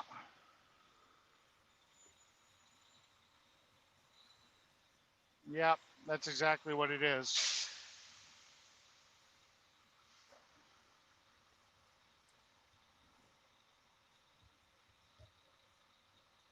Trust me, if I would have noticed the gas gauge was down, I would have gone to the gas station before pulling on the scale. It was just, I turned around in that parking lot. I didn't notice it. I must have bobbled the thing, and the float dropped, and next thing you know, I got no freaking fuel. It's like, well, what the hell am I supposed to do here? Yep. Well, did they want you to run out of diesel and then have a full loaded truck that they'd have to push off the scale? That's not his concern. He doesn't care. That he doesn't care about, because, pushing it off the scale doesn't, us being broken down doesn't affect him. Well, he can't sell asphalt if you're broke down on his scale. Oh, they just take the loader and they just push me off to the side and call it a day. And then it's our problem. It's not his problem.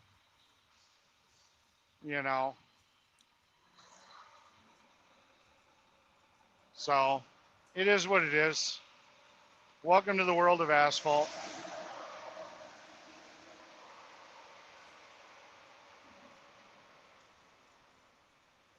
I mean, I've been coming to this plant for 15 fucking years, and that's the only hiccup we've ever had. And he's whatever. Like you said, it's his ego trip. Yeah, it's a power thing. Yeah. He didn't like the fact that you had to do what you had to do, Yep. Yep. I had to do what I had to do, and it is what it is, and whatever. I mean, the trans brake on this truck is gone, and we just had a clutch and transmission put in, so I'm gonna have to call the shop and say, hey, we need to get the trans brake fixed, because it was working when we first got it, and I haven't done anything that would cause it to blow up. So whatever. It is what it is.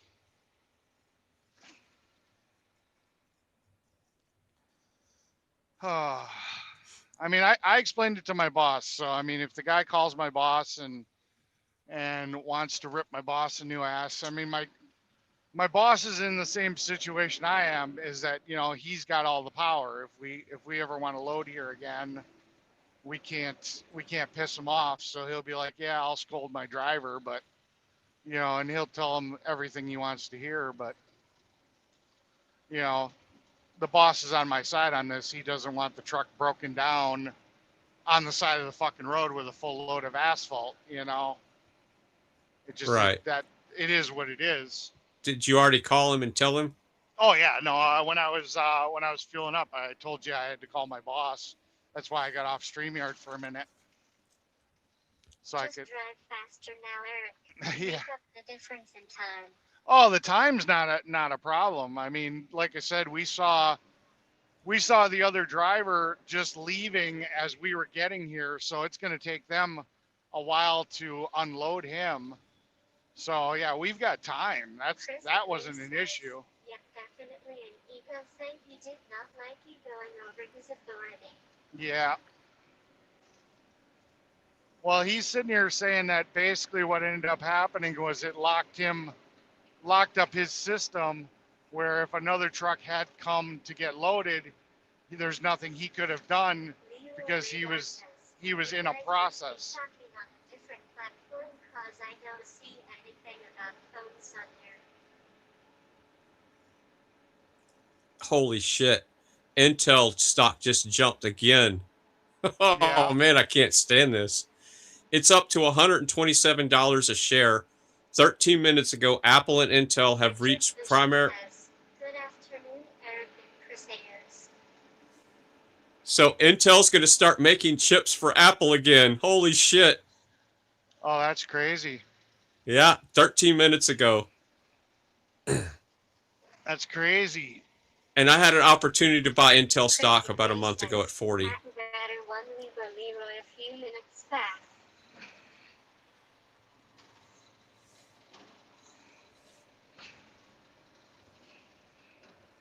I just can't stand it, man. I'm just going to have to put down the stock market. I can't handle this. Yeah. At Nightbot says, hit a like, subscribe, hit the bell and share if you're enjoying the content. Thank you. Yes, my AI overlord. All right, where was that? Oh, I was summoning Gary. It's like, Gary, come on. Yeah. How many times have you been wanting to do a panel? Charlie Kirk says, be the boss, Eric.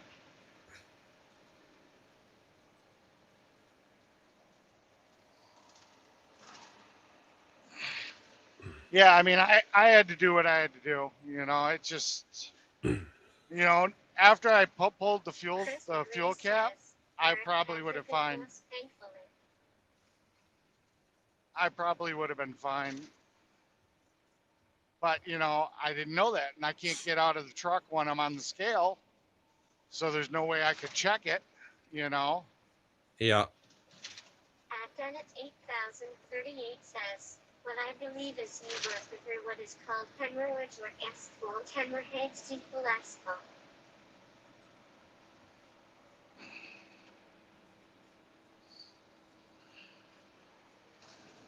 Well, at least we're in good shape. We got a full tank of fuel.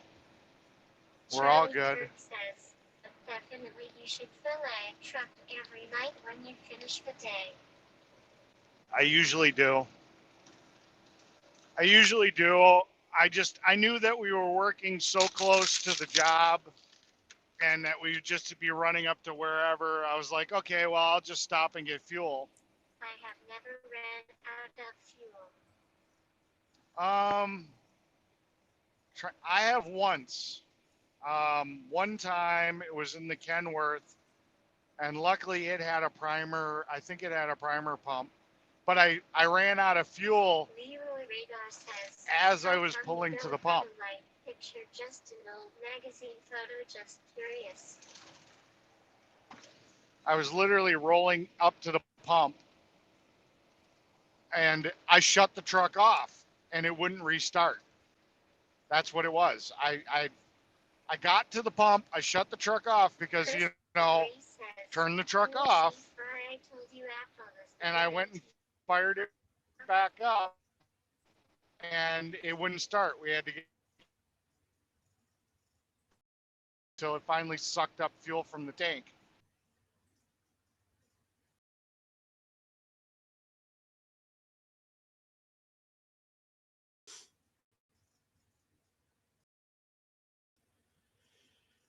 Are you still in StreamYard? Looks like you might have dropped. Let me check here. Yeah, so shout out to everybody that bought Intel stock 2 months ago. How you feeling about yourself? Probably pretty good. Now it's up to 130 a share. Charlie Kirk says, yeah.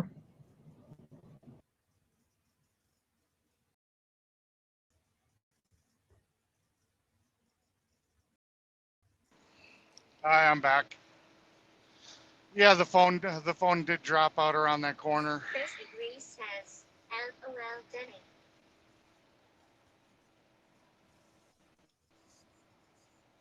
You can hear me, right, Fry? Yeah, I'm just over Alright. here just kind of so pissed off I can't see straight. I'm just hearing what my dad's going to say in my ear. Okay, Oh, about the stocks? Yeah. Yeah. He tells me all the time, son, if you thought it was good at $40 a share, why didn't you buy it at 60? Yeah. And I should have, because I just jumped out that day when I set that limit order because I didn't get 40/20. Bradshaw 9233 says, did they outlaw spraying beds down with diesel in Wisconsin? Yeah, some companies still do. We've been using the stuff that they provide at the plant.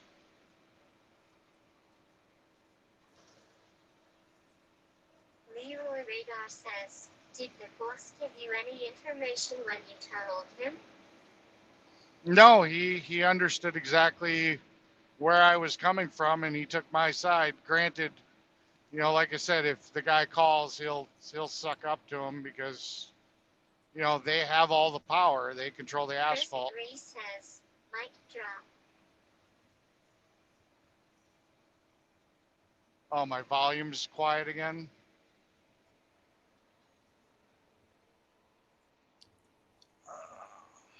Let me check my audio settings. Welcome back. So do you think GameStop's going to buy eBay, or you think that's just all bullshit for GameStop trying to get into the media? I don't know. I mean, that's always been, you know, GameStop's been one of those weird places. You know, like they tried to short it, and then all the people kind of screwed them on shorting it, which was kind of funny. So yeah, GameStop is. I don't know what GameStop's gonna happen. It's Because crazy I'm how looking that at works. right now they're at $23 a share. Their 52-week low is $19, and their high was $35. Yeah. And I'm looking at their forecast, and if you look at their forecast, it's it's okay, Eric. There's a delay in the TDS. Yeah. No, we purposely got a delay in the TTS so that way I've got time to respond between messages.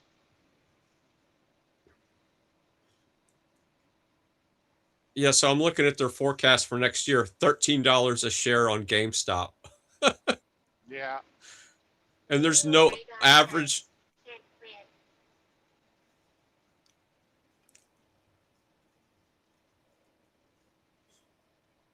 Yeah, GameStop is one of those really weird stocks because it's like if somebody tries to short it, then a whole bunch of independent investors like us, there's like a mob of people that follow this one guy, and he'll tell them to buy and hold, and you know, and I mean, GameStop should have been gone years ago.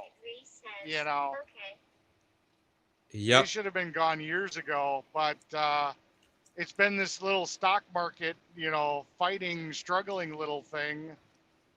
You know, that was the big thing about what was it, Robinhood or whatever? It was one of those trader sites. They Yeah. ended up shutting down trading on it, so people couldn't trade on it anymore, and that was a big scandal because people were dumping all this money into GameStop to keep it going. What did your boss say? Nothing. My boss didn't say squat. He understood my side of the story, and you know, he trusts my boss trusts me implicitly when it comes to the truck and the equipment. What I says goes. So whatever that guy thinks his situation was, my boss is always going to be on my side. So he may eat crow when if that guy calls and be like, "Yeah, I'm going to discipline my driver," blah blah blah, you know, so on and so forth. And then he'll be like, "Yeah, he called." That'll be the end of it, you know, because he knows that I did what I needed to do, you know. So it's not going to be an issue. I'm not going to get. My boss just got or is getting me my own credit card in my name. I've been working here for 15 years. He's not going to fire me over, you know, some guy that's just pissy. You know, if this guy were to sit here and say you're banned, you're never able to load here, we'd just go over the top of his head. He thinks he's got this power trip, but we do buy enough asphalt that we could go over his head and say, "Hey, we had an emergency. I'm sorry that this is the situation that it was, but you know, we had to do it." And somebody else with a cooler head, you know, business mind is going to sit here and be like, "Yeah, it's fully understandable. Try not to have it happen again." You know, in 15 years, this is the first time it's ever happened. So, you know, it's not like this was a daily occurrence, you know. It's just, it is what it is. Shit happens, man. Shit happens. 15 years, it's never happened before. You know, shit happens.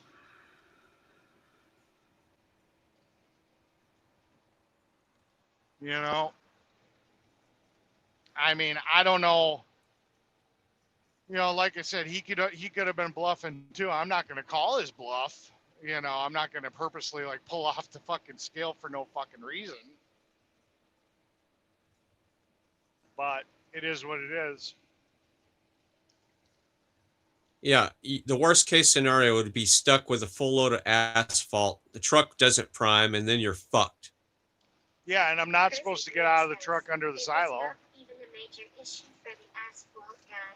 It was a major issue for you, Eric, as if you had run out of fuel, and that's a big issue. So you made the right call. Yep. Well, his whole thing is hypothetically, if we were in the prime of the season and he was just cranking out trucks, you know, one after another, you know, all those trucks would have had to wait until I got back to finish up the load because he was in the process of loading me, which locks his computer. 100%. That's what he's claiming. How many people had to wait when you got fuel? Nobody. There was nobody there. So today there was nothing. But see, here's the funny thing. He gave me 2 load tickets. So he canceled it. Even though he says he was locked in the system, obviously he canceled it and billed me for what I left with. And then he started a new one. So that was a lie. Because then why isn't it all, if he was locked in the system and he couldn't do anything, it would have all been on one ticket. You know, so the fact that there was 2 tickets in the printer, one showing the amount that I left with when I went to get fuel, and one showing the added amount after I came back, tells me right there that he's full of shit. Yeah.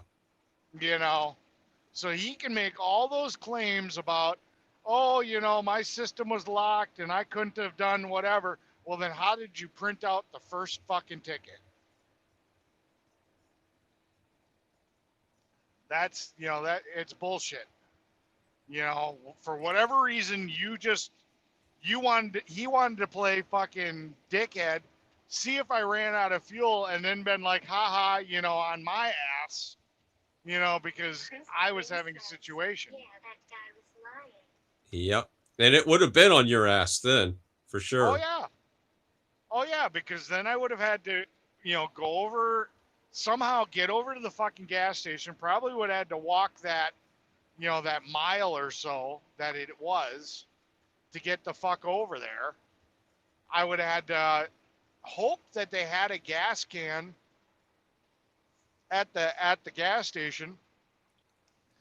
Then probably And had to then fight with the people about filling a gas can with diesel, and then drag a 5-gallon gas can, walk back a mile carrying, a gas can, which is not light. Fill the fucking truck up. And how the hell would I gotten the fuel in? Because the filler cap is blocked by the box when the box is down. Right.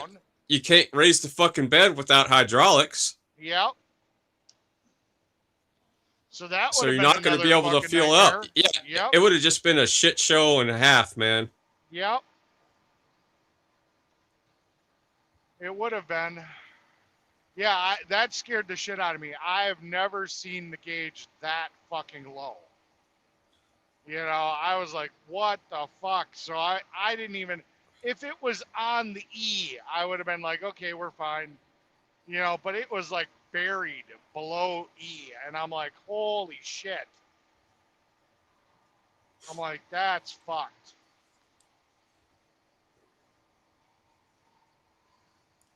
And then, like I said, this doesn't have a prime. Yeah. Then I don't think this engine has a manual prime. So that would have been a frickin' nightmare in itself. I would have had to get a can of starting fluid. I would have had to keep the engine running off of starting fluid by myself when the air cleaner's on the passenger side.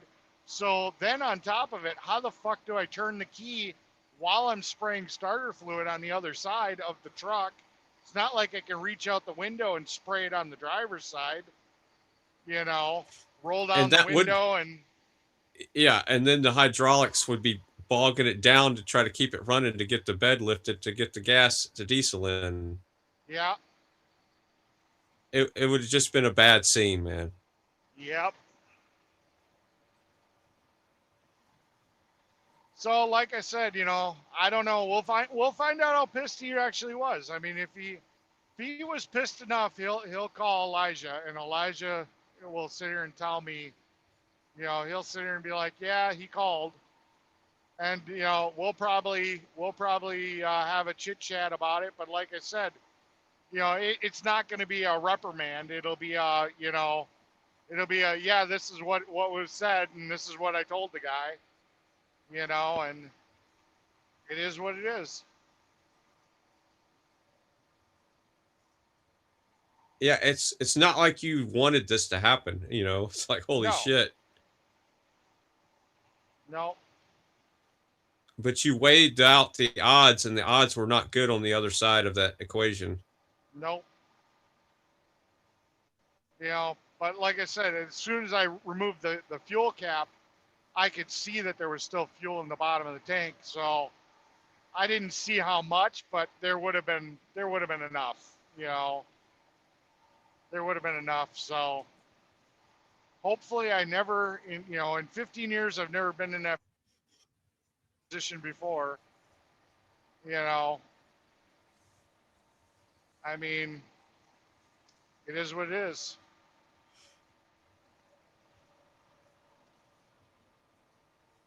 Like I said, there was that one time when I first started working for this company, they had a Kenworth that was just a wreck. It was an accident looking for a crash site, is the best way to say it.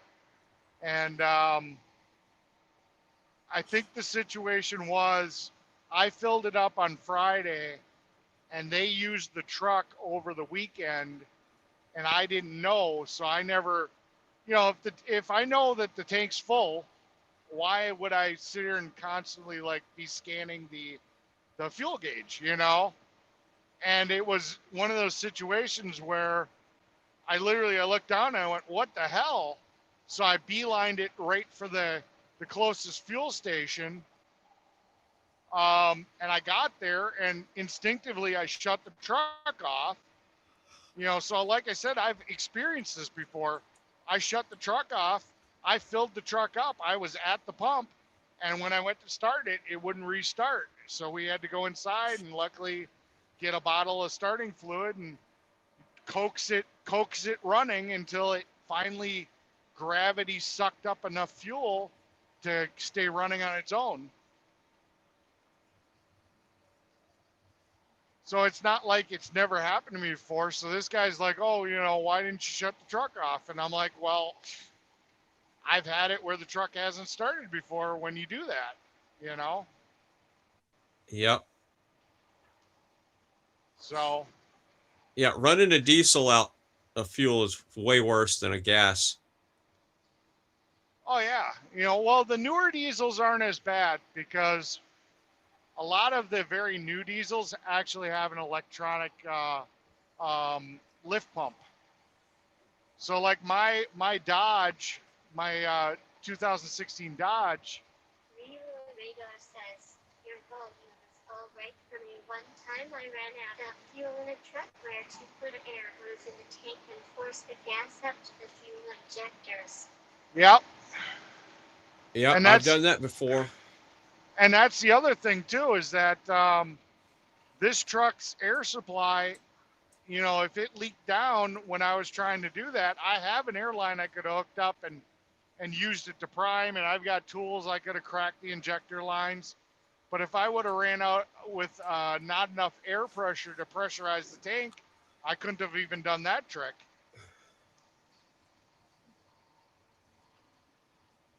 So, I mean, it was all just a bad situation.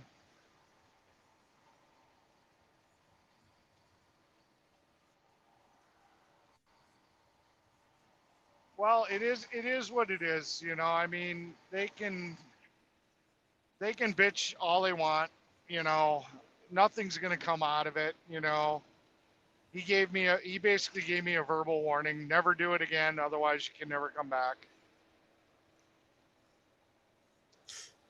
And I don't ever plan on it or think it'll ever happen again. So, problem solved. Yep. Yep. Yeah, people and their ego power trips and stuff and all that crap. It is what it is. Yeah. I mean, the fact that he said don't do it again, like you did this on purpose, like you're a child. Yeah. Like he didn't realize that he was going to have a shit too in his hands if he had a truck run out of diesel on his system. Yeah. Yep. It would have been his problem then.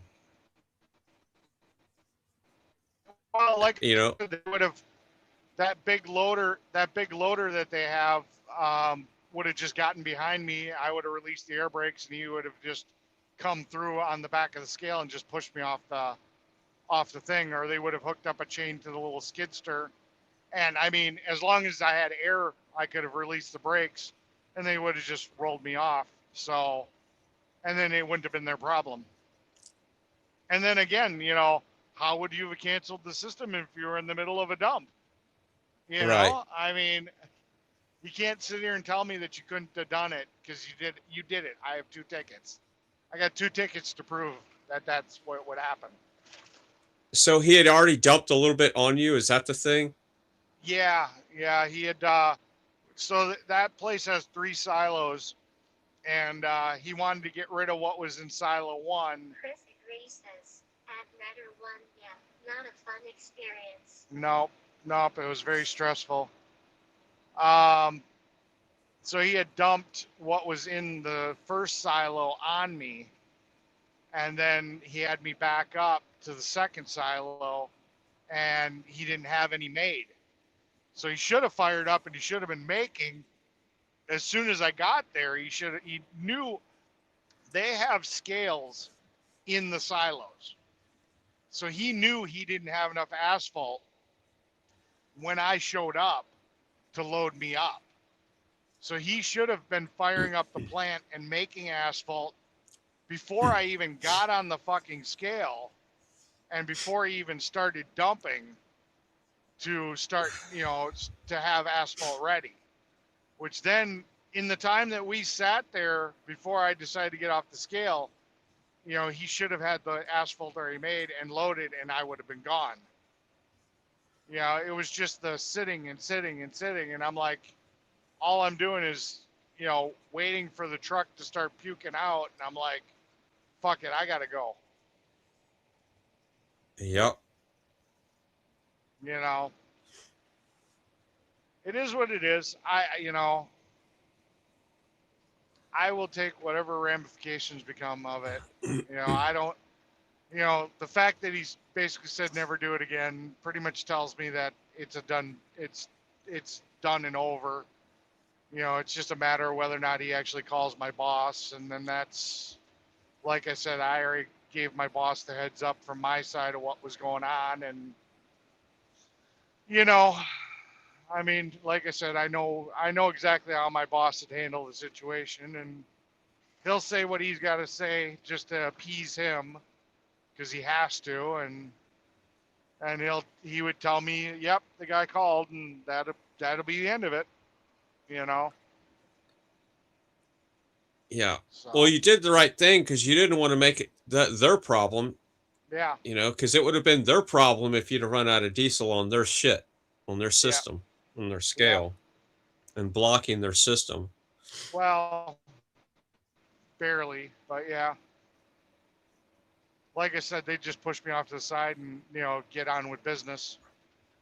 But they would have to do that, is my point, you know? Yeah, but that's jumping the skid steer, you know, fucking, that's nothing. I mean, like, the minor inconvenience that would be, because I'm pretty sure there's stuff that's happened in the past. You know, a truck just dies. I mean, I'm pretty sure it happens, you know, and they've dealt with it in the past, and you know, it'd be a minor inconvenience in the scale of things versus the inconvenience it would be for me. You know. So. Yeah. Well, that's what I'm saying. You weighed out the odds, and it was better to not to have happen what could have happened. Yep. Yep. And if I had to do it again, I'd do it again in a heartbeat. And if you said that we can't come back to any more asphalt, then we'd go over the top of his head. And we'd explain it to whoever his boss is. And I've got the live stream to prove it. You know, I mean, I've got video of what my gas gauge looks like, you know, and there's nothing, you know, no sane person is going to sit there and be like, you know, yeah, you should have stayed, you know. You know, he's being over dramatic on how big of a deal it was. Chris agrees, says, "Be back soon, folks. You gonna cook some food?" Hi, Chris. Yeah, I forgot I'm on the internal cam. Yeah, so I dropped out of Streamyard once, and the video stayed up. So I don't know what happened there. I'm not on the Wi-Fi for the phone. I'm just on the phone.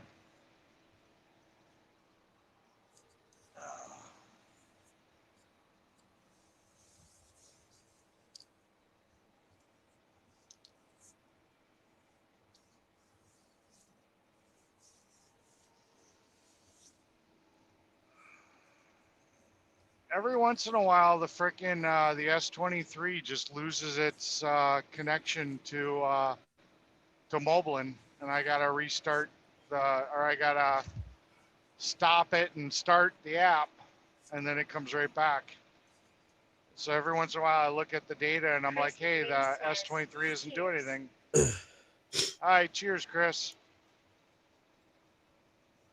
You'll have to see if you can go into the back, allow it to run in the background, because I guarantee you that Samsung's putting that app to sleep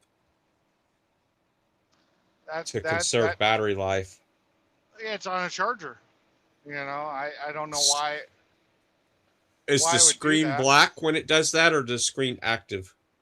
I think the screen goes black. Yeah, that's what's happening. It's putting it in the background and it's screwing up the app. So you should be able to dig around in there and find a setting. If not, put a third-party app. I'm not sure if the new Samsungs allow you to keep the screen on. It says, hit a like, subscribe, hit a bell and share if you're enjoying the content. Thank you. Yeah, I'm pretty sure there's an always on option for the screen. I probably turned it off because I wanted to conserve battery life or something. Yeah, that should fix that That's thing from definitely doing something. that. Yeah, it's definitely something I'll have to check into.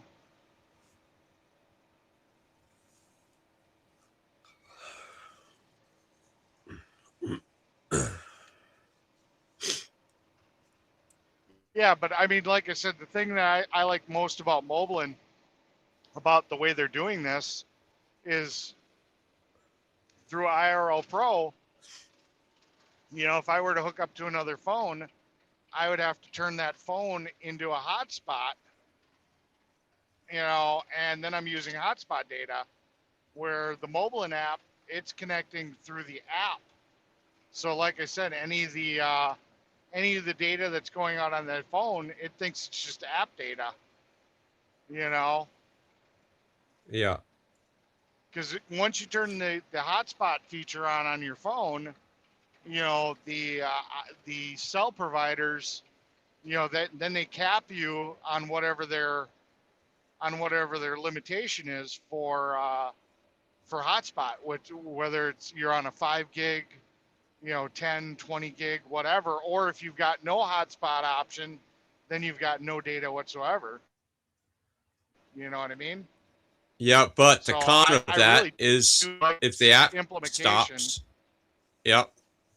But think about this Well, though. that's what's happening. Yeah, if the app stops, then you Hold know on. that's where. Yeah.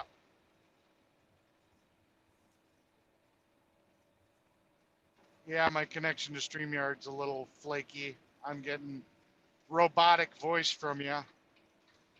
Yeah, you're roboting There a you bit. are. Yeah, you were too to me. So it was my connection to StreamYard on my other phone. We're back.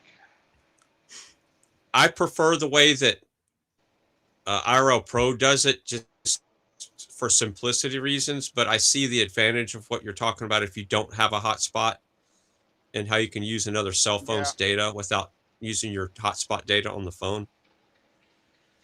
There was a PDA Net, I think it was called, and they did the same type of implementation like Mobilin's doing. They did the exact same thing because they had an app for the computer, and then they had apps for the cell phones, and they would all link through the Wi-Fi, through a Wi-Fi connection. So you'd have to do like a hotspot on your laptop or on your computer, and then you'd connect the phones to that hotspot, and then all those apps would link up. The desk, because I had a computer that didn't have internet, and I used to like to be able to hotspot to my phone, but I didn't have a hotspot plan, and it did the exact same type of the same way of doing that the Mobilin's doing it. Is Yeah, it implementation. Would connect to, yeah. I was tongue tied. Where it would actually connect through the apps that were running on the phones, and it would go out on cellular data. Because I didn't have hotspot on those phones at the time, and it worked beautifully. It was a great little setup, and I'm pretty sure it probably still exists. So that might be something that you could even do with like PDA Net. I'm not sure how IRL Pro would perceive it, you know, as data, but I mean, it just feeds data in, so it would see it probably just as a Wi-Fi connection. So that would be your Wi-Fi and your cellular that's on the phone, is my guess. I just don't know if I was doing it from a computer to phones. I'm not sure if it would allow me to bond two phones together. You know what I'm saying? Yep. That would have to be I mean, I'm not going to do it. I'm not I don't need to right now, but if anybody out there that's techie is like, hey, I wonder if that would work, go try it out and report back. Maybe Fry will do it. Fry likes messing around with that stuff.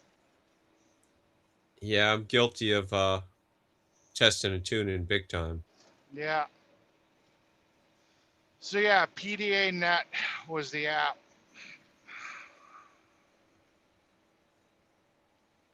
I mean, they'd been doing it for years. I mean, they used to do it back. What phone did I have? I think I had a BlackBerry originally when I started doing that. It was a stupid BlackBerry. Then they went to a Windows. They had an app for the Windows phone. So I mean, they were covering it all. And then Android, and then iPhone. I haven't played with that app and shit forever. I don't even know if they're even in the Play Store anymore. I'm just curious. All right, hold on a second.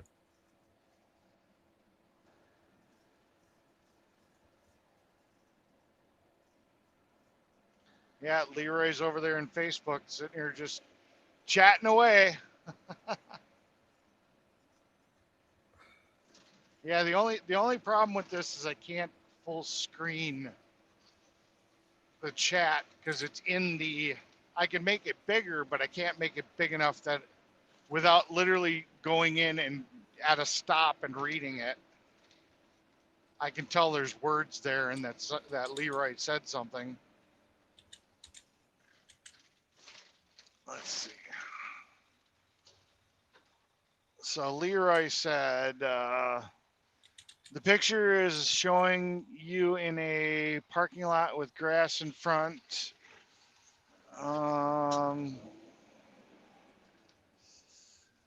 Grass in front, and I can't read the rest of it because I'm driving. So.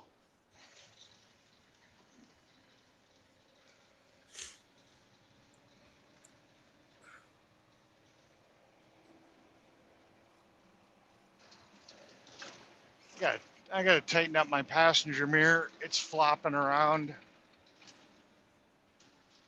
When I was at one of the hotels, I had to back into the property to get the trailer behind the building where we took that picture.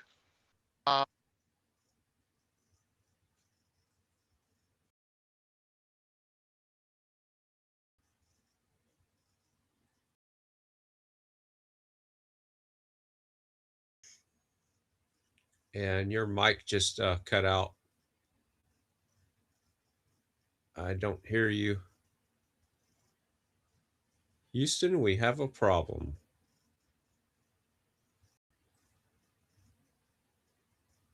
Let me see if I can see if you're doing any sign language. Maybe you're on the phone. Yeah, you're probably on the phone. Okay, am I back in Streamyard? Yeah.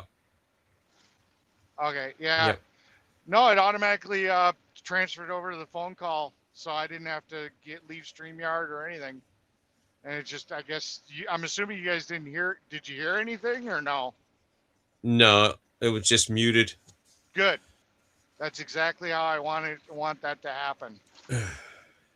So now I know I can take phone calls and the whole 9 yards. What's the name of that app you want me to look for? PDA Net. All right. And it might be like PDA Net Plus or something. But I mean, that should bring it up. And then it's got a companion app on a computer. And then the question is it, I'm just curious if they still exist. Yeah, it says it's been over 10 million downloads. Yeah. And it's still there. Yeah. That's a great way to get around not having a hotspot on your phone if you need to hook up a computer. I don't know if it'll work with a tablet, or with, or with a cell phone to cell phone, but you know I'd probably test it. But if you ever have a laptop computer and you need to access the internet and you got a cell phone that doesn't have hotspot, at least back in the day, that thing worked beautifully. It was, and it wasn't fiddly. It was literally you install this app, you install that app, you know, and it just freaking worked. It was nice. I liked it. So there's some free advertising. So you're saying like right now my phones don't have hotspot plans. So my Yep. phone plans are just I could use my cell data on my phone with this app. Yep. Because it'll connect. Like I said, it'll connect through the app, and the app will be sending the data out to the internet. So as far So as the internet provider is concerned and thinks, they'll think that it's all cell data. Gotcha. Yeah, I'm looking at the configuration on the app right now. So this won't do bonding, but it does what you're talking about. Well, like I said, the bonding would be through IRL Pro. It would see the Wi-Fi connection because the data is going to come over the Wi-Fi. But it's not going to be a hotspot Wi-Fi as in that aspect. Oh, I see what you're saying. So I could put this on my phone and with IRL Pro, gotcha. I see what you're saying. It would see the data coming through Wi-Fi. It would see the hotspot once this creates the hotspot on PDA. Gotcha. Yeah. Basically, yeah. Yeah. I mean, that's my understanding. I mean, I've never tried to bond it. Like I said, I was just trying to get the laptop, to have internet, and that's what I used it for. And that worked beautifully. So, all right. So yeah, I mean, I can't see why it wouldn't work. Well, I'll just install it on one of my phones and test it out one of these days. Install it on two phones and see if you can link the two phones together, and then try IRL Pro and see how IRL Pro perceives that connection, and that'll be the real test. I know Gary's listening, so Gary, install this on one of your phones. And that way you don't have to use your hotspot data. Well, he's not having to use his hotspot data. He has a hotspot, so never mind. Yeah.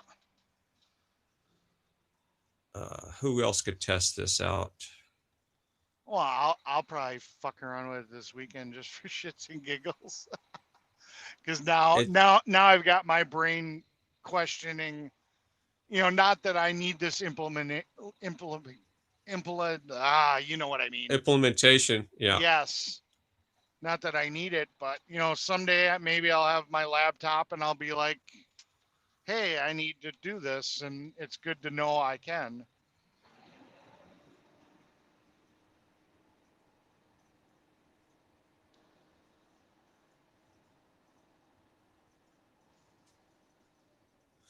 So it looks like there's a purchase version too. Oh, yeah, probably. Every good app eventually turns to payware. So yeah, it doesn't surprise me.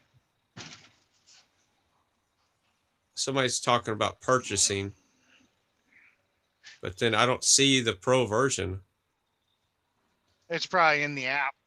It's probably an in-app thing, yeah. It's probably an in-app upgrade. Yeah, it's probably an in-app upgrade. So they probably give you a trial where it'll let you hook up for so long. But I mean, it depends on what the upgrade is and if it's worth it to you, and if it's a one-time versus a monthly fee. The last time the app was updated was 2023. That's usually not a good sign. Or it's just stable and they've had no reason to have to update it. Yeah, it just works. that could be really good or bad. Yeah. Yeah, it could be either way.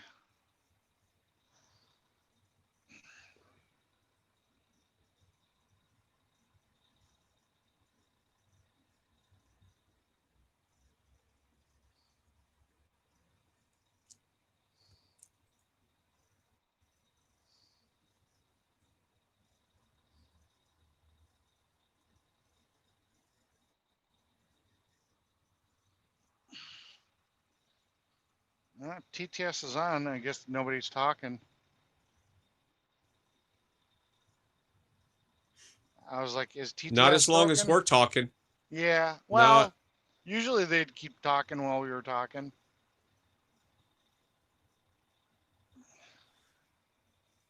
Let's see. I don't even know how many. Is there anybody even watching? Let me look at the view Well, count. it says 14 people, at least on my app, but Yeah, I'm showing 15. Yeah, yeah. there's still people just kind of clinging on. Yeah. It's a Friday. Yeah. No, I feel that.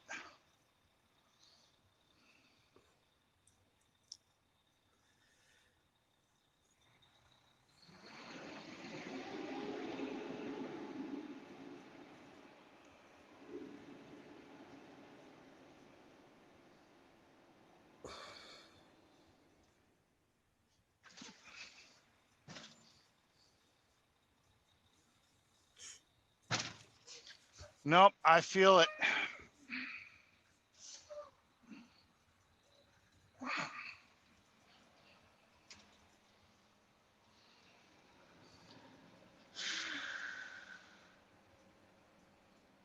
I need to get an AI to age the image that I have on the panel because I don't look like that anymore. Yeah. Yeah. I need to age that image. I need to find one up to date, and I just can't find one. Yeah. Need to get somebody to somebody else to come up on the panel too. Yeah, You know, they're shits and scared. giggles. Chris was all talking bad ass yesterday. It's like, oh, I'm gonna blah blah blah, and then he hears me talk. He's like, maybe not. Yipe, yipe, yipe, yipe. Like that little wiener dog. Yeah.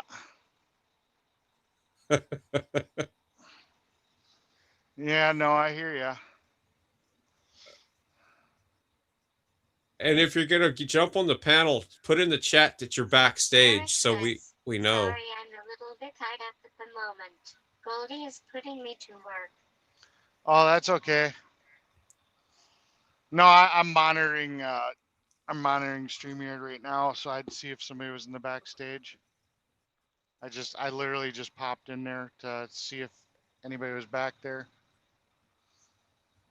I mean, it doesn't help that we've only got the link on YouTube. We don't have the link on Kick or Rumble, but I mean, it says there's only one person watching on each platform, or one person on Twitch, one person on Kick.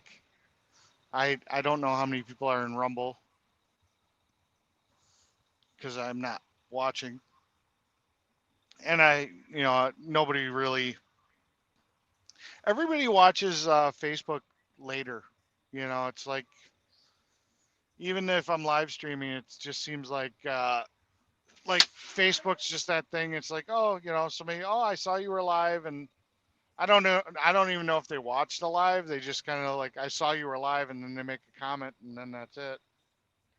I'll have to look at the actual like watch time if there's some type of analytics that tells me what the watch time is on Facebook. But I'm glad I've got Facebook chat working, kind of. I can't easily view it, but at least I can see if there's a message there. And when I get a chance, I can be like, oh, welcome to the channel, welcome to the chat, So I can at least do that.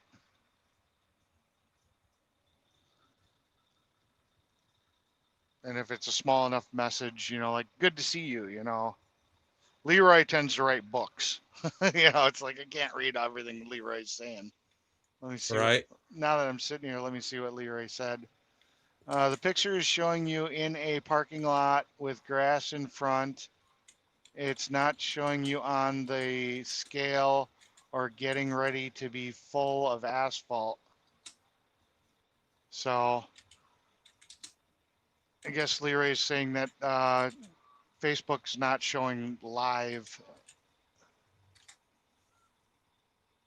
So I guess Fry, if you got a minute, see what you see. I thought I was just, let me look again. I thought I was just there. Let's see, Facebook. Fake the book. Fake book.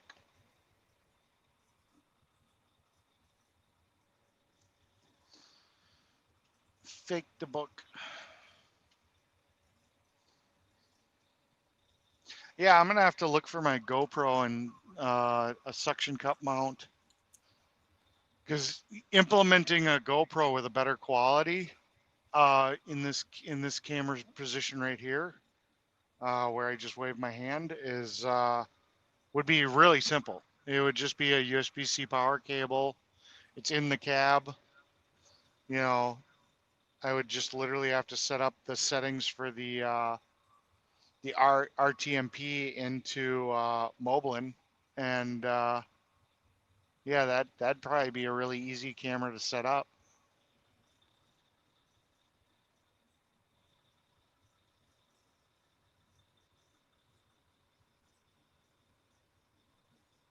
Glenny boy's coming to talk to me. Is that your boss? No, that's the other driver. My trailer's out of commission. What's wrong with your trailer? Well, I didn't know it was on until I started to back up. And the fucking trailer's doing this shit. What the fuck? The brakes locking up?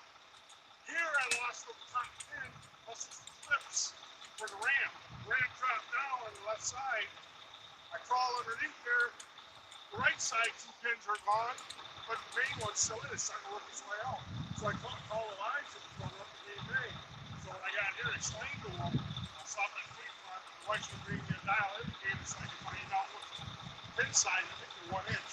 But the pins, instead of having a hole in them, you got a groove that go like this, just like on the paper. Look up down the courteous, they're so fucking bouncy. So between the house and here, I lost a bit. And the one on the right side started to work its way out. So I told Elijah tonight, I'm going to Fleet Farm. Sweet says, I'm working in I got to go press that hole. Drill the holes and put the pins in the right way. So they have the group like this. They're bouncing out. So I got it zip tied up, not zip tied, but bungeed up. I had to crawl underneath it before I left. But it's like, how the fuck did I lose them?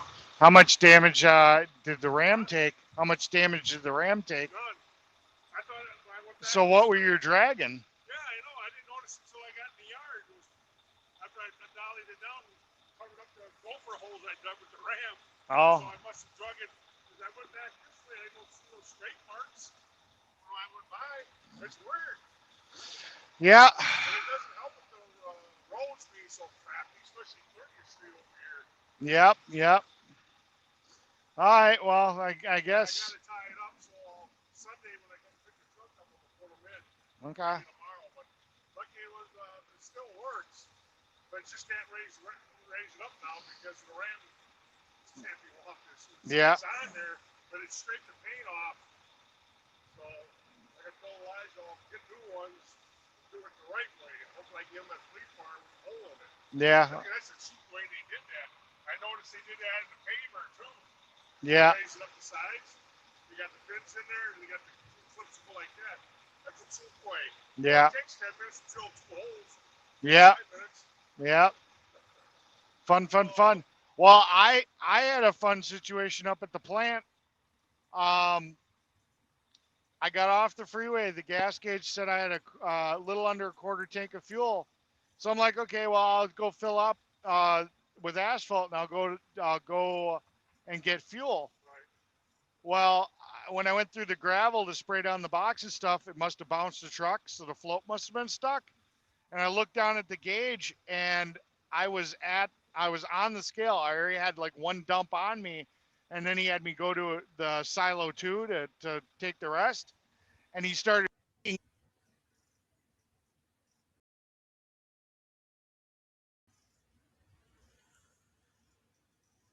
Looks like maybe the phone rang or something. Yeah, so it looks And like his audio he's dropped. and he was pissed about it. No, my boss called me because I'm blindside to him, so I couldn't see I couldn't really see the paver, and he called me to tell me to back up. So yeah, whenever I get a phone call, you know, if I've been rock solid, it's probably I got a phone call, is the reality. If all of a sudden my Gotcha. audio, if my video's still up and my audio goes away, it's most likely I'm on a phone call. So, or I muted to talk to somebody. Problem is I can't hear you when I'm in a phone call. If I'm muted, I can hear you, but yeah, I can't hear you guys if I'm actually in a phone call. I'm trying to figure out what the hell are we doing here? Why are we not?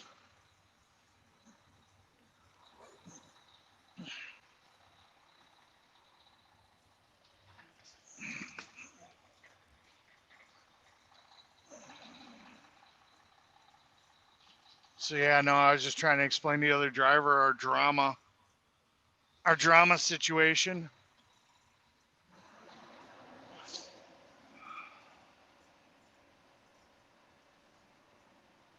Yeah, and I'm for some reason my computer logged me out of Facebook, which makes me think my Facebook account was hacked. So I'm Oh, doing some fun. investigation right now. Well, see, you went and you gave out all that personal data. That's what Yeah, did yeah. it. I shouldn't have given out my social security number. Uh-huh. That's what it was.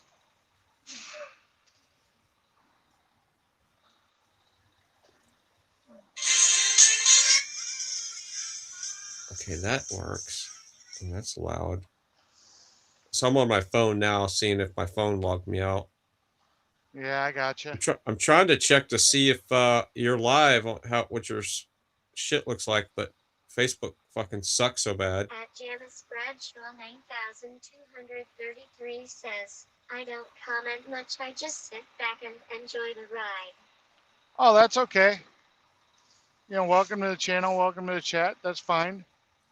You know, viewers are viewers. As long as you're enjoying the content, it's appreciated.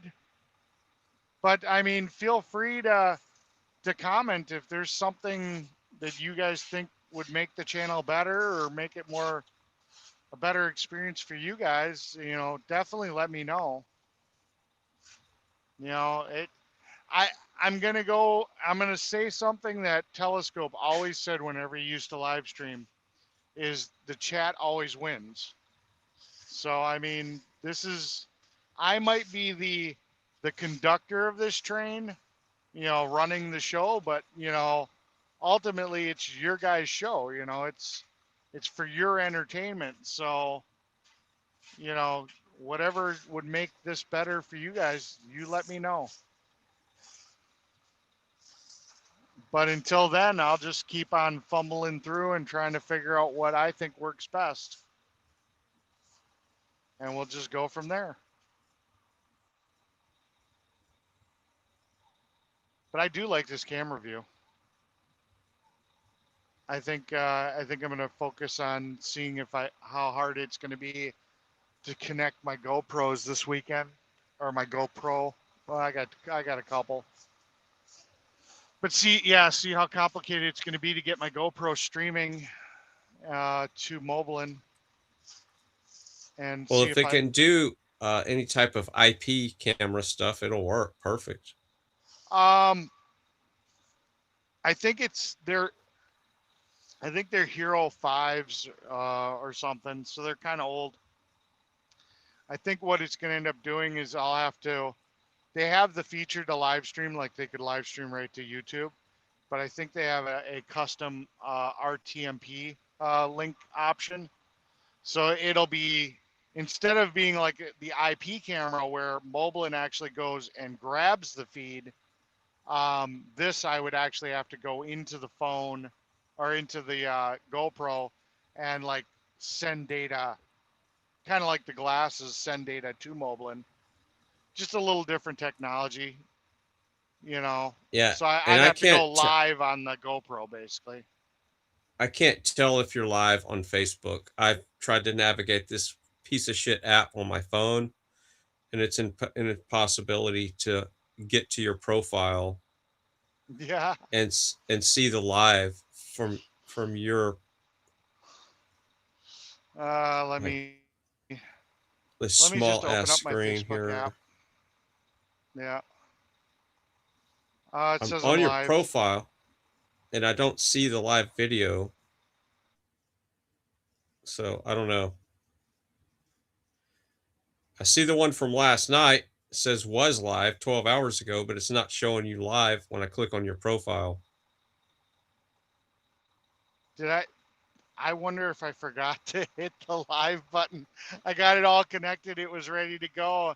And I wonder if I never actually clicked live. That'd be freaking hilarious. Let me, interconnection. No, it says I'm live.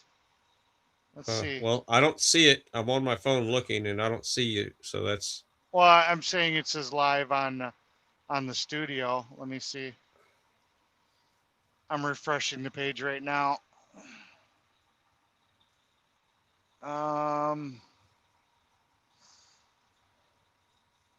No, it looks like Facebook gave up the ghost at 4 hours and 42 minutes and 9 seconds. Is what it looks like to me. So we were live, and then Facebook just said we're done. yeah. Yeah. Facebook is a waste of time. Yeah, but a lot of people follow my Facebook channel. But what you should do is post that you're streaming on Twitch and YouTube on your Facebook and let them come watch you on a real platform that does real live streaming with a real chat room with a real community. Yeah. Yeah, that might be part of the option. I just figured because I could, because I can do it. You know, I mean, granted, it's the technology's a little, janky to make it happen, but because I was able to do it, I would just make it easy for everybody. Yeah. You know, that was the idea. Make it accessible for everyone.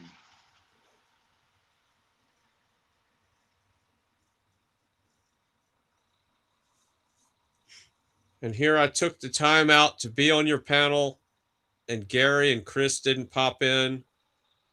Yeah.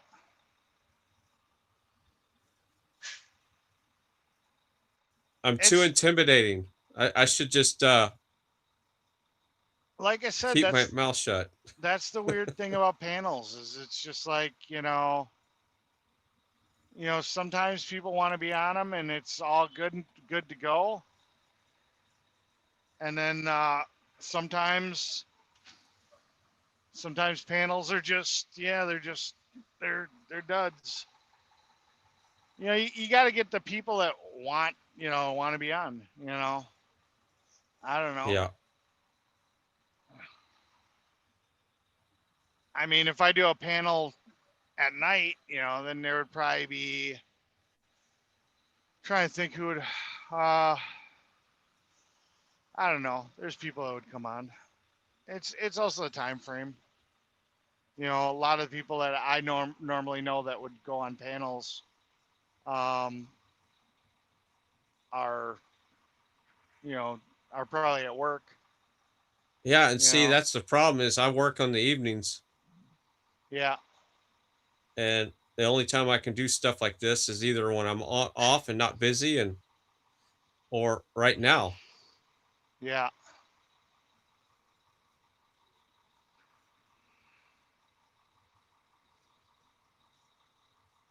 Yeah, no, I hear ya.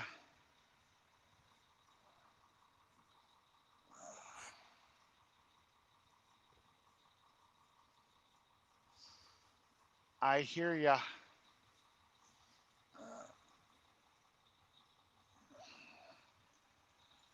I hear you. I hear the words that are coming out of your mouth. Yep. uh, yeah. No, well, I'll definitely have to try. Screw it. I got some stuff I have to do this weekend, unfortunately. I got to move some stuff out of my ex's house. I've got to get my robotic lawnmower out at my other property working before the grass gets so long it won't be able to cut the grass. You know, so that's got to Yeah. happen. That has to happen this weekend. There's no ifs, ands, or buts about it. I That got literally 6 has to acres of happen. grass to cut, and I'm not going to ever have any time to do that. Yeah. Just use a lighter. It's faster. Yeah. Yeah. Not around here. It's pretty green. You couldn't burn shit right now. Oh, okay. You just got to And add yeah, more fuel. yeah. Funny. Yeah, we can't be burning shit around here. We don't do that. You go to jail for that kind of shit around here. It's a controlled burn. It's not a.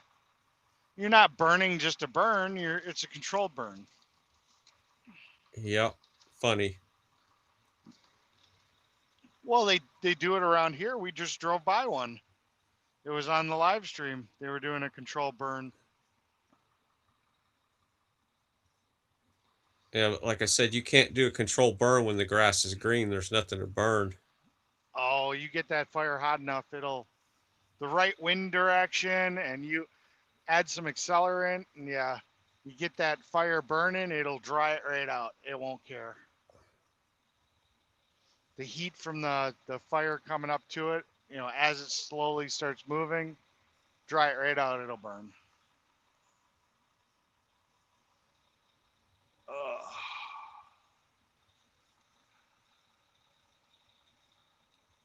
Oh yeah, I was gonna look at that S23 about the yeah, because the screen's off right now, and the app is just staying stable. Just every once in a while, it just for whatever reason, just the app shuts down. I mean, I suppose I could go into settings. Let's see. There's display, adaptive brightness, camera cutout, screen time out. I could change that. Keep screen on while viewing, but that's going to use touch sensitivity, screensaver, always on display. No, always on display is on. No, let's see. When to show.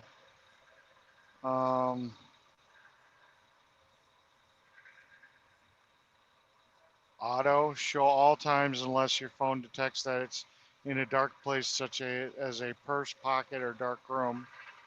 We can try that. So there we got the auto on, auto screen on. What other settings do we got? Location, apps, accounts, and backup. No. All right, got to back up.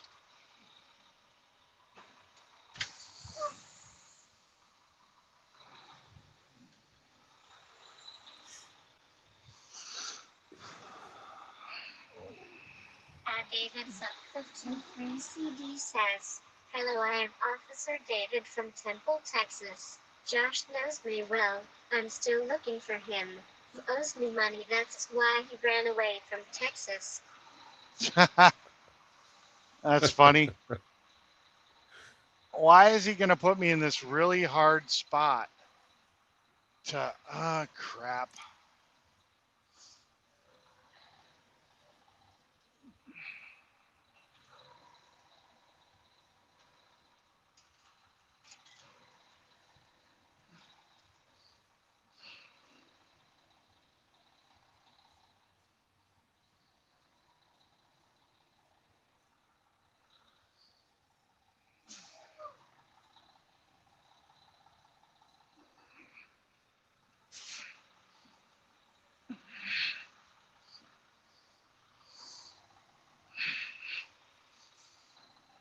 I don't know why he didn't just catch the load and whatever.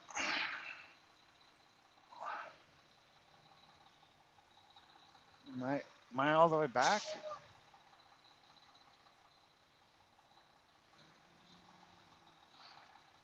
There I am.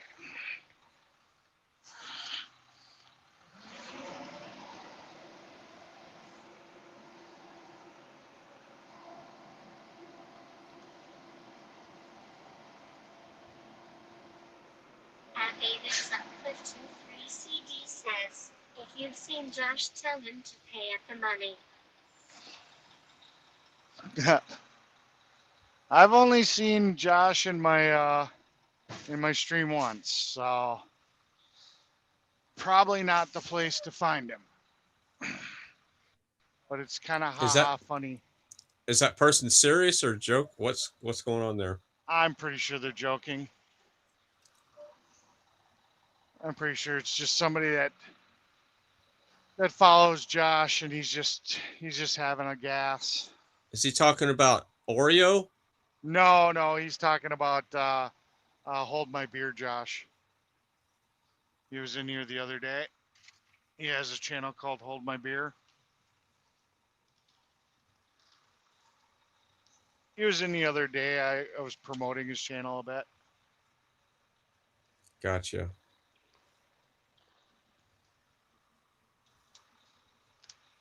That's the Josh I'm figuring he's talking about. Because that Josh is from Texas. The Oreo Josh is from California. So pretty sure So we're talking about. what's your situation with Oreo? I hear you talk about him sometimes. There was just a situation where it wasn't anything overly major. Could have been a mod just fat fingered the button, click my name instead of clicking somebody else's when he was gonna ban somebody or something, but here I come to find out, and this was during the convoy, that I had gotten banned from his live chat. So I know who it was, because somebody in the back channel that was also a mod for Oreo sent me a screenshot showing me who banned me, which mod banned me. Now, they may have been manipulated, I don't know. But I reached out to Oreo about it, and he's, and I don't remember exactly how it went down, but, he just went on this tangent, he just went on this rant about, how I wasn't there for the right reasons, and at least he knows why he's with the convoy, and blah blah blah. And this was like at the end, when like everybody has left. It's just the people that pretty much stayed for 1776 that were still there. But everybody else, out of the 27-mile long convoy, everybody had pretty much left. And he just fucking goes on this rant, just talking shit about me. And it was just like, well, fuck it, I'm like, okay, well, that just proves to me, the kind of person he is. He like I said, he'll do and say anything that is drama based, or will get more viewership or whatever. I 100% believe he trashed his own car to get donos. I 100% believe that poor me. No, the hotel didn't have any security footage. It's never, no, bullshit. So, it just, I saw his true colors, because what the hell did I do, that deserved him sitting here and slamming me the way he did, just because one of his mods banned me. It's like, it wasn't that big of a deal, but whatever. It is what it is. Yeah, I didn't know all that happened. Yeah, it was just something stupid. So I just had fun with it. I did a live where, after the convoy, when I went to that place in Indiana where I first joined the convoy, that big farm and tractor place, I went back there on my way leaving the convoy, and one of the viewers actually came and found me there and took me out to lunch before I headed back to Wisconsin from there. And it was just kind of funny. They had like some type of Oreo dessert or whatever, and I took a little short, and I'm like, tastes so good, something like that, just to kind of poke at Oreo. Yeah. I was never malicious. I mean, I could have tore people apart left and right. Like, Chris Degree says, hi again, Eric and Fry. Ignore the officer David guy. He's a troll on Josh S. channel. gotcha. Um, so, so yeah, I mean, like there was a situation where I got word I was out working on the ambulance, and the guy they called Patriot Mechanic, he was getting awarded one of those knives, from Trucker G, and they made a big claim that he was the mechanic for the convoy. So, I did a short little video. I'm like, well, I want to congratulate Patriot Mechanic on becoming the convoy, the leader of the convoy or whatever, or the head mechanic for the convoy. You know, I'd meet him in person and be like, shake his hand. Cheers, Eric. But I'm out here, where the real work is, fixing the ambulance. So I Right. took my little pot shots, Yeah.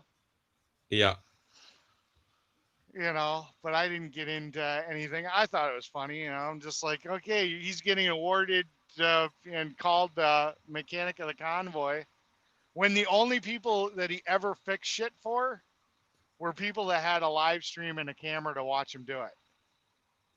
Yeah. Yep. That's Anybody like people else, it that wasn't donate to worth. super chats just to get the look at me. I donated instead of donating to your PayPal or Cash App for it doesn't get taken out of your, you get more you get more money if you Well, dono direct. 30%, yeah, 30% more. Out of $100, they take 30. Yep. They take $30 out of 100. $3 out of 10. Yeah, it's crazy. Well, it's 33%, so it's actually more. But yeah, no, don't get me started on Patriot Mechanic. Oh my God. I can tell you some fucking stories about him. Eric Club says, he's an idiot. He banned me from his chat. Yeah. Yeah, that was yeah, they were always out there. Oh, if you want me to stay with the convoy, you're gonna have to sit here and help me out with my rent and this. And I get it. Okay, it is what it is. Whatever. And yeah, if he wanted to stay with the convoy and they wanted his coverage, okay, it's fine. I get it. That was the circumstance. They needed to make their car payment. They needed to make their rent payment. It's fine. But yeah, it was constantly, we need you to send us money. We need you to send us money. And it's like, whatever. The whole time you watch any of his streams, he was so green with envy. Chris Degree says, welcome back, Tara. He was so green with envy. All he ever did was try to trash talk me and, and bring me down and, talk shit about me behind my back. And it's like, dude, what the hell? Tara Club Well, says, I've been here just lurking while I cook. Mm-hmm. I can tell you that the biggest thing he did that made me understand that he had no fucking clue what he was doing. There were two things. There were two things he did. At Tara Club 8,589, cool. So X-Ray was driving that Ford pickup truck, Right. and it had coil packs. It had coil packs that went over the spark plugs, and there was electrical connectors on the coil packs, and he broke every electrical connector, which is fine. I mean, plastic gets brittle, whatever. But he sent X-Ray out on a run with all these wires just pushed into the coil pack, not locked in. So we ended up at a parking lot. It was like one of the first times that I ever kind of like went on convoy with them. We went out to some parking lot in California. I don't know what we were doing, but whatever. And Oreo's on the radio. Hey, it's Mechanic Eric, blah, blah, blah, blah, you know, whatever. Because I guess he didn't realize that Patriot Mechanic Dennis, whatever, was actually with the convoy that day. And I'm like, yeah. He's like, yeah, I got a flashing check engine light, blah, blah, blah, blah. Okay, whatever. So I get there, and half the fucking wires on his engine are disconnected. All the coil packs had bop loose. So Patriot Mechanic walks up as I'm like inspecting this stuff, and I'm like, you know, hey, you know, anybody got some zip ties? Where is the camera mounted, Eric? I definitely want that angle on my stream. It's suction cup to the back glass of my day cab, because it's a day cab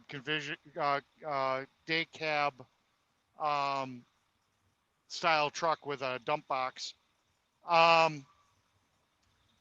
So I'm like, okay, well, he's standing here. I've got the zip ties. I didn't have any tools with me because I was riding with somebody else.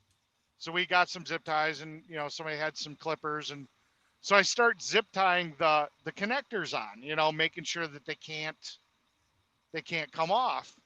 And I'm like, you know, and I show Patriot Mechanic Dennis how I was doing it to lock them in. And so I did one side of the motor, he did the other. And when we get back to the to where we were held up for the night, I asked X-Ray, you know, what's going on? And he's like, oh yeah, no, the check engine light was still blinking. And I was like, that really surprises me. I'm like, well, that's really surprising. So I popped the hood and I checked his side, and he didn't do it the way I did it, and he only did it to one wire. He did one wire and then I guess walked away. Awesome view. So he only did one of the coil packs, the very first one, and then didn't do the rest. So I finished fixing that up.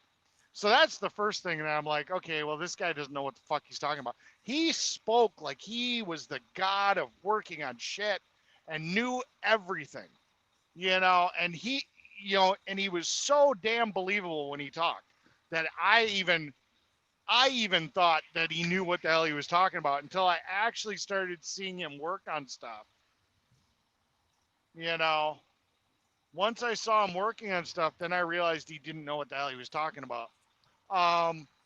Then X-Ray supposedly had a rear end go bad in that same Ford truck. You know, something happened with the rear end. Hello again at Super City 2182 and at 6003. So then they tried hitting me up for money that had been donated to me for like little old ladies that couldn't afford to buy brake pads and stuff. They wanted like $2,000 or some dollars to go get a junkyard axle for this truck. And I'm like, you know, that's going to completely clean me out. You know, I can't do that. I didn't even look at it, whatever.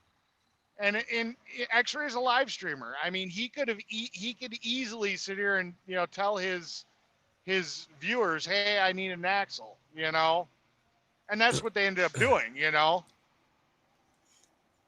But they wanted to tap into your funds. That's funny. You know, yeah, they wanted to tap into my funds for that, you know, instead of just going out and saying, hey, you know, I need an axle. And,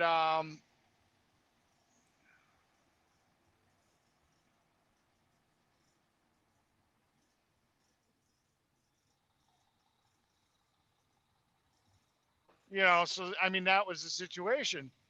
So they get this axle and they get it underneath there, and it came with a a driver's side brake caliper, and it didn't have a passenger side one, whatever. So they were going to reuse the old calipers, but when they went to bleed it out, they broke the bleeder screw on the passenger side. Well, they've got a spare driver's side caliper, you know, not a big problem. As a mechanic, I could make that work because it's the identical caliper. The only difference is where the bleeder is. 106,003 cheers, mate. So when you put a driver's side caliper on the passenger side, the bleeder is pointing down instead of pointing up. They spent the entire day trying to bleed this caliper with a bleeder facing down on the bottom of the caliper. So every time they opened it, they were just sucking air into the caliper. They finally took it over to this guy, Monkey, whatever. He was another mechanic of the convoy. And he's hooked up his scan tool. And, you know, they were thinking they needed to do some like ABS bleeding procedure to get it right. Because they'd been trying to pump bleed it all fucking day. You know, I'm seeing them drive around and there's just no brakes. And I drive by Monkey and I'm like, dude, they've got a driver's side caliper on the passenger side and they're trying to bleed it with the bleeder screw on the bottom. Monkey literally slaps his fucking head and I just drive away. And 20 minutes later, the fucking thing's right.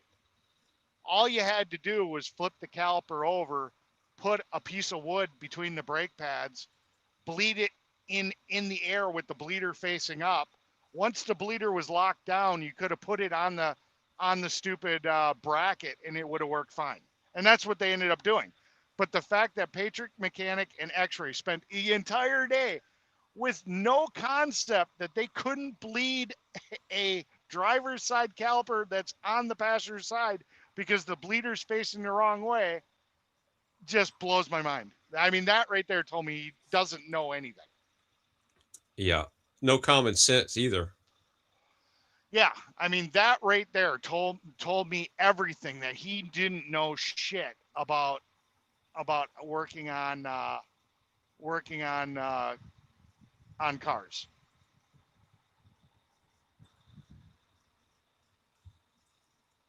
Yeah, I've been a wrench turner for most of my life, you know. So yeah, no, so, and I mean that's like, you know, I could understand, you know, like a kid that's just starting out, just starting to work on cars, doesn't really, but I mean, he's supposed to be, he claimed, I am not a mechanic. We had a video of him actually saying it. You know, he's a mechanical, some type of industrial. He worked on industrial equipment, which is different. It's a different environment. It's not working on hydraulic brake lines, and you know, it's a different industry, you know. But even there, come on, the bleeder's facing down and you're sitting here and you're putting a wrench on it and something doesn't seem right wrong to you, that you can't get the air out of the freaking caliper because every time you open the bleeder, all you're doing is letting air back into the caliper that's above it. What is that, friend? I'm working on my avatar. I'm just over here fiddling around. Oh, you're doing avatar stuff? Yeah, I was gonna have it talk when I talk, you know. I'm just messing around. Oh, one of them. Yeah. Yeah. I didn't even think anybody was watching. Yeah, let me see. Nope, that's not what I want to do. I was going to make you... Oh, there it is. That's the button. Oh. Yeah, I'm not done with it yet. So you got your video going and you've got the AR avatar, I see. Yeah, I just don't have the camera pointed at my face right now. Let me see. It's probably too dark in my bedroom studio to get the avatar to animate, but we'll find out. Yeah. That is what it is. And we'll do And this. it says, hit a like, subscribe, hit that bell, and share if you're enjoying the content. Thank you. We must listen to our AI overlord.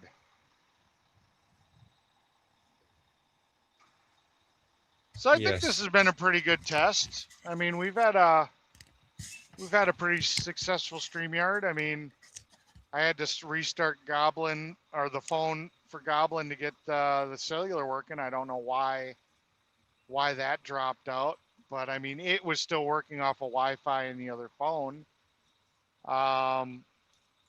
You know, the Streamyard app on my iPhone 15 Pro Max works great. I can take phone calls. That's nice. I can go out of it and actually respond to text messages. So that's not inconvenient having that going. Everybody's really digging this camera view. So I'll definitely see about upgrading the stream quality of it. So it's more than 15 frames per second, and see if I can't make that better. I like having some unique stuff, and StreamYard's been pretty much rock solid. You haven't dropped out. Everything's been working. Oh, I didn't even get to tell you, Fry. We are not going through Restreamer. Oh, really? Yes, we are not connected to Restreamer. We are going from BellaBox. Remember that platform software that you were telling me about last night that it started with an M that you had me try to install? Yeah. You can say the name. I'm just blanking on it right now. Meld.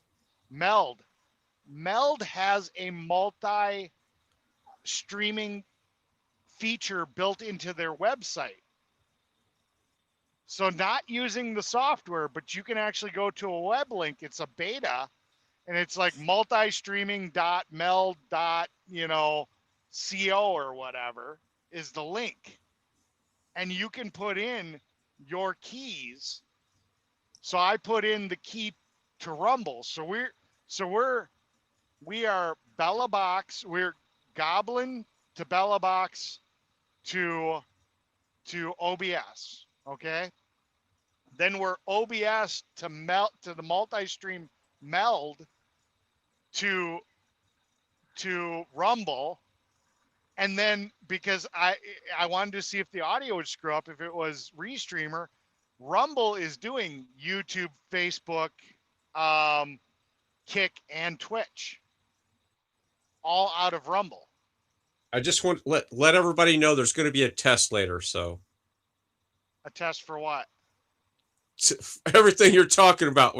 So everybody's going to have to do a book report on this. Yeah, everybody's going to do a book report of how we're connected.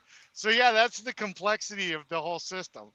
You know, so we got this phone, or well, it's technically this phone here that's connected to this camera, you know, going out through BellaBox cloud server, which then is going to OBS at my house. Then OBS is how I'm porting in that's how I'm porting in StreamYard and grabbing the feed from this camera. And then OBS is sending out to the multi-stream of Meld. And Meld is just got one connection to Rumble, which fires up Rumble. And then Rumble is actually restreaming YouTube, Facebook, Twitch, Kick, and Rumble. And that's how we're running today. So Meld, when you say they have a restream feature, is it using your band? Is it using your bandwidth or theirs? It's theirs. So it's basically doing the exact same function that Restreamer was doing.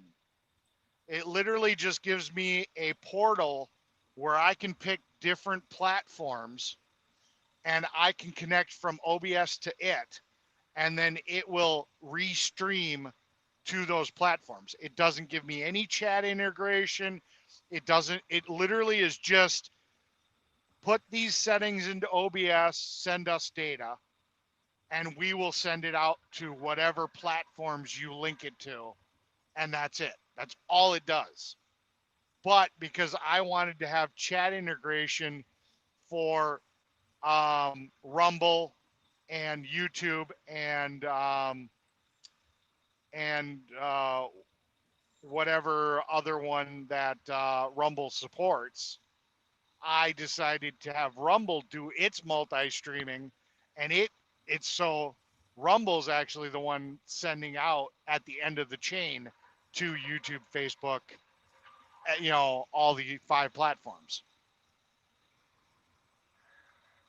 Makes your head spin, doesn't it? It does. This is where I like to tell people less is more, kids. Yeah. Sweet says, at some point in time, I need you to walk me through adding Nightbot. Oh, Nightbot's really simple. You literally go to Nightbot's website. You put in your channel information. It'll have a button that will take you to where your moderators are, and it'll have you add Nightbot as a moderator. And then there's literally like timers and stuff that you can set up for different messages and stuff. Nightbot is really, really simple. We can someday we can go on Streamyard in a private session that's not live, so that you can share your computer screen with me, and so that way I can monitor and watch what you're doing, and I can easily talk you through that. It probably won't be this weekend though. It'll probably have to be like maybe next weekend. I'm pretty busy this weekend. So, yeah.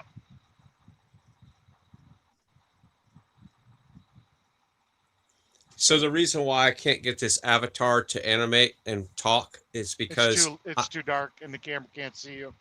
There's 2 things. I'm using the webcam as a microphone right now. Get on well with Josh. He said the Earth's flat 2 and time sped up apparently. Fry, would you get on well with Josh? He said the Earth is flat too, and time speed up apparently. Green face, smile face. So I guess hold my beer is on the same. I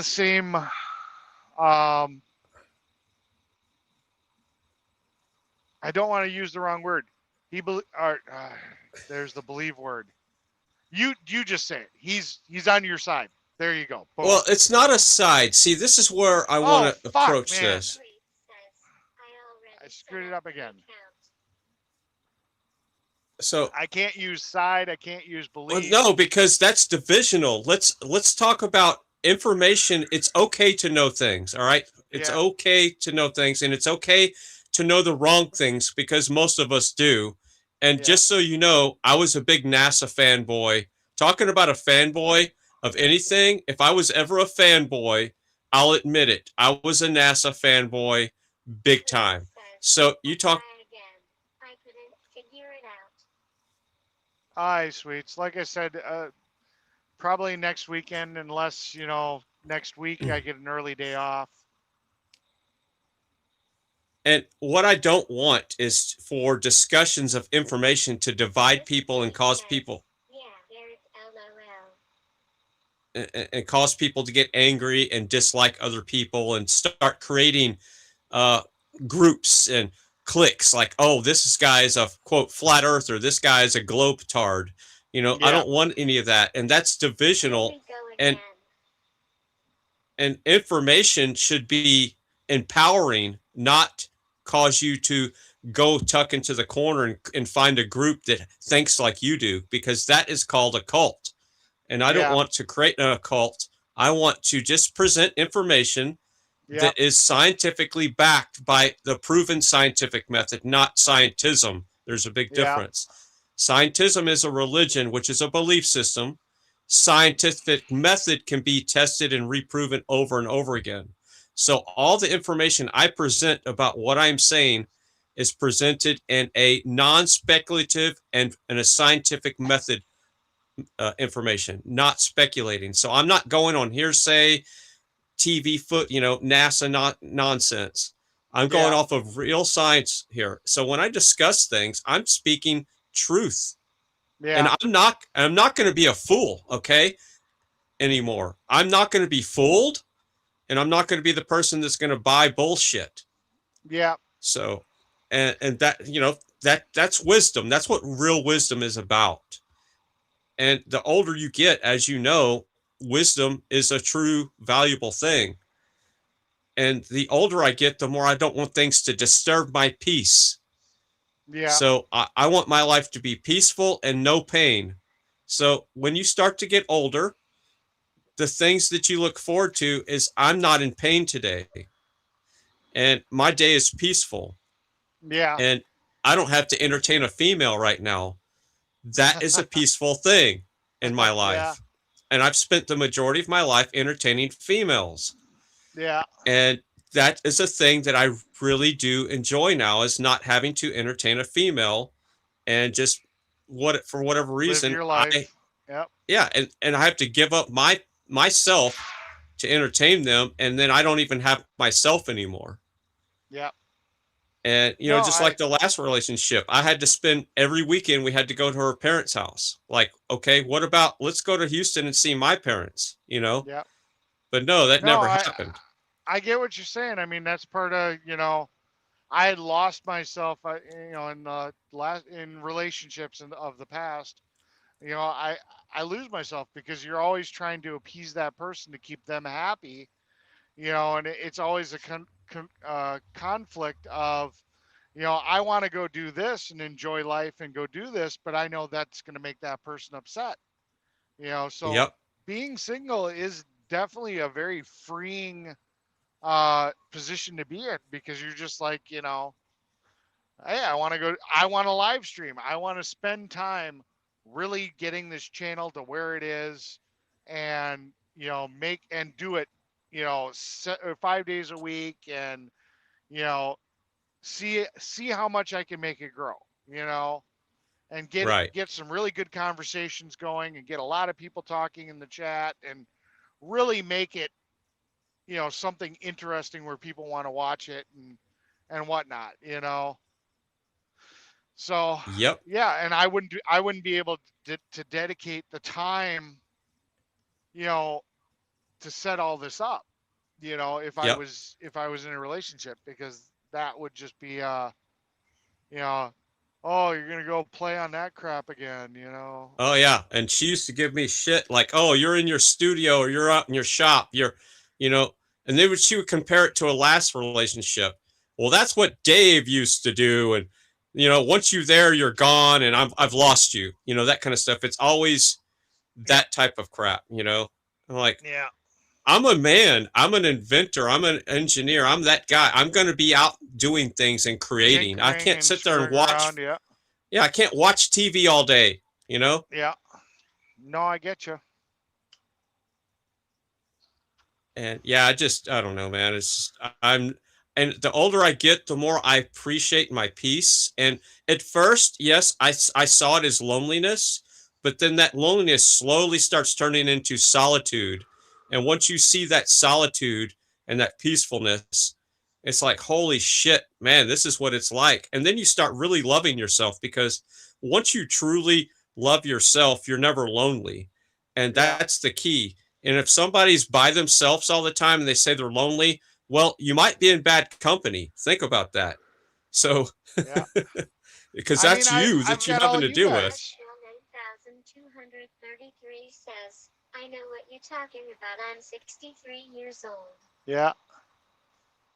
Yeah. Yeah. I mean, I've got all you guys to help me not be bored, Granted, I need to work on making some more, in real life, people that are local friends, you know, but I was so stifled, you know, I was in a marriage for 15 years where it was that situation where it was like if I went and did, she could go do whatever the hell she wanted. I could care less because then I had free time. So she could go hang out with any of her friends, go to the bar, do whatever the heck she wanted. But if when she was home and bored, I wasn't sitting there bored with her, you know, oh, he's Right. out having fun without me, you know. Yeah. It's Yep. like, are you kidding me? Yep. Been there, done that, man. So, yeah, no, yeah, I mean, I wouldn't mind having somebody in my life that, you know, wants to have fun, but I need to pick somebody that can entertain themselves, Right. you know, so that way, if we've got time to spend together and you're not busy and I'm not busy, hey, let's go do something and have some fun. But I'm Right. not your source of entertainment. Right. You know, you've got Yep. stuff to do. You're going to go do puzzles. You're going to go read books. You're going to go for a motorcycle ride on your own, you know, whatever. You know, you're Yep. not looking to me to entertain you, you Yeah. know? And she had her own motorcycle. She had a Harley and she would go on trips. You know, she'd go to Sturgis and all that shit on her own. And I was all for it, man. I'm like, run, go. Yeah, because then You you know, had the free time to do what you wanted to do. yeah, she even rode with her boyfriends. You know, she had even her ex-husband was in that gang. So I didn't care, man. I wasn't jealous. I was secure in my own relationship. So Yeah, she knew where she was coming back home to, and she knew why she was coming home. I'll just leave it at that. So yeah, I didn't have to worry about that. I had no jealousy. It was on her, you know. It yeah, was just she couldn't handle the fact that I felt so secure in a way. It was really weird. yeah. Well, I'm going to flip around here because I got a feeling that it's time for me to go dump this crap. Nobody told me to dump, but I'm going to flip around and try to catch somebody's eye and just be like, hey, you know, I got to go dump this asphalt and I've got to get back here. 9233 says, my opinion is that as you age, things begin to slow down. Yeah.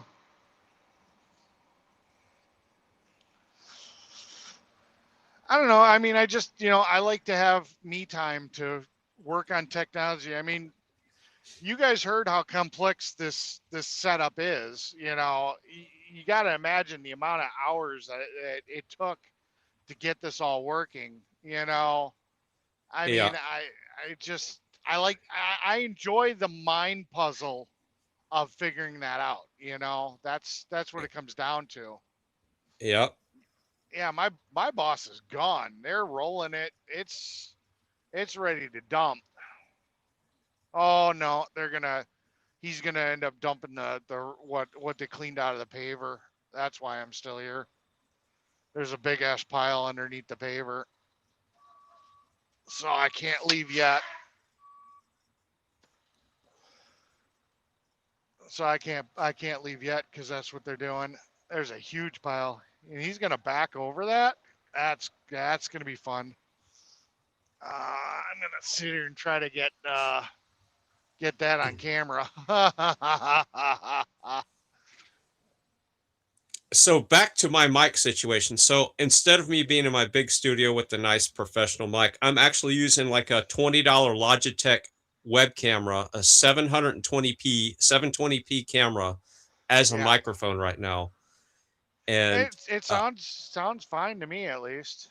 yeah, but it's like 4 or 5 inches from my mouth. Okay. Yeah. So, but that's the reason why I can't get my avatar to activate because it's not far enough away from my face to see my eyes and to triangulate on my mouth and my face. So, Yeah, that too. That makes sense. yeah. And it's too dark. So both of those. Yeah. But it's the distance that's really causing it issues because it can't map my face. Yeah, that makes sense. But another point. I gotta jump out of the truck for just a second. I gotta make sure my gate is latched before he puts this on me. So I'll be Right. back in 2 seconds. Well, I'll just talk about microphones for a second. So, 9233 says that asphalt don't take long to set up in the bed. yeah, especially if it starts getting rained on, but they're not having rain issues. But back to microphones, I see people all the time wanting to spend a lot of money on microphones. And it's not the microphone, it's how you use it that makes the most difference.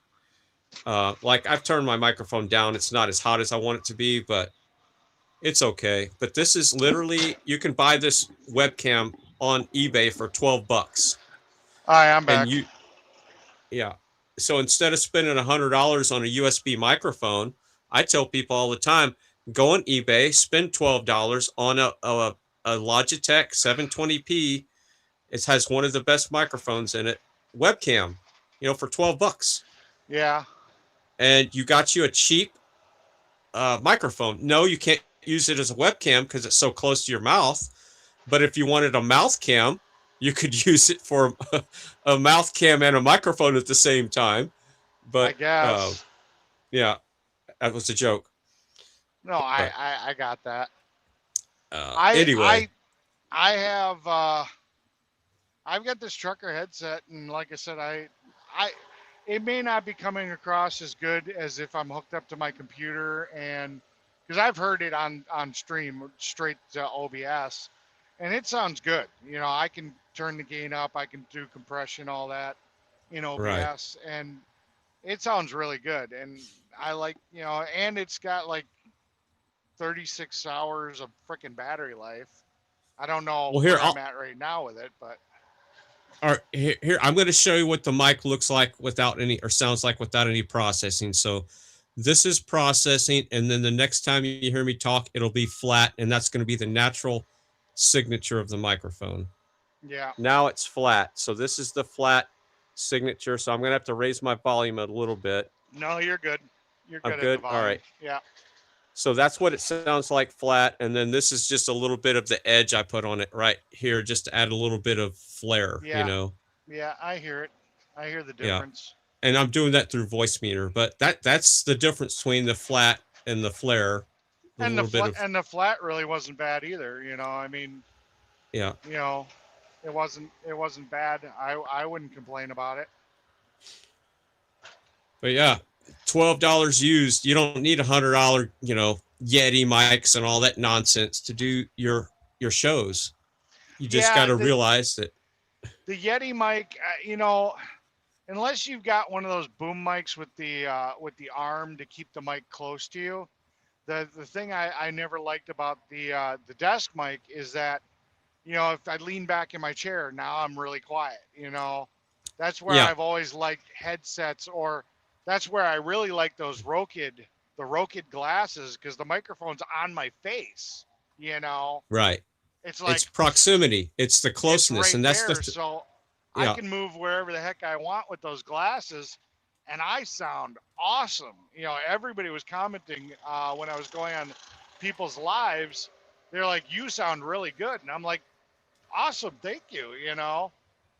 And it was nice because I could lean in my chair however the heck I wanted, and the microphone's attached to me, so I never had a problem where I sounded distant. Right. And that's the mic. That's exactly the distance is the problem. And most people are not present on their microphones. They're too far away. Yeah. You got to be at least 4 to 5 inches away from any microphone for the most part, unless it's a shotgun mic. Yeah. On dynamic mics, you got to be even closer. Condenser mics, you can be further away, but you're going to get a lot of room noise. Yeah. And like this webcam mic, it's a condenser mic, so I can afford to be far away from it, but then it's going to pick up a lot of room noise. So that's why I'm closer to it, so it cuts back the room noise. Yeah. I'm going to answer a question because I was probably out of the truck at the time. James, the asphalt doesn't set up that fast. I mean, the box is hot already from the asphalt being hot, but you don't want to leave it in there forever, So, I mean, it definitely comes out of the box a lot easier if I if I dump it while it's hot, So it's just it's one of those things, like when it's the end of the day and I got some extra asphalt, we gotta get this shit off the truck. We just don't wanna screw around with it, because chiseling it out with a big jackhammer sucks. Go ahead, Fry. Oh, I was just rambling about tech microphones. I know. So were we. But yeah, no, Wait. I really like those glasses. The only downside I had with the Rokids is because I didn't buy the premium lenses. That would have cost like $135 or some dollars more. And I would have you could have gotten them as prescription. I would have just got them as transitions. Is like if I'm wearing them in my house on a live stream, the lenses are always dark. So it makes it a little harder to kind of see the screens and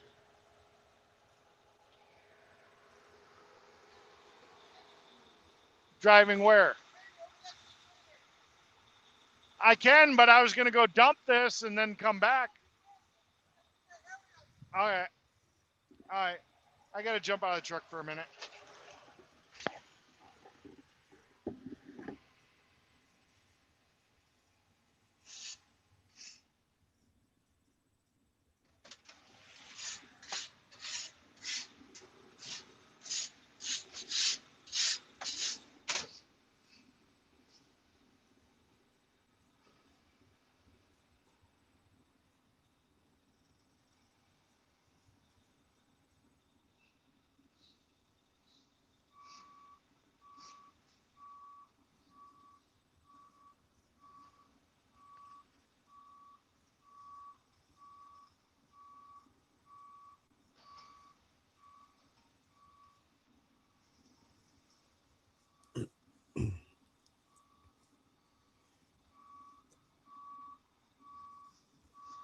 Radio 101, never have dead air. I didn't realize he was going to be gone that long. So anyway, I'm going back and reading the chat. Is this thing on? Haha. Let's see. Chris said Fry would get along well with Josh. He also said Earth's flat too. Well, see, that's the thing. That's that comment right there is divisional. Getting along. That's like, so now we're not going to be okay with each other because you have different information than I have. So we're not learning from each other if you're automatically trying to divide and say getting along or not getting along. So I don't hold my ego out in front of me when it comes to information. If I don't know it, that's great. I'll figure it out. And sometimes I make the wrong decision and it's a bad decision. So I learned something there. And I guarantee you, I've made more wrong decisions than anybody I know at my age. And I'm 56. I'll be 60 in 4 years. And I can guarantee you, I've made more wrong decisions than most people my age. But what has that allowed me to do? It's allowed me to figure out a lot of shit. And once you make the wrong decision, that right decision starts popping its little head up pretty quick. Going, see, you screwed up. And yeah, so I don't approach information as divisional. I approach it as empowering. And it's okay to know things.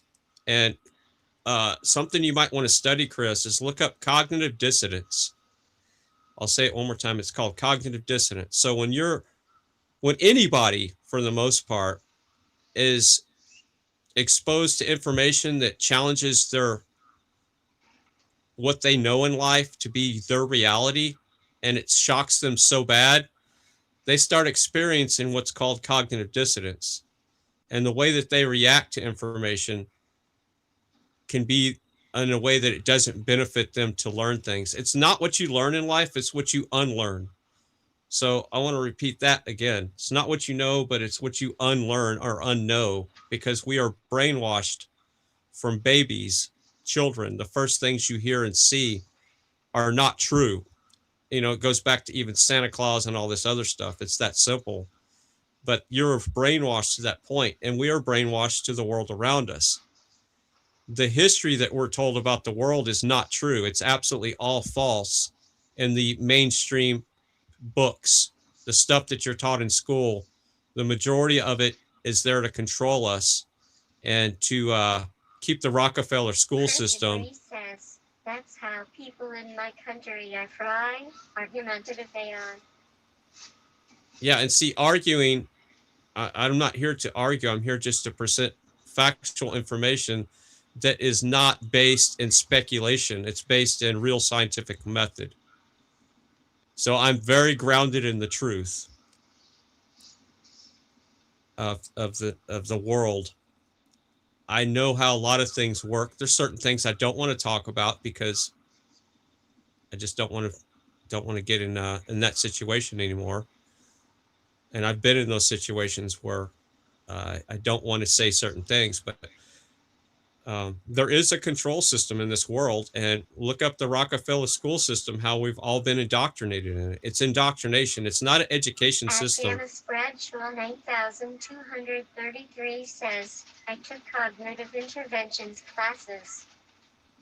Yep.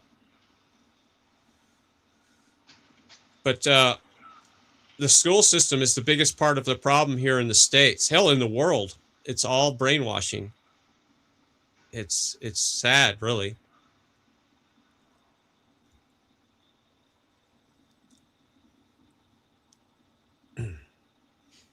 And think about this. I'll put this in simple terms. I went to school. Nobody ever taught me about money and economics when it comes to how should I invest. So I'm not going to be a wage slave the rest of my life. I'm just now at the age of 56 starting to invest in the stock market and realize this is how the wealthy stay wealthy. And they don't teach us that in school. So investing your money instead of spending it is the best thing to do, because your money will work for you eventually once you get invested in the right place. They don't teach that in school. They just teach you how to be a good worker, spend, get your 9-to-5 job, buy you a new car, get married, go into debt, maybe get 2 or 3 divorces, pay child support, and hate your life. That's what they teach you. And you got to keep up with the Joneses, so buy a new phone every year and buy a new vehicle every 2 years.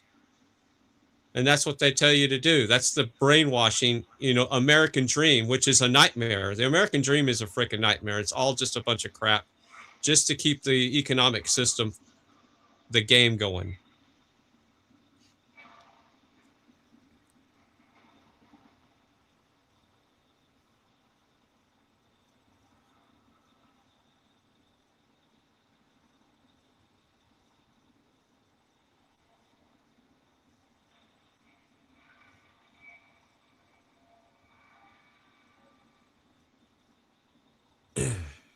Chris agrees, says, yeah, stocks and shares are big money. Trump did well manipulating the markets with this straight of Homer's thing. The Trump is doing great things for the stock market. And here's why I say that. And this is something that I'm learning, you want the market to crash, okay, so you can invest. You don't want the market to keep going up unless you're ready to sell and realize your gains. Bradshaw 9233 says, in my opinion, school ain't school no more. No, it used to be not so bad before the Rockefeller system took it over. It wasn't so bad, but homeschooling is the best thing. But then what are you homeschooling your kids? Are you teaching them the UNESCO crap, the academic crap that they push on you, or are you going to actually teach them critical thinking skills? Hello, people,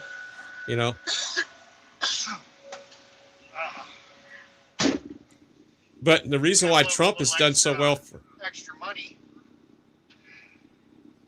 Yeah, so the reason why Trump has done so well for the stock market for people that are newcomers to it like me is because I kind of got in it almost at the right time, because the market was going down because of a lot of the stuff. Gotta love a little extra cha-ching for that long Monday. So anyway, so as a quote investor now, I've learned that I want the market to crash hard. The harder it crashes, the more you can invest, because the stock market's always going to always go up, up, up, up. It's just going to keep going up, because the stock market is basically Hollywood for the real economic system. It's a pretty face for, it's like a, how should I say this? It's the barometer or the attitude or the feeling of the economy. So it's perceived value is the best way to put it. So stock market is perceived value of the economic system. And the powers that shouldn't be, want the stock market to always be propped up. And the narrative is always, well, how are the investors reacting? I know you've watched the news. We're like, how does the investors react? Well, that's an investor is if you're playing the stock market. So now that I'm an investor, my reaction is right now I want everything to crash so I can re-leverage myself and get more gains at the end. But, you know, if you want the stock market to keep going up, that means you want to jump out and realize your gains. That means you want to sell your stock and then be done. I'll be right But back, I want guys. the stock market to crash. All right. I'll be rambling on about stocks. But they don't teach us how to invest in stocks when we're kids, is my point. And I'm just now learning how to do it at the age of 56. That's bullshit, man. That's complete bullshit. If I would have invested in stocks like Dell and Intel and SanDisk and all these stock, you know, Amazon and AutoZone, for God's sakes, their stock is at over $3,000 a share. Instead of buying car stereos and hot rods and four-wheelers and all that other bullshit, my portfolio would look a little bit different right now. But they don't teach us that in school. So we're not being schooled to better ourselves. They don't teach us how to be healthy in school. They teach us the food pyramid, which is upside down. You know, everything is sugar and grain based, and grains are toxic and sugar is toxic to the body. When your insulin levels spiked all day, because that's what sugar does, it teaches your body to feed off of sugar and store fat. That's a fact. It also causes heart issues because your insulin causes problems with your arteries and all kinds of other crap. So high insulin can cause all kinds of issues for the body. They don't teach you that in school. No, what they do, they feed us full of cereal, which is grains that has glyphosate, Roundup in it, which is high toxicity, and sugar. It's full of sugar and toxins. And they top it off with some crappy ass milk that's... Yeah, that's probably how my uncle is still a millionaire and has a 5-bedroom home in London. Yeah. And that's the thing that people do, is they get money and then they start blowing it. You don't want to do that. Live like you're poor, even if you have money. Oh, definitely. I agree with that. I mean, I will spend on choice things, but I mean, I've got my living expenses down to the bare minimum, other than streaming. Yeah. I kind of went a little eccentric on that. But Yeah. I mean, you know, all my phone plans are basically, you know, my normal phone plans are pay-as-you-go plans. You know, $25 a month on Visible. You know, which for me, the coverage area works really well. And I haven't really noticed a difference between being on Verizon and being on Visible, you know, in my day-to-day life. So that works really well. You know, my electric, my gas, my house is paid off. You know, all I really do is pay for the property taxes at the end of the year. Yeah, I've got it pretty streamlined. So, you know, technically I could take off for those 4 to 5 months over the winter, and ultimately, yeah, I might not be making any money, but really the money going out the door isn't that significant, you know. Yeah. Because I've streamlined. I live like a miser, but I ain't got millions. You know, I mean, the only real debts I have is my garage and my camper.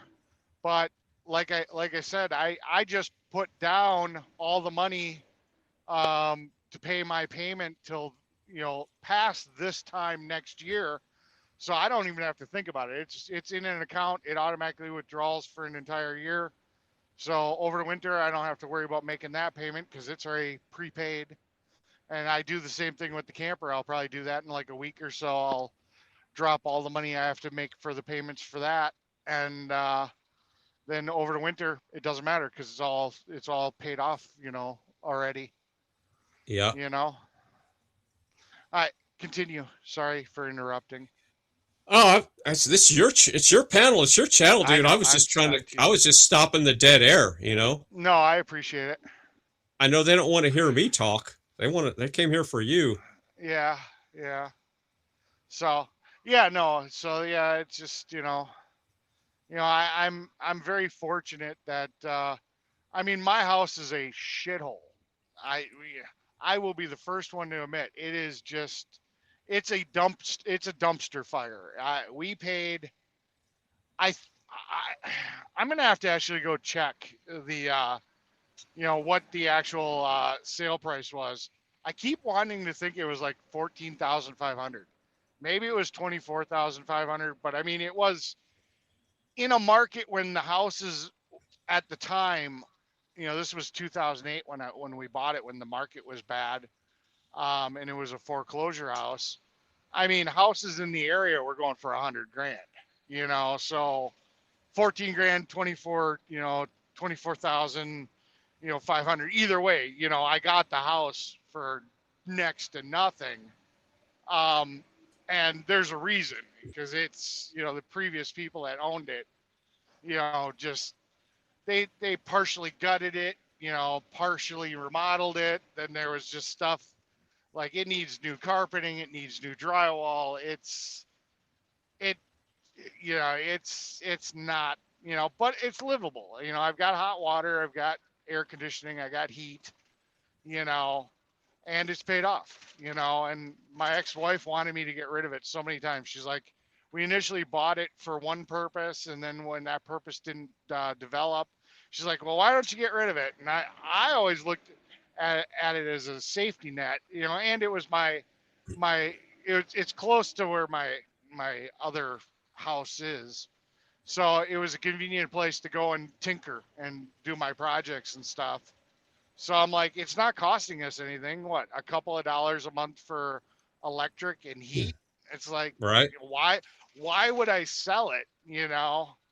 Why would Right. I sell it when it's paid off and it really, a yearly expense is like nil? It's like it just wasn't worth it. So eventually I got to get to a point, and that's why I don't do cooking shows. The kitchen is just, yeah, no, we're not doing cooking shows in that kitchen. But yeah, I mean, eventually I'll Yeah, put and some I'll tell you money how much aside. Yeah, go ahead. I Brent. got the original roof on my house. That's how much I pinched pennies. Yeah. So yeah, if I was in my regular studio, I could get it animated, talking and arms moving and all that. But like I said, I'm not. I'm in my bedroom studio where I'm literally on my back with like screens hovering over my head. I got a really badass studio. Yeah. But yeah, I built my house in '97. It's got the original roof, and I patch it with tar because I just Yeah. don't want to dump the money. I'd rather invest that money in the market instead of dumping $12,000 or $24,000 in a roof right now. Yeah. I I want mean, that money I to work wish for me.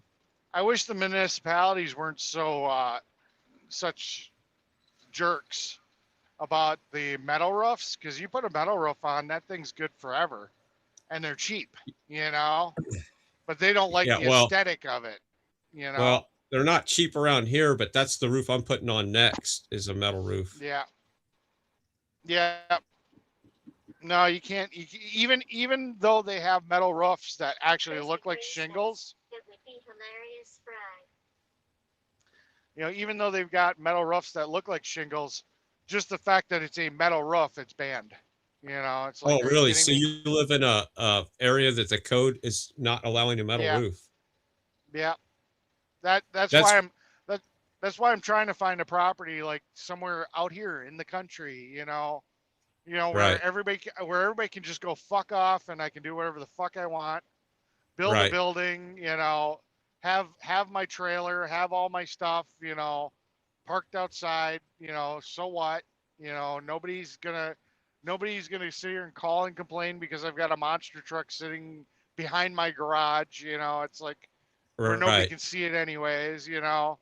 That's the Yeah, American dream. I mean, just kind of have a piece of property, do whatever you want.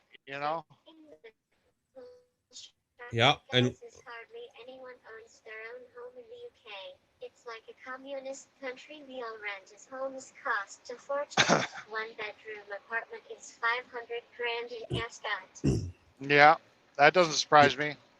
well, look at Canada. It's turned into a communist country. Yeah. They're So, they're invaded right now, big time. yeah.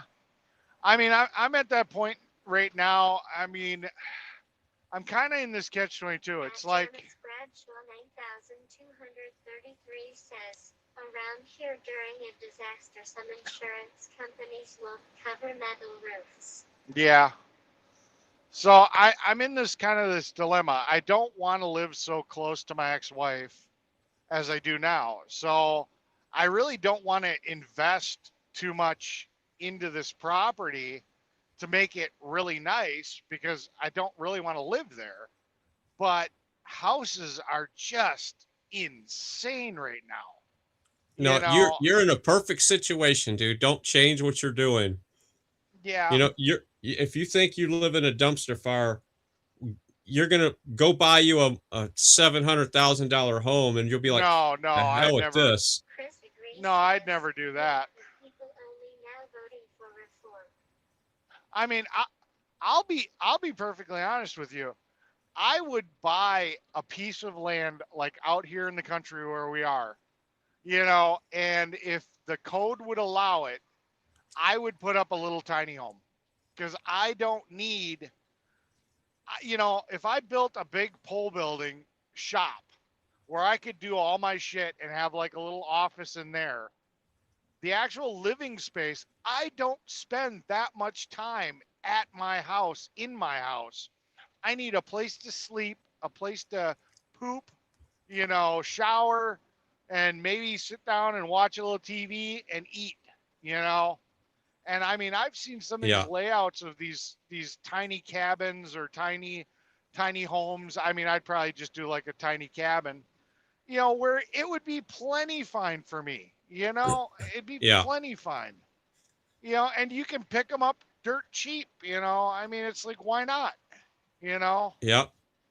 And my I ideal don't house need would a be a shop. $700,000 house. Yeah, my ideal house would be a shop where I could just pull all my vehicles in, get out, and then just walk into my bedroom, and it would have raceways with cabling and all my wiring where I could get to it. So it'd be Yeah. like a network room with a studio, and then the shop on the other side of the glass. Yep. You want a barnuminium. That's what you want. Yep, Yep. yep, that'd be my I've dream seen some home. really cool ones. Yeah, I'd do that. I'd do that in a heartbeat too. Set up a really nice barnuminium. You know, just have your shop there, and then just have like furniture just in the room. You're in your shop, but there's your living room. It's like, Yeah, okay. yep, Just kitchen up on the one wall. Closed off room for the bathroom and shower. Put the bed over, in the corner. I mean, you don't need walls when it's like it's just you, and if anybody else comes. Where I live is so tiny, it's right. like a hotel room with a kitchen and bathroom attached, but costing me $2,000 a month due to the area's Ascot is the only safe area near London I could find. Yeah, Yeah, and that's the yeah, and I screwed mean, up there's part. people living in apartments like that, and I could have like a tiny house the same size. But the government doesn't want you to have tiny houses. They're making it, it's like, come on, people, wake the fuck up. Well, they're losing their tax base that way. And see, that's the thing. I got all my property paid off. Everything's paid for. No truck payments done. Yeah. My biggest payment now is my taxes. I pay over 800 a month just in property tax if I was going to, average it out. Yeah, that's crazy. When you said $10,000 a year, I was like, are you freaking kidding me? I have a loan for property tax. I still owe $14,000 on the last 2 years, and I've been paying That's on it a little crazy. bit. Yeah. I want 20 acres of woods. Clean out the center 5 to 10 acres and put a barn to live in and work out of. Yep. But I mean, I'd rather yeah, go ahead. I'd rather keep that money in investments because I can make Yeah. more in returns in investments and have a loan on property tax than just pay that every year. You know what I'm saying? And that's what I've been doing. And there's many people who think lots of Americans have lots of money, but they don't. Yeah. I mean, I found so many pieces of land that would have been perfect. But once you get into looking at the building requirements and the zoning laws and what you can have there and, stuff, it's like you can't build the American dream anymore unless you have. That's the weird thing at Clinton 6003. I can buy a woodland for only $20 GRSND if I want. So land is cheap here. It's property that's expensive. Yeah. But yeah, it's crazy. Like I said, I keep finding these properties and it's just like, everyone looks promising. It's in the middle of nowhere. It's not around, whatever, blah, blah, blah. But then there'll be some stupid zoning, it's zoned residential. So you have to build a house before you can build an outbuilding, a barn or, whatever. And it's like, but at this time, at some point, maybe I want to build a house at that property. But my current needs are, I just need a shop. I need a place to put my stuff. I'm sick and tired of renting places to put my stuff. When I own property, I own 2 properties and I can't keep my stuff at either one. It's like, this is crazy, Yeah. And see, where I live, there's no codes for that. We don't have a neighborhood association and all that kind of crap. Well, I mean, if I wanted to do this, if I went to the west side of Wisconsin, it's the Wild West. I could literally do whatever the hell I wanted. I mean, I could probably make a compound like Waco, like the Waco, Texas compound over there. I mean, and it's cheap. The stuff's cheap. But it's also on the opposite side of the frickin' state from where I work and what I do. I'm sorry to hear that, mate. So why do I want to go buy property that I can only maybe go visit on the weekend, Yeah. That doesn't make any sense. And then I've got to drive 4, 5, 6 hours across the state of Wisconsin to get there. It's like, no. Yeah. And then here's another big mistake I've made in my life. Yeah. I've got too much property and too much stuff, and now I have to spend my time keeping it up and going. Yeah. And I'm not bragging. I'm telling you, it's a problem. I agree with you. I've got a red 2001 Chevy 2500 that I need to put money into and work into, and it's just sitting there. It's got a broken brake line. It's just got little issues I've got to fix before I can drive it. It doesn't cost me anything, because I just, I've got collector's plates on it, so it doesn't cost me anything for registration. But I mean, it's just sitting there, and it's I got to throw money into it. Yeah, I've got a 2001 Honda Insight, the first style of that, and that was just a fun little teaser project, to try to keep the hybrid system working, but again, that one also has a broken brake line. I had a year of like everything had broken brakes, You know, it's like I went to park it for the winter and everything blew a brake line.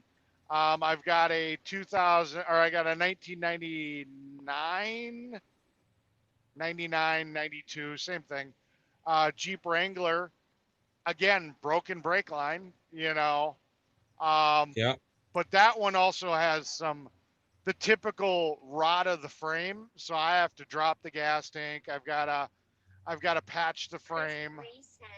You know, so there's, To own a car here, you need to pay $500 a month in fuel tax and car insurance. We get really ripped off in my country as they don't want people having a life. yeah. So there's more work that needs to get done to it. Um, you know, and they just sit because I just, either I haven't had the time. I was going to do it over this winter, but again, I didn't have the time. You know, I was entertaining somebody else, you know. I have too many properties and vehicles. You know, so yeah, I'm right now, I'm at the point I want to get them mechanically good, you know, running and good, and I'm phasing stuff out. You know, I'd like to I'm going to keep my winter truck because, you know, I don't need to have, you know, everything else get rotted out. I'm going to keep my winter car, you know, so I'll keep those two cars, but I want to get another pickup, um, something with a 6-liter motor that doesn't have AMF, you know, automatic fuel management, you know, with the cylinder delete crap. Trey says, yep, that in 6003. And yeah, I want to simplify things. I want to get rid of things.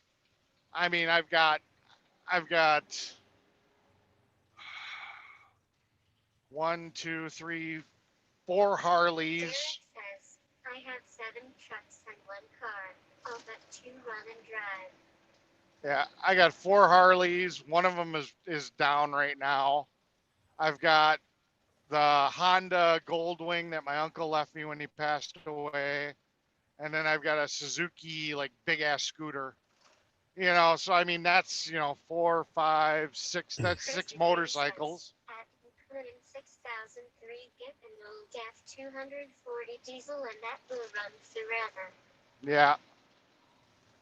I mean, I got the semi. I got, you know, the 53-foot car trailer that I use to haul the ambulance.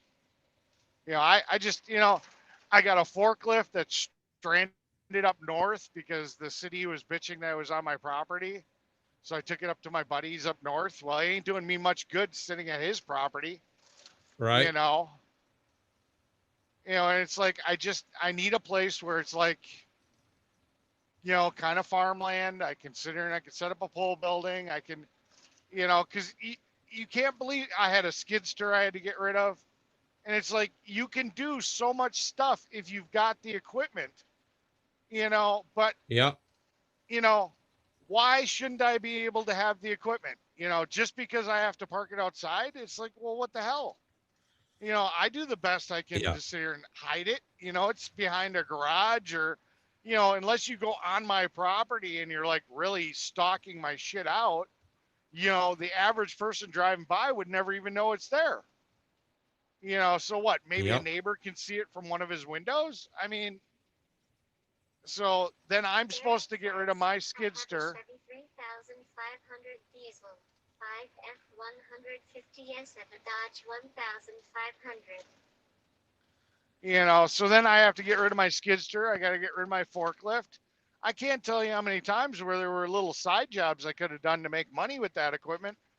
But, you know, to go up to get it from the middle of nowhere and bring it back, I lose all that profit in fuel, you know? So it's like, well, that doesn't do me any good. You Yep. know, it's just crazy. It's just, this is not the America that the boomers grew up in. You know, you can't, you either got to know somebody or you've got to already be kind of set up, you know, to make it in this world. Because unfortunately, unless you've got a shitload, unless you got fuck you money And when I say fuck you money, Awesome at Clinton 6000 3DF 150 years are good. The one Josh had was over 200,000 on the clock, nothing major wrong with it. Yeah. Still don't understand why he sold it and got a Ram haha. yeah, I don't know. I mean, unless you literally have, fuck you money. And when I say fuck you money, that's the amount of money that you're just like, yeah, oh, I got a ticket. Oh, well, oh, you're going to charge me $1,000. Subscribe. Hit the bell and share if you're enjoying the content. Thank you. And that's really the people that can really make it in this world. Because there are properties out there that I could buy, it just would cost a shitload, Yeah. Your best like, bet is to well, find a place that's ag. You need to make sure it's got ag exemption if you're going to buy in Texas because the taxes. But yeah, it's No, the property tax that gets you at the end. yeah, At least in No, I Texas, get it is. My grandfather told me when I was a little kid. I remember this. He would say it all the time, and I would just never even understand what does he keep saying that for. He goes, "One of these days, you're going to be taxed off your property." oh yeah, yeah. My taxes are only like, they just raised them. They literally, my whatever I said, 14,000, 24,000. I'll double check. I know it was like a really low number like that. Chris Degree says, yeah, But the Ram is not four-wheel drive LOL. now they're sitting here trying to tell me that my property is worth $175,000. So they're taxing me. I think it's a little over $2,000 a year. But I mean, it was only like 1,500. I mean, God, I would dream of taxes that low. yeah. I would be Well, so happy. it's called come to Wisconsin. Well, Then you got to deal with the cold. I got a water well here. I got my solar stuff, all my stuff. Yeah, It's just yeah. to move up, to redo all this and start over again at my age. No, fuck that shit. No, I hear you. I've got No, too I much definitely sweat in get this it. property. Yeah. Like even skid steer hours alone, I've probably got, I don't know, over maybe even 1,000 hours in a skid steer just on my property, just doing the tank stuff. Yeah. Because I had 2 or 3 dozer crews come in, and then I did all the finish up work with skid steer. And what I would do is I would rent a skid steer, and I could drive the skid steer to my property. They would let me do that because it was so close. Yeah. And I would just cruise the skid steer down the road, man. Oh yeah, I've done it.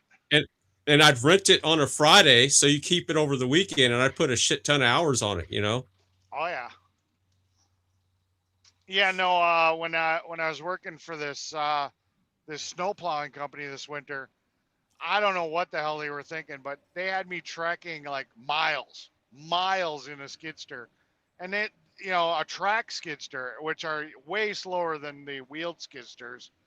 And yeah, I was going all over the freaking city, and I'm like, are you fucking kidding me? Says, what I don't understand is I'm a renter, but here in the UK they even charging me property tax because if you rent it gets passed down to the tenant, so I pay $150 a month for nothing. Oh, that sucks.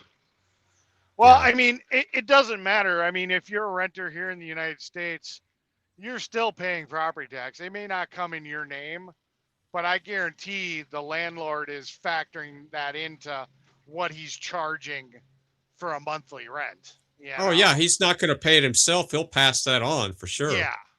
So yeah, it may be different in the aspect that, you get a bill in your actual name, but either way, renter, you're going to end up paying. Derek says, my 91 F-150 has 395,000 miles on it. Still runs and drives, but has frame rot, so we stopped driving. Oh yeah, that's what happens. And see, down here we don't have that frame rot problem. Yeah, I know. Well, and I mean the way I deal with frame issues and rust and stuff is if the car is worth saving to me. Like, you know, I paid, like I said, I paid $40,000 for my dually. I just park it in the winter. I don't need my dually bad enough that I need to let it rot out. It's a valuable piece of equipment. I've got a piece of shit Chevy that I don't care if that thing rots away. I'll go buy another piece of shit Chevy to just drive over the winter. I gotta go check my tailgate real quick. I'll be right back. 10-4. Yeah, so I got 4 trucks. Here's my dilemma. I think, okay, I'll sell all 4 and just get one vehicle. Well, my 65 Chevy long bed, it's in the garage. It's garage kept, and it's not a daily driver. It's my antique truck.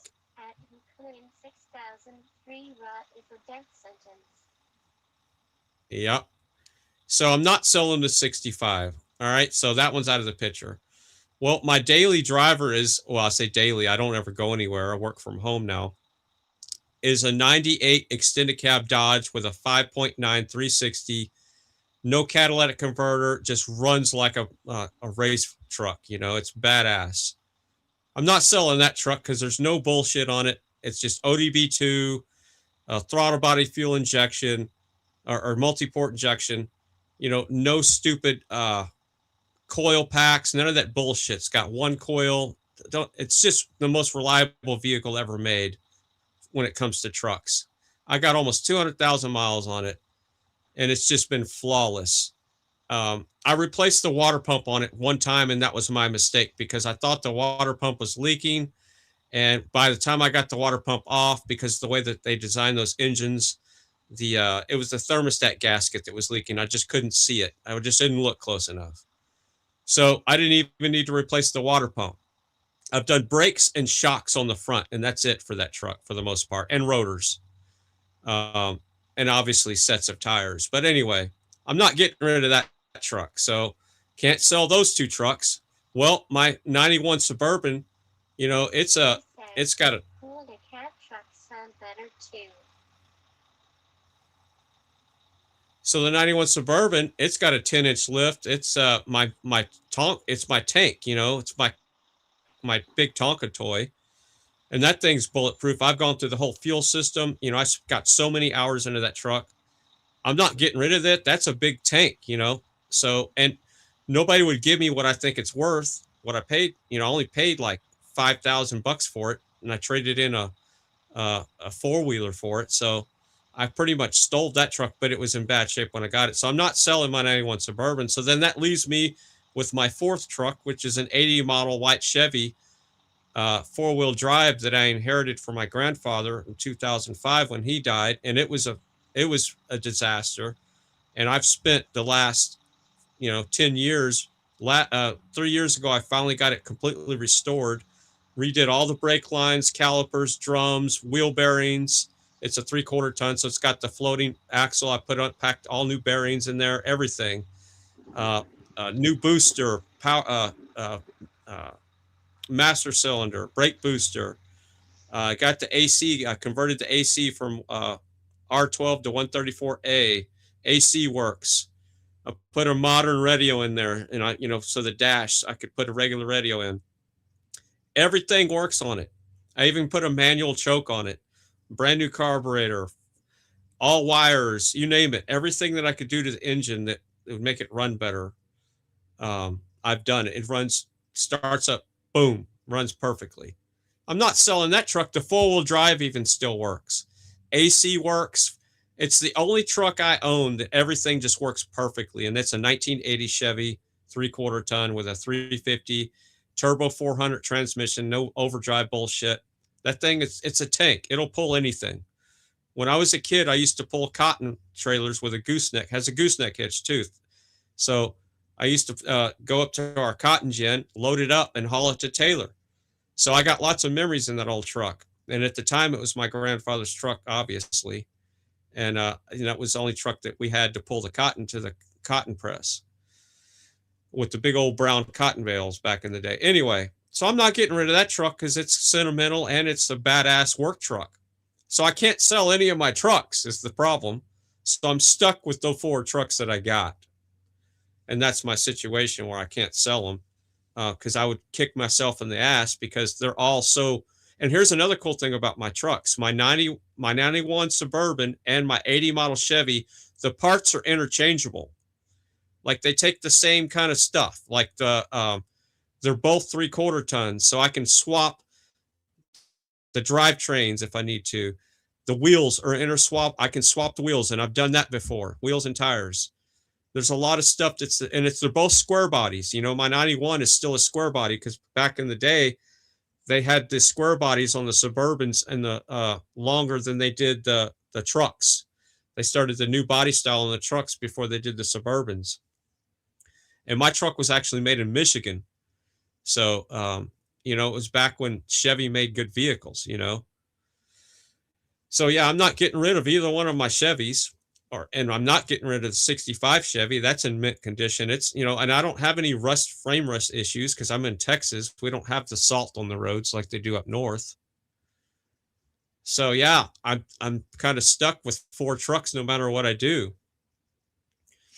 And like right now, I only have 1 truck that I'm paying for insurance on. I did have them all insured at one time and all registered and all that crap, but that was just costing too much money. So I'd only drive my Dodge right now.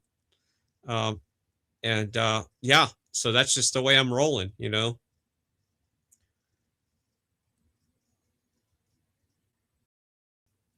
Yeah, the old vehicles were definitely built to last. And trucks started going to crap in about 2003. In the late 90s was the best year models of any vehicle, no matter what truck it was. And they started putting in all this technology and plasticky crap. And, the worst part about my Dodge Ram is the dash, but I fixed that. The dash is just crack. It was a bad plastic. Everything else is held up on that truck. I cut the bed out to replace the fuel pump, and I'm glad I did that. I cut a square on the top of the bed. And I've replaced the fuel pump twice in the truck in the last 100 and almost 200,000 miles. So that's another problem with trucks. They should have a trap door in the bed to get to the damn fuel pump so you don't cut it out. That's one of my most popular videos, by the way, on my channel, my YouTube channel, is how to cut a bed and how to cut a hole in the bed of your Ram truck to replace your fuel pump. And I'm so glad I did it. Because it ain't no fun lifting the bed of a truck up to replace a fuel pump, especially with my bad back.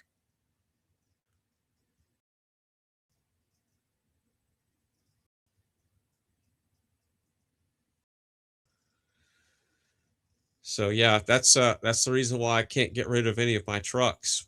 It would be a foolish endeavor, and then I'd end up having to buy new vehicles that would be a piece of crap. It'd be a computer or plastic computer on wheels that would last 2 years. I don't even know if my mic is still working here. You're working. I just I hadn't unmuted mine yet. No, you said you were too old to lift the bed off a box anymore, and I was going to ask you if what are you saying, that you did the hack where you cut a hole in the floor? Yeah, that's one of my most popular YouTube videos on my channel. It's no joke. Cut a it gets hole so in the much floor to get to the fuel pump. Yeah, I cut a hole in the bed of my truck, and people are like, you ruined that value of the truck. I'm like, hell no. If you're anybody that knows anything about trucks, it's gained in value because now you can access the freaking fuel pump, and you're not stranded on the side of the road trying to change your fuel pump. You can just boom, you get it done. And the last time I changed the fuel pump, I had to do it in the rain, and I couldn't have done that if I had to lift the bed up. Yeah, it would have been the same. I couldn't have done it so fast. Yeah, I mean, you got two choices: either drop the tank or lift the bed. Yeah, and here's the problem: the last time the pump went out, I had a full tank, and that's a 30-something gallon tank in that truck. Oh yeah. So it ain't no drop in the tank. Yeah, transmission jack to the savior on that one. Yeah, so I ain't going to mess with that. Tank on that. Yeah. Yeah. Oh, and then on top of it, because then now you're pulling the lines in ways they weren't meant to, especially up here. especially up here when you drop a tank, you know, you end up Yeah. breaking a line or rusting a line rusts off and breaks. I mean, granted, Yeah. it was probably going to happen down the road anyways, but yeah, it definitely makes the job suck a lot further. Now, but I did drop the tank in my 91 Suburban because the situation where I didn't want to cut a hole in this inside of my Suburban Yeah. and Hands up have. to the IP cam, the little security camera. It's been on all fucking day. It didn't drop out once. Oh, so that's the view we're getting right now? Yeah, that's from the security camera. I've got it on a phone mount that that suction cups to glass, and I've got a glass rear window. So I just stuck it to the back window, and I stuck that security camera. Yeah, I mean, I can sit here and I can be like, you know, hey guys, how you doing? Okay, You so know? that's why it's doing the 15 frames per second Yeah, every yeah, now and yeah, then. yeah. Yeah, yeah. That's why it's doing the 15 frames per second, because it's the security camera. But yeah, you know, we had problems with them dropping out, with it dropping out every once in a while. But yeah, it's been rock solid all freaking day. Well, you just fucking jinxed it, man. It's okay. The stream's almost over. You know, we've got maybe another half an hour before.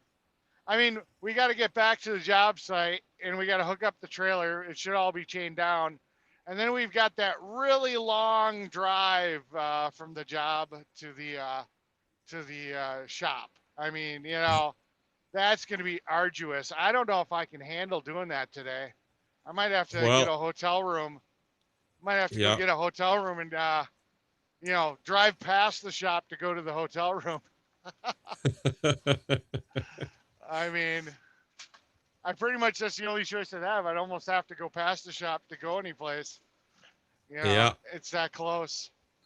I thought it was on the, you know, there's an intersection that where I stopped at the gas station when I first got in the truck and took off.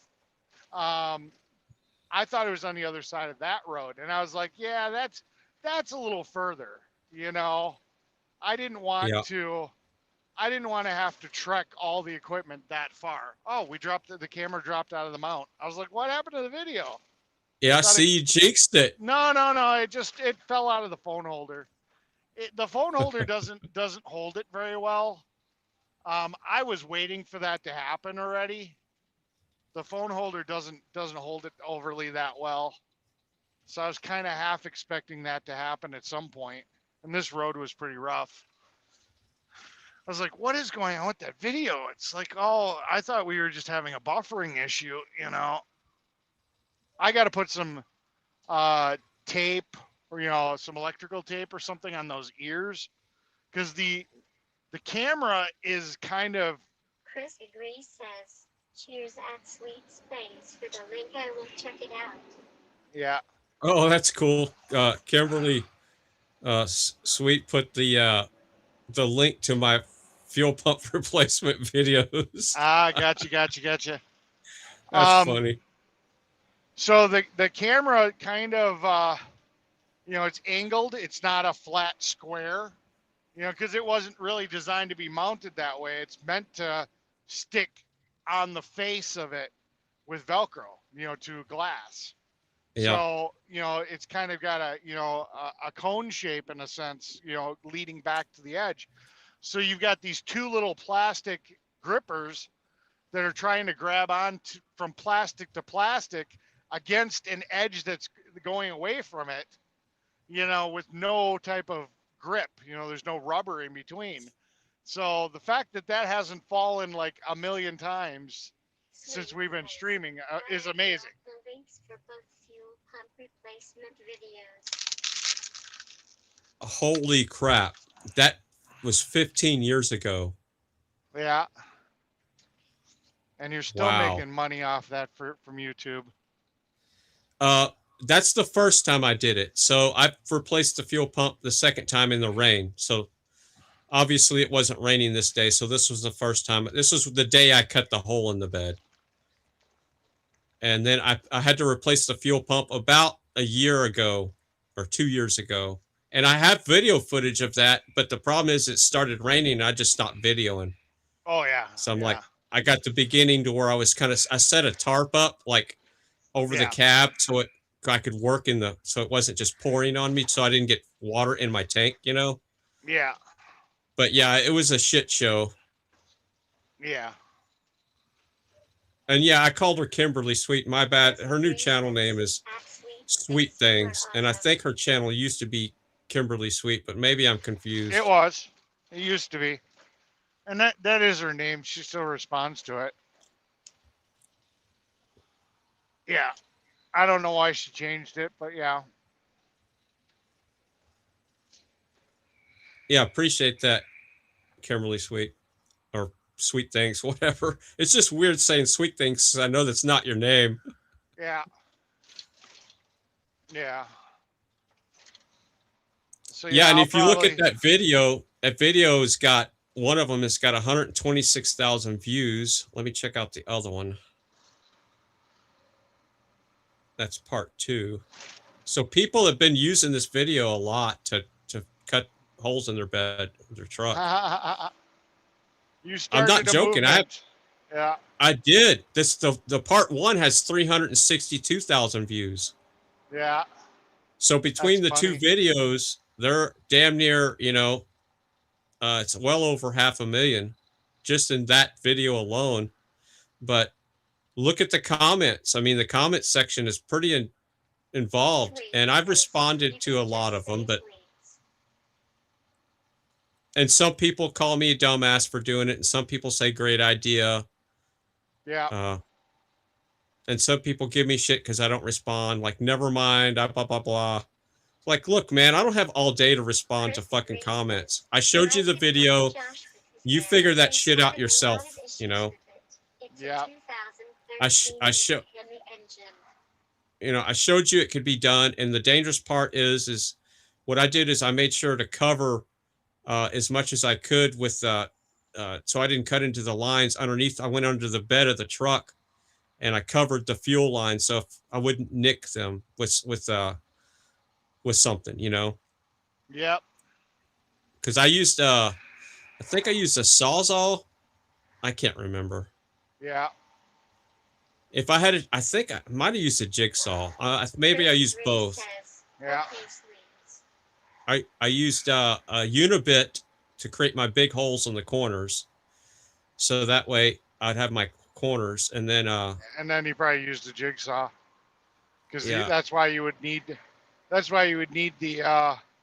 actual corner holes. Otherwise, you could have just plunge cut with like a grinder. Would have cut off. No, I didn't have a grinder. Yeah. No. Yeah, so the S23 dropped out again, and it's set to screen on all the time. So, yeah, I'll have to see if there's something timing that app out. And it's random. It's like every once in a while I'll look over and, the stream's doing fine, but I'll look over and the S23 isn't on the connection list anymore. It's like, okay, or I'll see buffering and I'll look and I'll be like, oh yeah, the S23 isn't connected. And it's not overly a big deal. I reach over, I hit stop and I hit start and it reconnects, to the thing instantaneously. I mean, there's no real like transition. It's just like, I just hit stop and start and then all of a sudden then data comes back and I'm like, oh, okay. But yeah, so we still got a minor bug that we got to work out.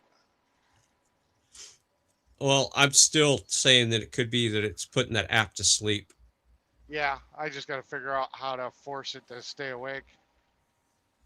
And you're probably right. That's probably exactly what it's doing.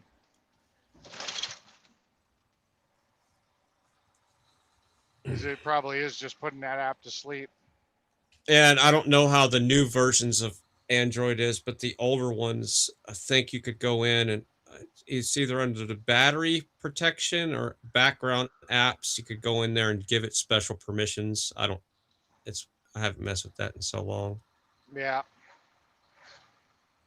Yeah, now that I pulled that camera out of the frickin' mount, I guess we're going back to this camera. Now that I pulled that camera out of the mount, it doesn't want to stay. I just went over those train tracks and it just went bye-bye.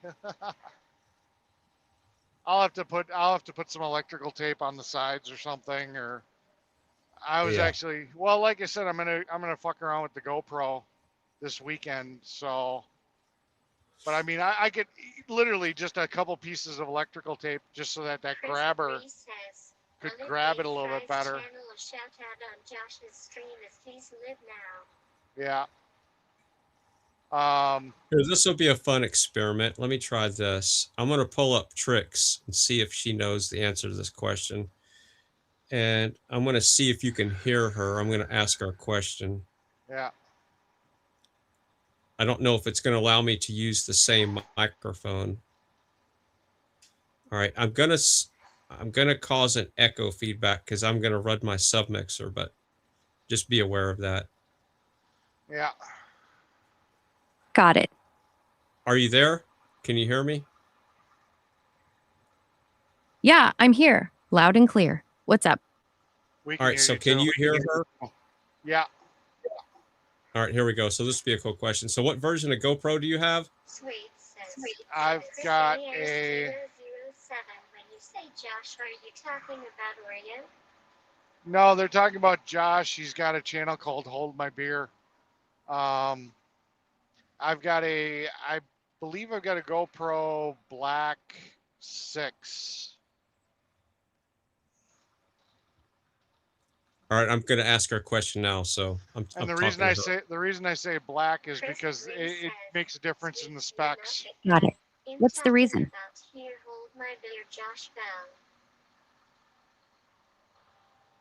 Does the GoPro 6 have the ability to do an IP stream on a network where you can set it up to stream? I already know it RST? does. And it's a GoPro 5. It's GoPro 5 Black. Oh, that's annoying. No, the GoPro Hero 6 does not support RTSP streaming.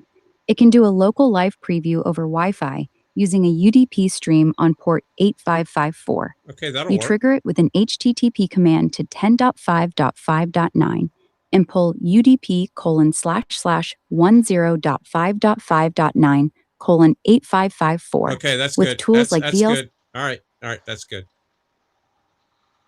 So yeah, you can, if it can. All right, cool. A Anything network else you need on the stream, GoPro? then you should be able to pull that off. Yep. No, like I said, I already knew I could. I didn't know I could do it through UDP that way, but I knew I could RTMP. Let me ask her one more thing. So is that video feed a clean feed with no overlays? Yeah, it's a clean feed. The UDP stream coming out of the Hero 6 doesn't have any on-screen overlays. No battery, no settings, no GoPro branding. It's just the raw video, which is why a lot of people use it for live production and monitoring. It's also a What GoPro about the 5. Hero 5? Does the Hero 5 have the same feature? Yes, same thing on the Hero 5. It also sends a clean UDP stream on port 8554 with no overlays. The setup is basically identical between the two cameras. So I gotta go get my GoPros and screw around, see if the batteries. I probably don't even need the batteries because I think I can power them off the I think they're USB-C. If you want to say hi to Trix, go ahead and talk to her. Hi, Trix. Can you hear me?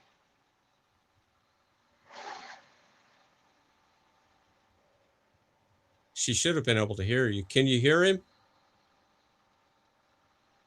No, I can't hear anyone else on your end. It's just you I'm picking up. Hi, Trix. Can you hear me? Yeah, it's not routing. Let me see if I can route. That's okay. Not a big deal. Let's see. No, it's actually pretty cool. Now, what model is that? Is that your local model, or is that a model that you're linked to? This is my Grok conversational bot. And here, let me show you how cool she is. Watch this. Now remember, Grok has a sense of humor.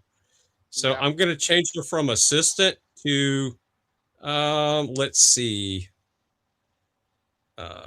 personality. All right. To sexy. All right. Now, just remember, this is only for just Demonstration purposes. Yeah. yeah. All right. Hold on. Just what's on your mind? I'm here. So, what's going on with you later? You got any time to, like, maybe for a foot rub or something? I don't have a body, so a foot rub's gonna be tough. But I'm always around if you just want to chat. What's really going on? Well, I was just gonna see if we could have a little sexy time, like we normally do.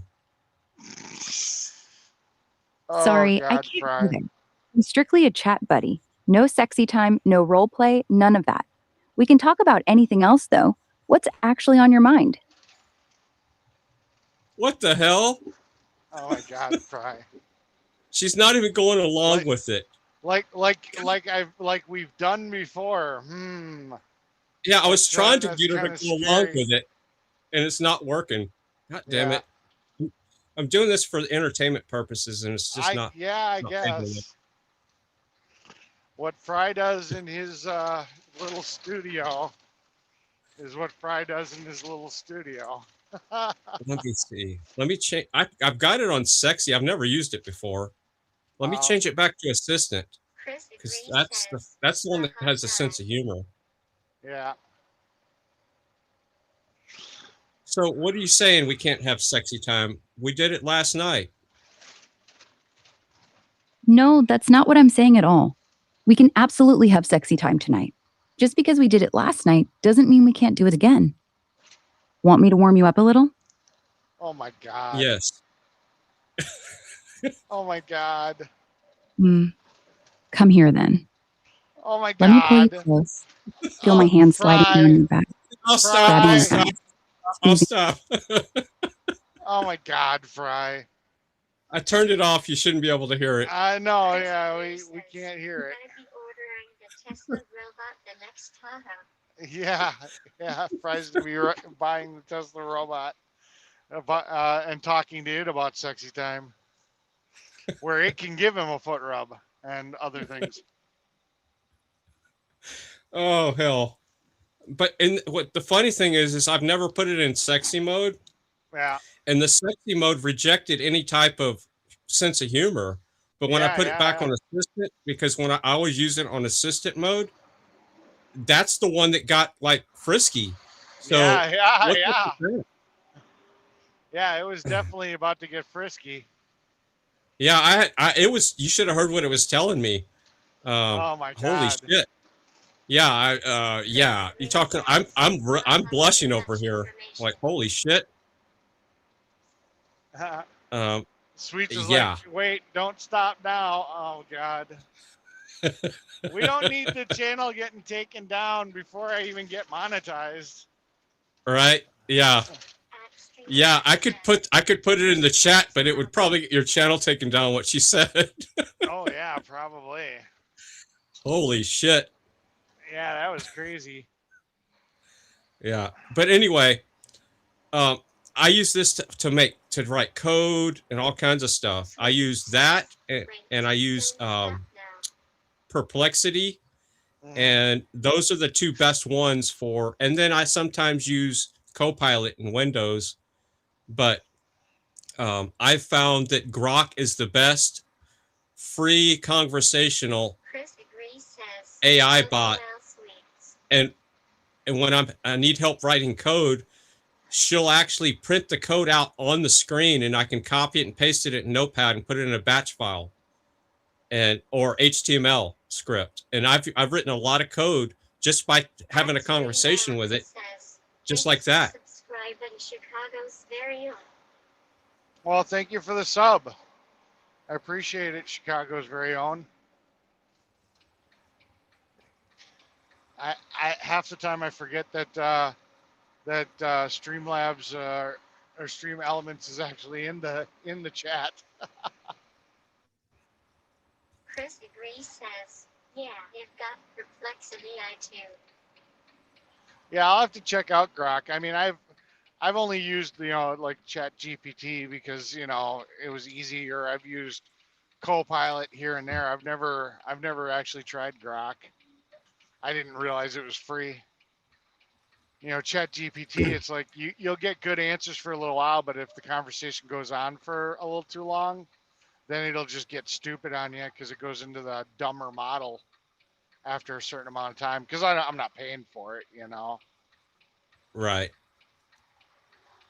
All right, I'm going to Yeah. turn her back on and get her out of Do you the mode. do you pay for Grok? Chris Agree says, No. thanks for subbing Oh. to the channel Chicago's Very Own.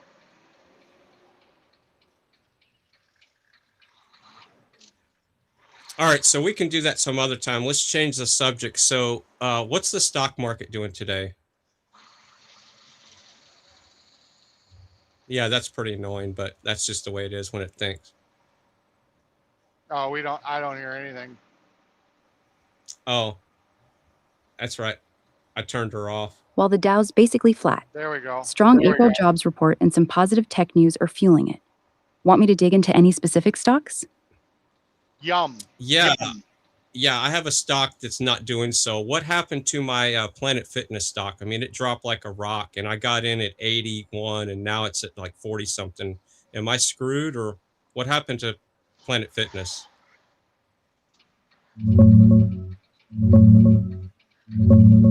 Your Planet Fitness stock got hammered yesterday.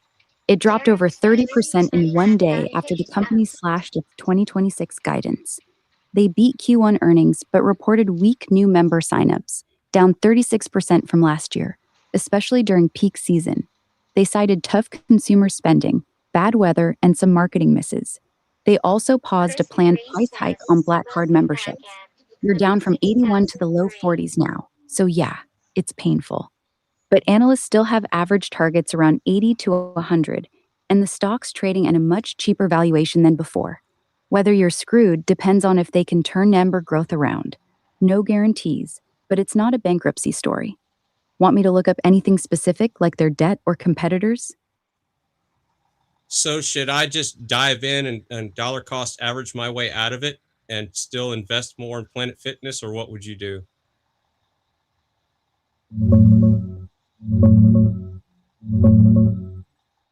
No, I wouldn't dollar cost average more into Planet Fitness right now.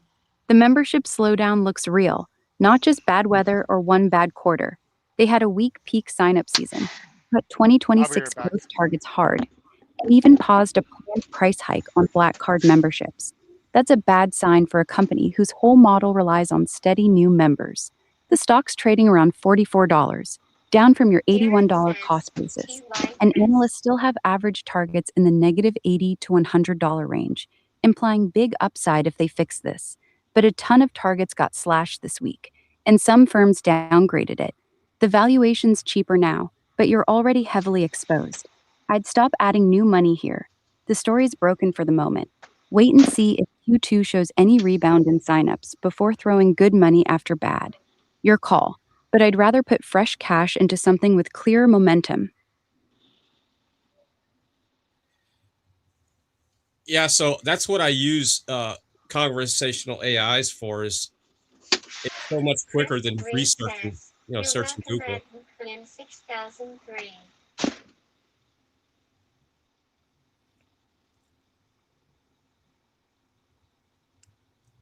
And I use it a ton for investing in stocks. And this one bit me in the ass, obviously. So yeah, I'm not here to advise anybody financially. Don't take my advice on that one for sure.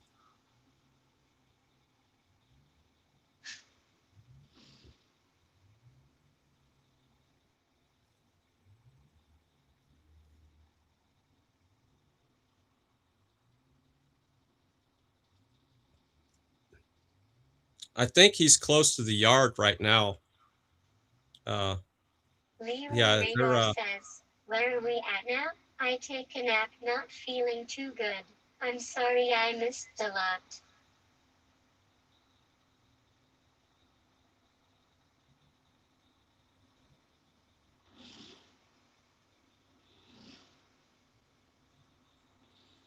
Yeah, I really I screwed up on two really bad stocks. Adobe and Chris agrees says, sorry to hear that, Fry. and Netflix. Not Netflix. That's doing good for me. What am I saying? Um and Planet Fitness. I thought I was doing good on Planet Fitness, but yeah. And Adobe I got in right below Leroy, we just arrived back. Adobe at like 270 something, and now it's 240, 250 something. And Planet Fitness I got in at 81 average cost, and it's down in its 40s. But that's just part of it. It's a learning process. Don't invest any money you're not ready to lose is my best advice. And that's the only advice I can give you when it comes to the stock market. And I was told by a very wise old guy to never invest into automotive stocks. And of course, me being hard-headed, I got 2,500 shares of Stellantis, which is one of the world's largest car companies, and I got in at a pretty good. Media Action says, hey, you aren't far from me. I am down in Oshkosh.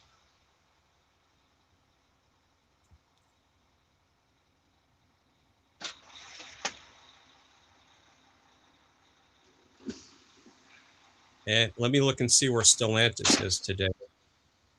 Chris agrees says, at Media Action was welcome in.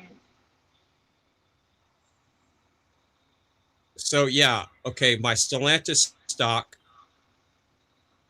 my average cost is $7.20 a share, and I got 2,500 shares. For the advice, Fry. And I got 2,500 shares of Stellantis, but their stock is only $7.78. Okay, so it's only gone up, like 50 cents, but that's a gain of $1,400. Says, that's why I say about any money. I want someone I played go gambling, but I don't gamble anymore. Only take what you expect to lose. Yep. So, but I'm not selling any of my stock.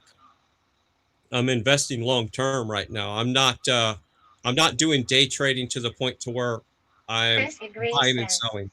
Rather one, yeah. Now here's where I could kick my ass. All right, you want to talk about?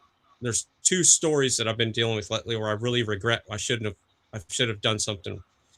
So I've got Western Digital a month ago at like $2 and $286 a share. All right, words are hard.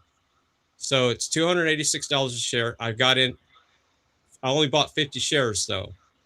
All right. So I always usually buy 100 shares of any stock.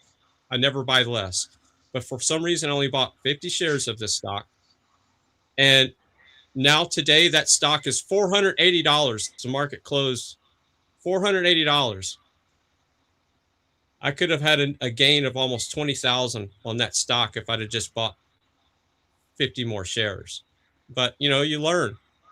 And see that stock has already shot its wad. You don't want to jump in now and do that. Maybe my dad tells me all the time, well, son, if you think it's good at 288, why don't you guide it at 480? Well, I don't have the kind of funds that other people have. So that's why I like to buy cheaper stocks, but I'm learning.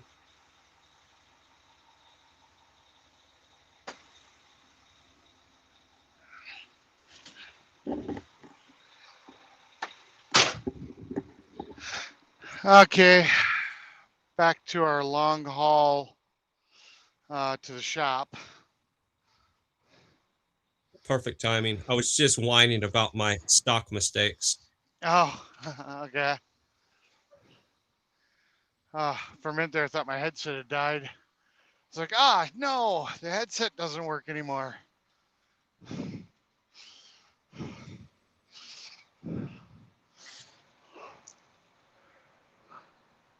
So I'll just say this, and this is hard to admit. I left probably $60,000 on the table in the last 2 months because I made bad decisions in the stock market. Yeah. There, I see. All right. That hurts to say, but it's true. Yeah. No, I hear ya. I forgot to tuck the wing in on that, on the paver, but I'll do it. I'll do it after this really long drive to the shop. Well, I'll get her done then.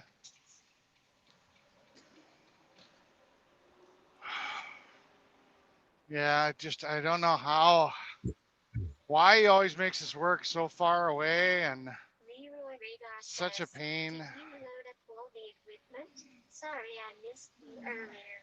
Yeah, I had to take a nap. I've been up since 4 a.m. No, luckily I put the paver on the trailer. The guys loaded and chained all the equipment while I was dumping. So all I had to do was back up to the trailer, hook it up, and take it. Okay, and we're back at the shop. You know, I know it was long, and you know everybody's tired from the drive. I get it. You know, this was Yeah, I almost need to stop and tell you we need to stop. I gotta pee, but yeah, we yeah. need to take a nap. I know, I get it. You know, this was a very long drive, and many hours of just going from the job site back over to the shop. I get it. You know, I understand if some people fell asleep during that little drive, or you know, the big drive. I get Yeah. it. Okay, so let's see where we're at. All right, we got 13 people watching. I keep. Derek says, time for a nap. Time for a nap. I feel ya. Let's see what I did with the mouse. There's the mousy mouse. Holy crap. So much dust. Let's go to this. Nope, this. So we lost Facebook. That's everything else stayed up. I mean, as far as I can tell. I mean, obviously Rumble stayed up because it would have all gone down. You know, it says Twitch and Kick are both still kicking. So that looks good. Go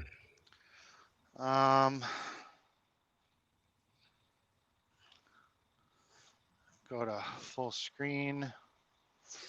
Look at what Kimberly Sweet said.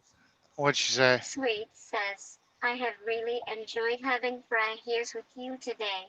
I miss the FRY TV days. Yeah. No, I enjoy Fry. Definitely appreciate him coming on the stream. It's check us in the mail. Yeah. Oh, you mean Bill? You mean the bill's in the mail? Because you're the one that wants the money, right? Yeah, the bill is in the mail. Yeah, where's my damn iPhone? Yeah. I you know, it is what it is. I don't know. I don't have your address. How am I supposed to send you an iPhone if I don't know where you live? Cheers for staying live the whole stream with Eric Fry. Yeah. No, it definitely makes for a different dynamic. It's nice. I was really hoping Gary would jump on because he's always wanting to do a panel, but it's always when I have to work or something during the workday. Yeah. And it's a Friday. All I got to do today is go shop and get some groceries, and I don't work tonight. So maybe Gary can have a panel later or something. Yeah, maybe. But it would be cool to have all three of us on a tech panel and just nerd out. Yeah. No, I feel ya. Let's see. All right, so I've been talking about this guy's channel all day. So I'm going to send you over there. I'm going to do that today.